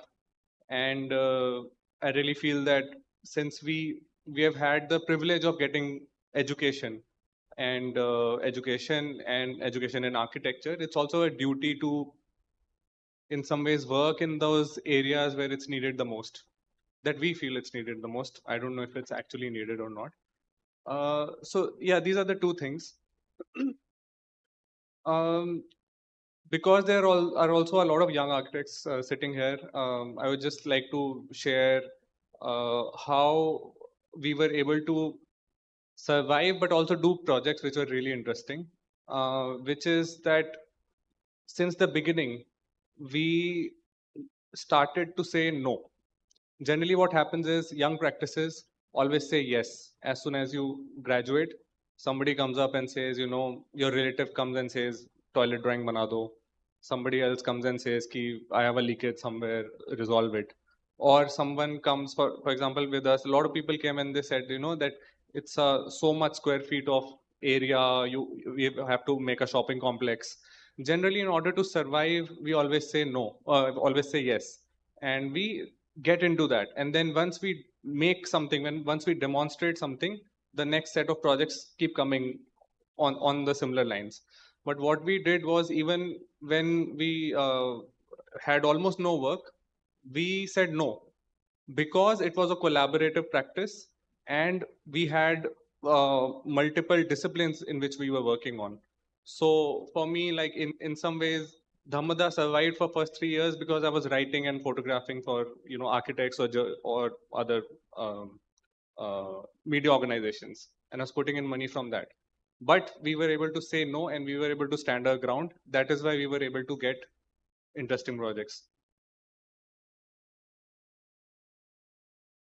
Yes, I like how you said that, and it is not necessary that your no is my no. There can be some different red line. But I remember I said no many times, and including 5 times I refused to build in the East Kolkata wetlands, including once for environmental NGO. They went to me first. They will never go to you saying, I want to build in the wetlands. They will say, I want eco-friendly building with bamboo mud and so on. And where is it? Oh, it is near Ruby Hospital. And okay. Then we go to the side, but I really don't know which one hit. I don't know. I check on Google and it looks very much. So then he tell me, no, but concrete building are not allowed, but bamboo will be allowed.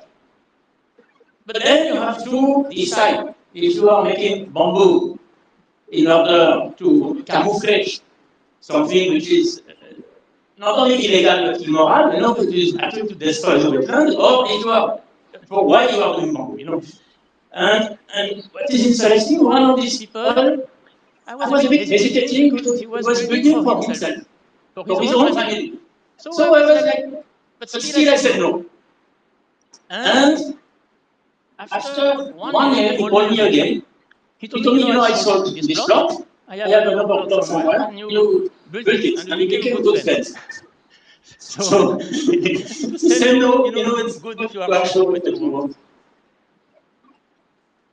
I'll just pick up this point from Loha, and it's not a question as such, but I think what emerged from this also is the friction. The friction, or I would say the tension between, or the constant the pull and force between the, like in this case, the client and himself, or maybe the city and say your approach, or the collective and the collective's observations.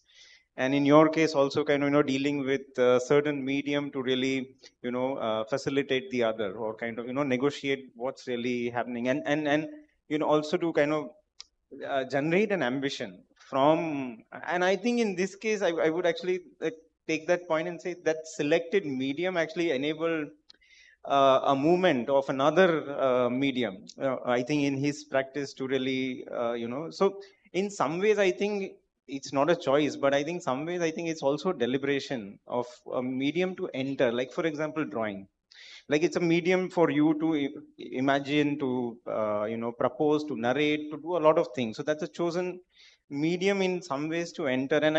And why the medium is interesting to explore as a practice, because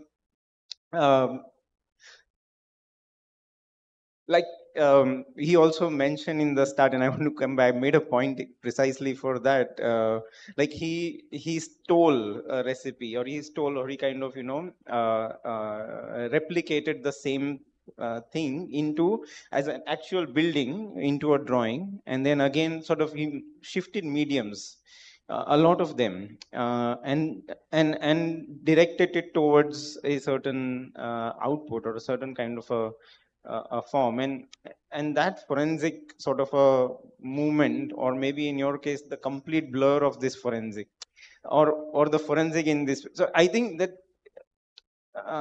still the question of ambition is not yet clear, and I don't think we need to really put a lot of effort in clarifying it, but I think that's something that we may want to openly think. Extending the idea of medium, I think there are two things. The medium in English means medium, and also media.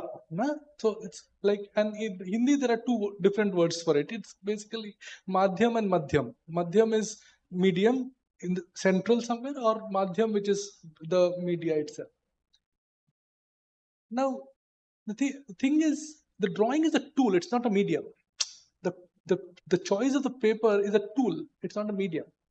The medium is the context where you are situated in, and you decide to develop a tool. You develop your skin, your extrasensory, your claw, etc., to navigate that medium.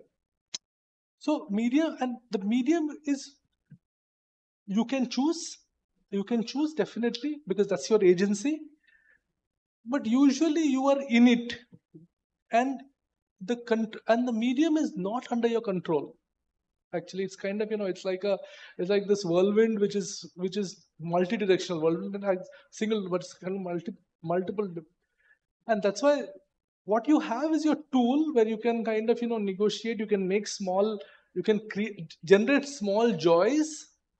You can kind of you can work with it, and those small joys are basically using a tool of drawing, using a tool of making, telling stories, using a tool of making objects. It can be all of those things. You engage with that medium. Correct. But I mean, I think maybe there is a misunderstanding of a tool and a medium. See, because as in your say, I think that's exactly the situatedness of a practice, or from where it comes, or where one travels. Okay, so he traveled many places, like, and he's situated in a place where he's drawing out from the context. And I think in your case, being in Mumbai with this overload of so many mediums, and also reflecting in your work, I think it's more than a tool.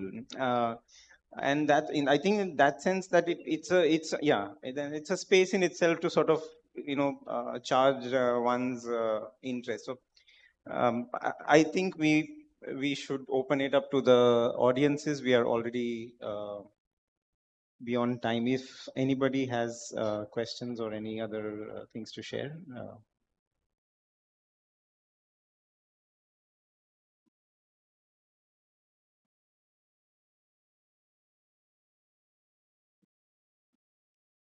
So the last thing we are talking about, the medium or the media, whatever. Okay, so what I wanted to say is that between the person who's maybe your client or maybe the community or whoever is looking to create architecture. So architect is the medium between the architecture and the instigator of the project. In this, the extension of a client is important. The client is not necessarily the one who's paying you.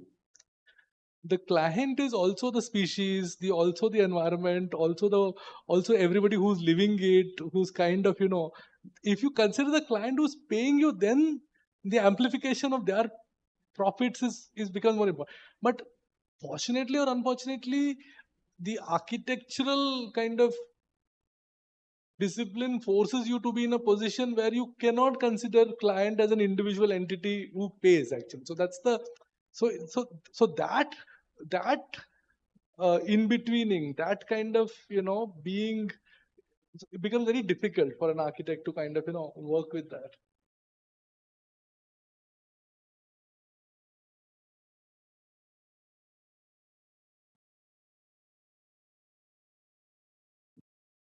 Hi. I don't know. It's a comment or a question. We'll see. Hi, I am Rachit. I graduated a year or 2 years back, 2024. This discussion has been amazingly important and frankly very relevant. Like, I've had 3 or 4 similar discussions today itself with 3 or 4 different people. But the thing that every discussion keeps sort of hanging up on is basically when me, or let's say peers or generation of us who are just starting to step into this world or the profession of it, is how do we situate ourselves in the current global scenario with wars, AI, the entire everything that is going on, and the immediate surroundings itself. It is very difficult to follow up, or let's say be very optimistic with the entire practice balance that we have been talking about. I was just thinking, if with like all of you at the table have, like, you have had some time, so how would you situate your practices in today's context? Like, they affect them, do they bring some big changes in in the way that you think about that? Or because I mean, I guess that's it.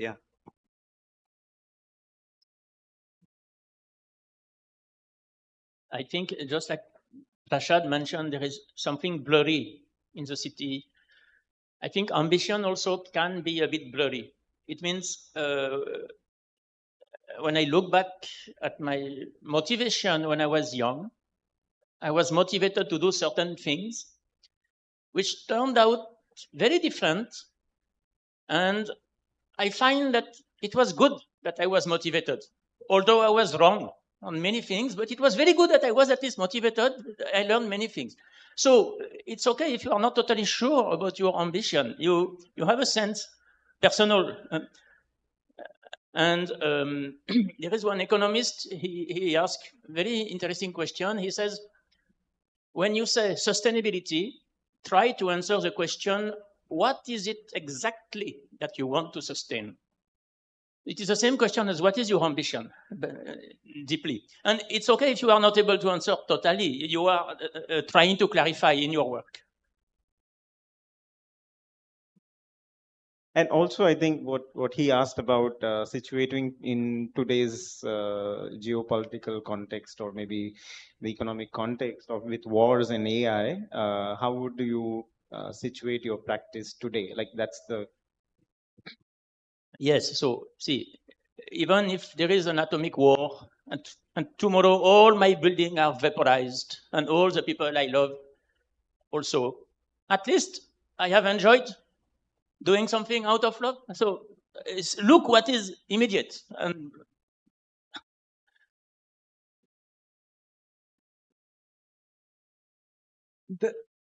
I mean, it's a difficult question, particularly today's time, actually. But you know, two ways of looking at it. One is, of course, you cannot ignore. You cannot kind of ignore so many things. But I think the focus has to be absolutely clear, you know. And I would go back to Ambedkar, you know, again and again. You know, he becomes the law minister. He speaks about rights of everybody through equality. He becomes a labor minister. He speaks about so many things that laborers today are enjoying as labor. It's because of Ambedkar's kind of thing. He keeps the focus absolutely precise. Doesn't allow him to kind of, you know, get washed, his thoughts to be washed away by noise. So freedom for him was not a political freedom, it was a social freedom, actually. So it's kind of, you know, so I think that keeping the focus in that so much noise is utmost important. So that is one way of approaching. So figuring out what the focus is and how do you kind of be sane in that. But I think, you know, at this moment, you know, Ashtavakra's advice to King Janaka, you know, it was interesting because he's the one who says that, you know, basically what's happening is Janak invites Ashtavakra to kind of give him advice on his son who's kind of gone astray. You know, he's not listening to him. He's kind of becoming a. So Ashtavakra comes and says that, you know, this will pass. And then after 10 years, the son is kind of become so good. He's kind of become very, you know, able and stuff like that. And then Janak invites Ashtavakra to kind of come and say, see how great my son has become. So Ashtavakra again comes and says, this will pass. So I think that this whole thing, that this phase will pass, you know, I think it's whereas you keep your focus, this phase will pass. Nepun, you want to? Yeah, I think two things I can think of. One is to be aware of whatever is happening, but at the same time also be updated. If there is AI, you know, no harm in knowing AI and using it, as long as you have your morality right? You can use it in so many amazing ways. Which also talks about, you know, the whole idea of medium. For example, when photography came in the 1800s, all the artists said that, you know, this is fake, this is chemistry, this is not art. Eventually it became like that. So it totally depends on you, how you want to do it.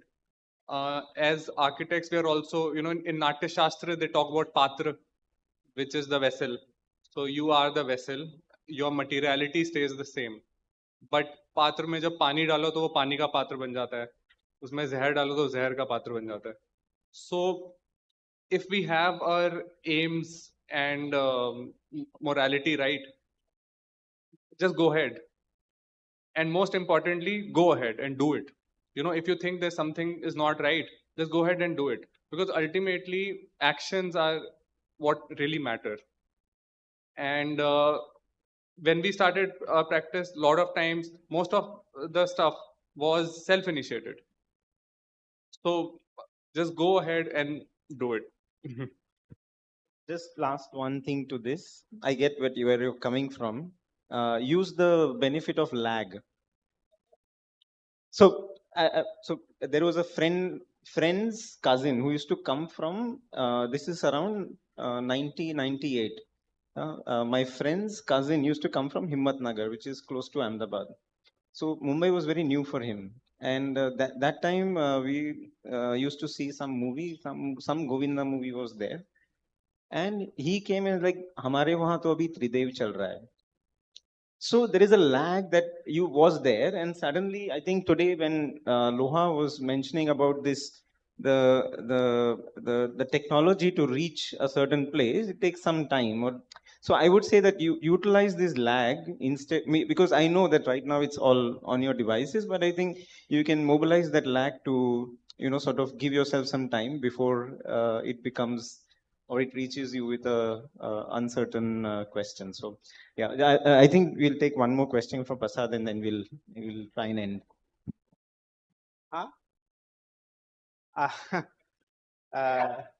No, I mean, I was sort of interested in that image that he showed of the nomads, right? And particularly the women sort of traveling. And you mentioned that the men have to walk faster with the sheep, while the women have to sort of carry the household and the dogs and everything, right? And there seems to be this, certain energy and an idea of traveling that is there across the three presentations, right? And there seems to be that sense of freedom with which one can travel, and what you carry with yourself, and you can do that as against having to walk slowly because you have to take care of what is being left behind, right? So I mean, is that and I wanted to sort of speak about it also because I think there's a strange disconnect in which we speak about light, and the first session, right, we talked about light and architecture being connected, having to be connected so closely that we need to think about architecture as being closely connected with the rhythms of life of the people who we work with, right? But the moment we talk about our own practice, there seems to be this strange disconnect about as if, there's all that is there to us, right? There's a freedom to travel and sort of, right? And is there a way to also think about practice as if we do have to carry all the burdens and all the, care of whoever's around? And so is there a different modality of even talking about practice, right? In the way we, and I think it's also because, Rachit sort of spoke about it, and all these young students are trying to figure out what would practice mean for them the moment they graduate, and I think this conference has been good for them to see this range. But I also feel that it's important to really speak about what is it that we, they all have to carry with them as their periods of slowing down and their moments of fasting. Like, so what is that rhythm of practice, right, where you have to slow down and having to carry all the things that you can't leave behind or having to take. So is there a different way of talking about architectural practice in that sense?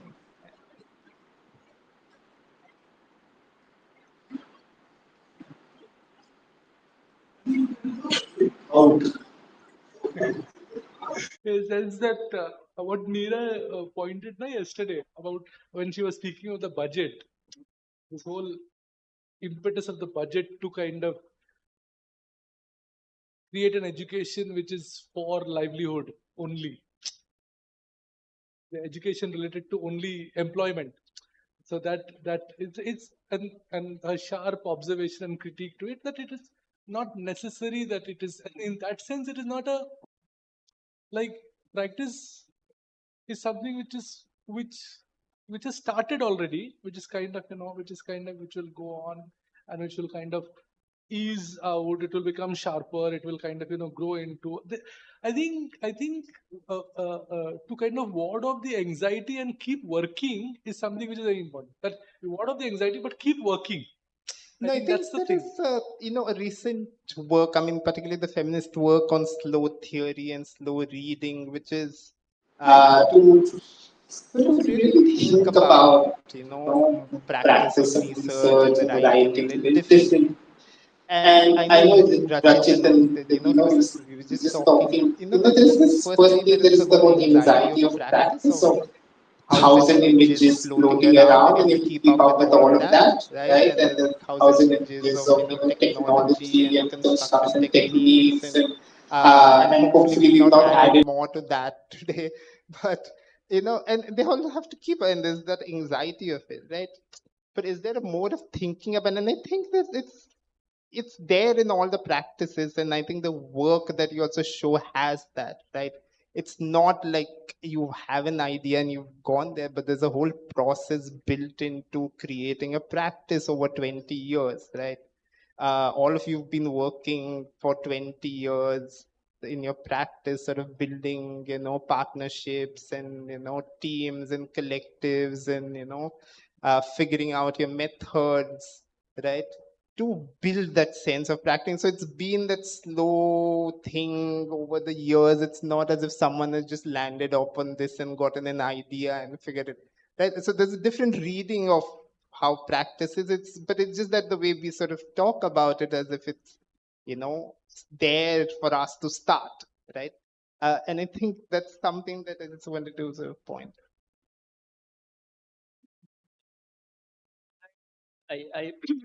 I feel there is an economic aspect in your question and gender aspect. I mean, I see how I see it. And you see, in the beginning of my career, I was earning very little because of the choices I made. And now it's better.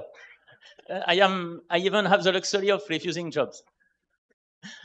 I mean, no, to tell frankly, I always took the luxury, but sometimes at a big economic loss. I mean, so what I want to say is that I have been able, I mean, I would say, I should say we, because without the economic support of my mother and without the deep involvement of my wife to actually make a decent life out of very little money, decent food and decent education out of very little money, because that was very little I was able to bring. Even my boss, I had, before I was on my own, I worked as an employee for two architects, two relatively big commercial architects. If these two people had not been there to provide employment to me and to 40 other architects, I also needed these people doing the commercial work. So in a sense, I am not like in isolation, I have been able to do this part a little on my own decision, thanks to the help of many, many people. And really, so I think of these women working at a different pace and doing an essential work without which the men could not go ahead, and all this. So it's also a form of collective in a different way. Okay, we'll take two questions together and then we will respond. So first we'll go with Ronak and then with Rupali. But I have the mic. Okay, no, so one of the things was, I mean, this is something which I have been thinking at least post-COVID, that the tempo-spatial collapse that happened with the digital has made it so difficult, because the capacity to respond to a situation rather than react is diminishing, at least the way I see it in the contemporary with the amount of instant responses or rejection that you get for any situation, be it be. Also, primarily because of like a very quick shift to like AI or data, it is almost sort of becoming the undertone or replacing the lens of bureaucracy, which was there to govern larger sorts of practices. And we still, like, I feel that in these conversations, we are not able to generate a vocabulary where this practice could be translated effectively to the mass. And especially right now, it feels more and more difficult because that temporal space which is required for that practice feels shrinking much more rapidly than it was before.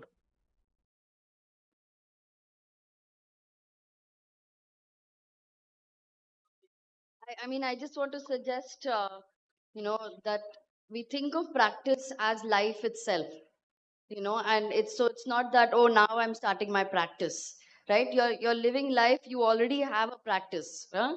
And then, and within that is tied all kinds of like, there's geopolitics, you're responding to it. There's your practice of how you respond, what you think, or how you engage is already a practice. So I just feel like if you just think of that as, and then projects then become moments in that practice, right? And when they become moments in that practice, there's already a certain way you start responding to it, because it's not that suddenly I have, oh, somebody has approached me with something and no, now I have to start from scratch. No, you're not starting from scratch, because you've already done this work of thinking, working, sharpening your tools. Yeah, and so then you're responding to that practice. So I just feel like if one way of thinking of practice is life itself, then there's another way of thinking of that practice.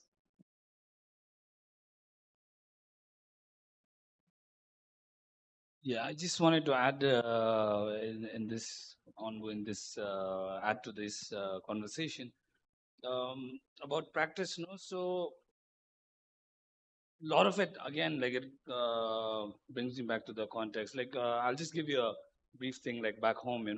So back home, like these nice public projects, like it's all somehow linked with the government, where you want to, like, where you can actually make a lot of difference, or you can have some sort of impact. But the thing is, with the government, there's a issue with a lot of things, like with ethics, with the kind of in the way that brief is kind of designed, or in the way the project is kind of conceived. So I know there are a lot of these for us, like when we are practicing in a small location like that, I mean, government is one of the biggest employers, and you can really like actually sustain your practice doing these projects. But the thing is, we choose not to engage with them, because by engaging with them makes us part of the problem, because their intentions of doing this project is something else. They have their own kind of vested interest, and it kind of forces us to take a different kind of route, and these kind of things you can't really express them like freely, like, to be honest, and these conditions also kind of mold the way you practice, so I just wanted to add There's one more point. Can you pass on the mic? But I get what you say. It's like the suffocation that you have in the practice to in a certain location or in a certain situation. Of yeah. My name is Jörg Ronde, and my Indian name is George. I would like to share with you something about my life and cooperation with India. I was working in a school as a professor of architecture in Europe, and we had the model called Erasmus. Students had the possibility to go to Finland, also to Helsinki, for example, to Porto, and then the points they get for the study were accepted. I'm a person who has sometimes naive ideas, and I'm not sure, shall I do this or not? And I applied the question that I can go to India to find a partner school. The school accepted that. I could go for 6 months to find a partner school. And the moment I got this possibility, I met by accident P.V. Doshi. He said, come to Sangha. We make an international workshop together. I took students from my school, and that was the beginning of nearly 20 years of experience in India. After sometimes I call this experiences INCH, IN for India, CH for Switzerland. And that becomes my entity. And we had a semester in India, Swiss and Indian students together. And that was not at the school. We traveled together, we had workshops together, and the Indian students, they came to Switzerland and they went to the Alps for a 3-week school, summer school, and then 6 months in an office in Switzerland. Now I stop talking because I have a QR code, and my wish, I wrote what we did together, not I. We did together.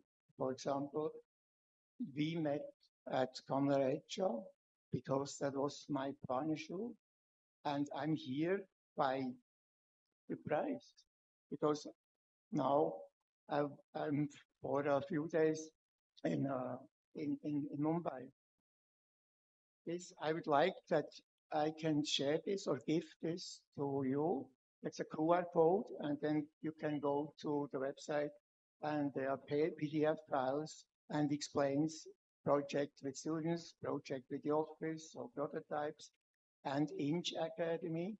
That's a product which you can go for vocational training, for study, and for long life learning, which is a interesting model. And I'm a product of long life learning. You see this?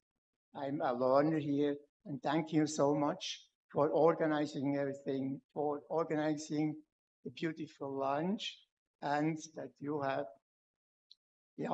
accepted that I can stay here and learn together with you. Thank you so much. Thank you, York. We will share that with the school. Yeah. I would thank you, Loha, Nepun, and Prasad. We will end the panel here, and I will ask Prasad to close the panel.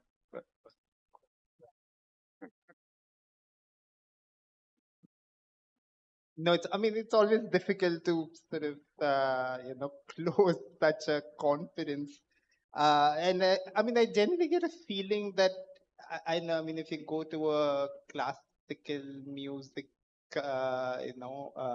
concert, they take like half an hour to tune their instruments, to, get into the rhythm. And I feel like today's day has been mostly about that, like trying to tune ourselves to get a sense of what each of us are doing, and I feel like it's something that has started, and there's a long conversation to be had, right? And the day and 2 hours a session isn't enough to sort of really, open up things, right?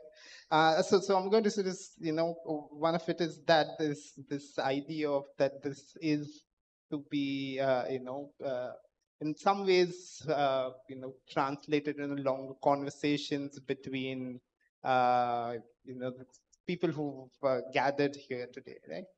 One of the things that today has been nice is that, felt like a lot of the practices that we've been seeing are these very, gentle, careful practices that we've come across. And it's been in some sense a pleasure to have all of you here and to share your work with us, right? Be it, thinking in sort of Hivali or in Leh Ladakh or, in Gangtok or, in MP or across West Bengal. I think these have been projects that, and that was one of the idea of having this conference is to build a reference and a sort of a, a catalog of practices and projects that are really exploring architectural practice, but also architecture very differently. And I think all of their practices do that in that sense, and in contexts that seem to be very different, right? It's also different in terms of the forms of practices. Is a lot of them, have been engaging with communities over the extended period, engaging with teams or sort of building teams over a period of time, collecting masons over the way, artisans over the way, interns over the way. So it's been that kind of a form of practices that, as we say, like as you travel, you're gathering a team together, right? And it's not been that something is set up, but it's that traveling mode of practice where you sort of picking up teams and skills and tools as you're going along to really carefully set up what a practice or what this idea of collective is, right? And it also changes based on context, the money, right? The kind of things that sort of the context throws up, right? The scale of the teams change, the scale of what what you can travel with changes, right? A third thing I wanted to talk about is that there seems to be a lot of movement around, right? Movement in terms of materials, like the GSI sheet seems to be sort of an omnipresent thing across all. But very interestingly, people are doing very different things with it, right? Someone is trying to make it tensile, someone is trying to make walls out of it, someone is making roofs out of it and seats. So and there is this which is where I sort of started this idea of archipelago. I think like there's something new cultures that seem to be emerging. And although I know Opendra sort of, started off with the pressures of the urbanization, but that is where you sort of seem to be drawing on like the houses, right? And the GSI sheets that seem to be becoming more of a tool of rethinking the old, right? And so there is this, what seems to be required is like what are the directions in when these ideas and materials and tools and skills are traveling, right? What is happening to them in the process, right? For instance, I mean, Loha's work seemed to really take an image from the 1870s and deconstruct it into a technology and something that can now travel across the world as this drawing.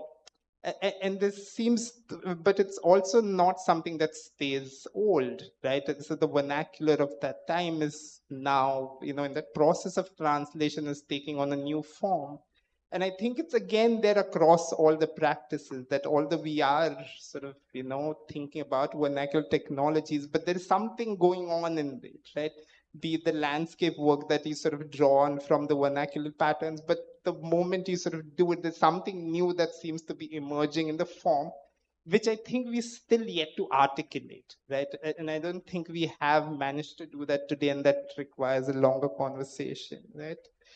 There are types that seem to be traveling, right? The bungalow seems to be going to the Gautan, and the Gautan seems to be something that the urban retiree wants to live in with the material. So there's again this strange kind of exchange that seems to be happening, which again we have to try and make sense of. So that seems to be thrown up, right? Again, and the relationship between the contemporary and the vernacular, what is urban and what needs, what is the old or what is the old life that we need to hold on to still requires us to sort of think about where, and I think it's not something that is formula, but it really depends on the context. And we've seen a range of contexts, like, contexts where extreme weathers in areas does require us to let go of a lot of things as compared to certain contexts where the low income really requires us to, like what your practice with the older technologies seem to be much more cost efficient, like the shallow domes, and they seem to be better adaptable to the context and right. So I don't think there's any formula to it, but there is the context sort of in many ways sort of tells us what is it that we can pack in our bag as we travel to these places and think about our practice, think about architectural responses, right? And lastly, I guess there is just to sort of go back to to just thinking about who's in that room, and the whole idea of holding this was for I guess it's still done, but some of you are here, is to really rethink the idea of practice. But also, if you see the kind of practices that we've gathered here are not right, the large second homes or urban, interior projects. I mean, a lot of them are, but they're also all trying to figure out new kinds of practices, right? And I think that's been an inspiration for all of us to really think about what is the possibility for architecture, given that urbanization is not necessarily in the cities, but it's sort of happening across the country in different places. And I know a lot of you come from different, places outside the big cities. And I think it's not so much about, what is the next job, but like really thinking about what kind of practice that you can imagine for yourself from where you come, right? Which is where you're situated, what kind of practices are possible. And I think that was also the intent of holding this conference. So with that, I will end the conference. But I wanted to thank again all the speakers, to Loha, to Nepun, Prasad, Suril, Rupali, Pooja, Opendra, and I think Gaudi has left, and Rohit, for sharing your work. So thank you all for coming and for sharing your work. It's been a pleasure hosting you, having conversations and sort of responding and, for this exchange. So thank you all. Thank you to all of you for being here. And I know it's been a long day and a long week for a lot of you, but thank you for staying with us for so long and being a part of this conversation.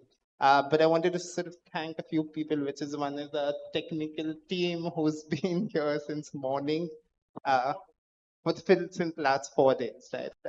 For sort of working tirelessly and sort of making this possible in terms of hosting the live stream, but also helping everyone out with the technical stuff. So thank you. Can you please give a round of applause?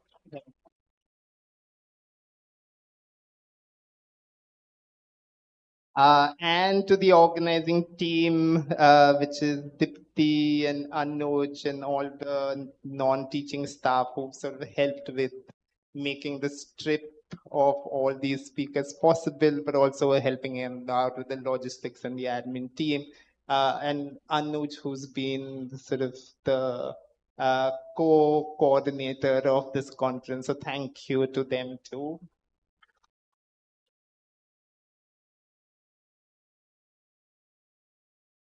And we'll hopefully see you next year with a different theme and for a different conference. So thanks.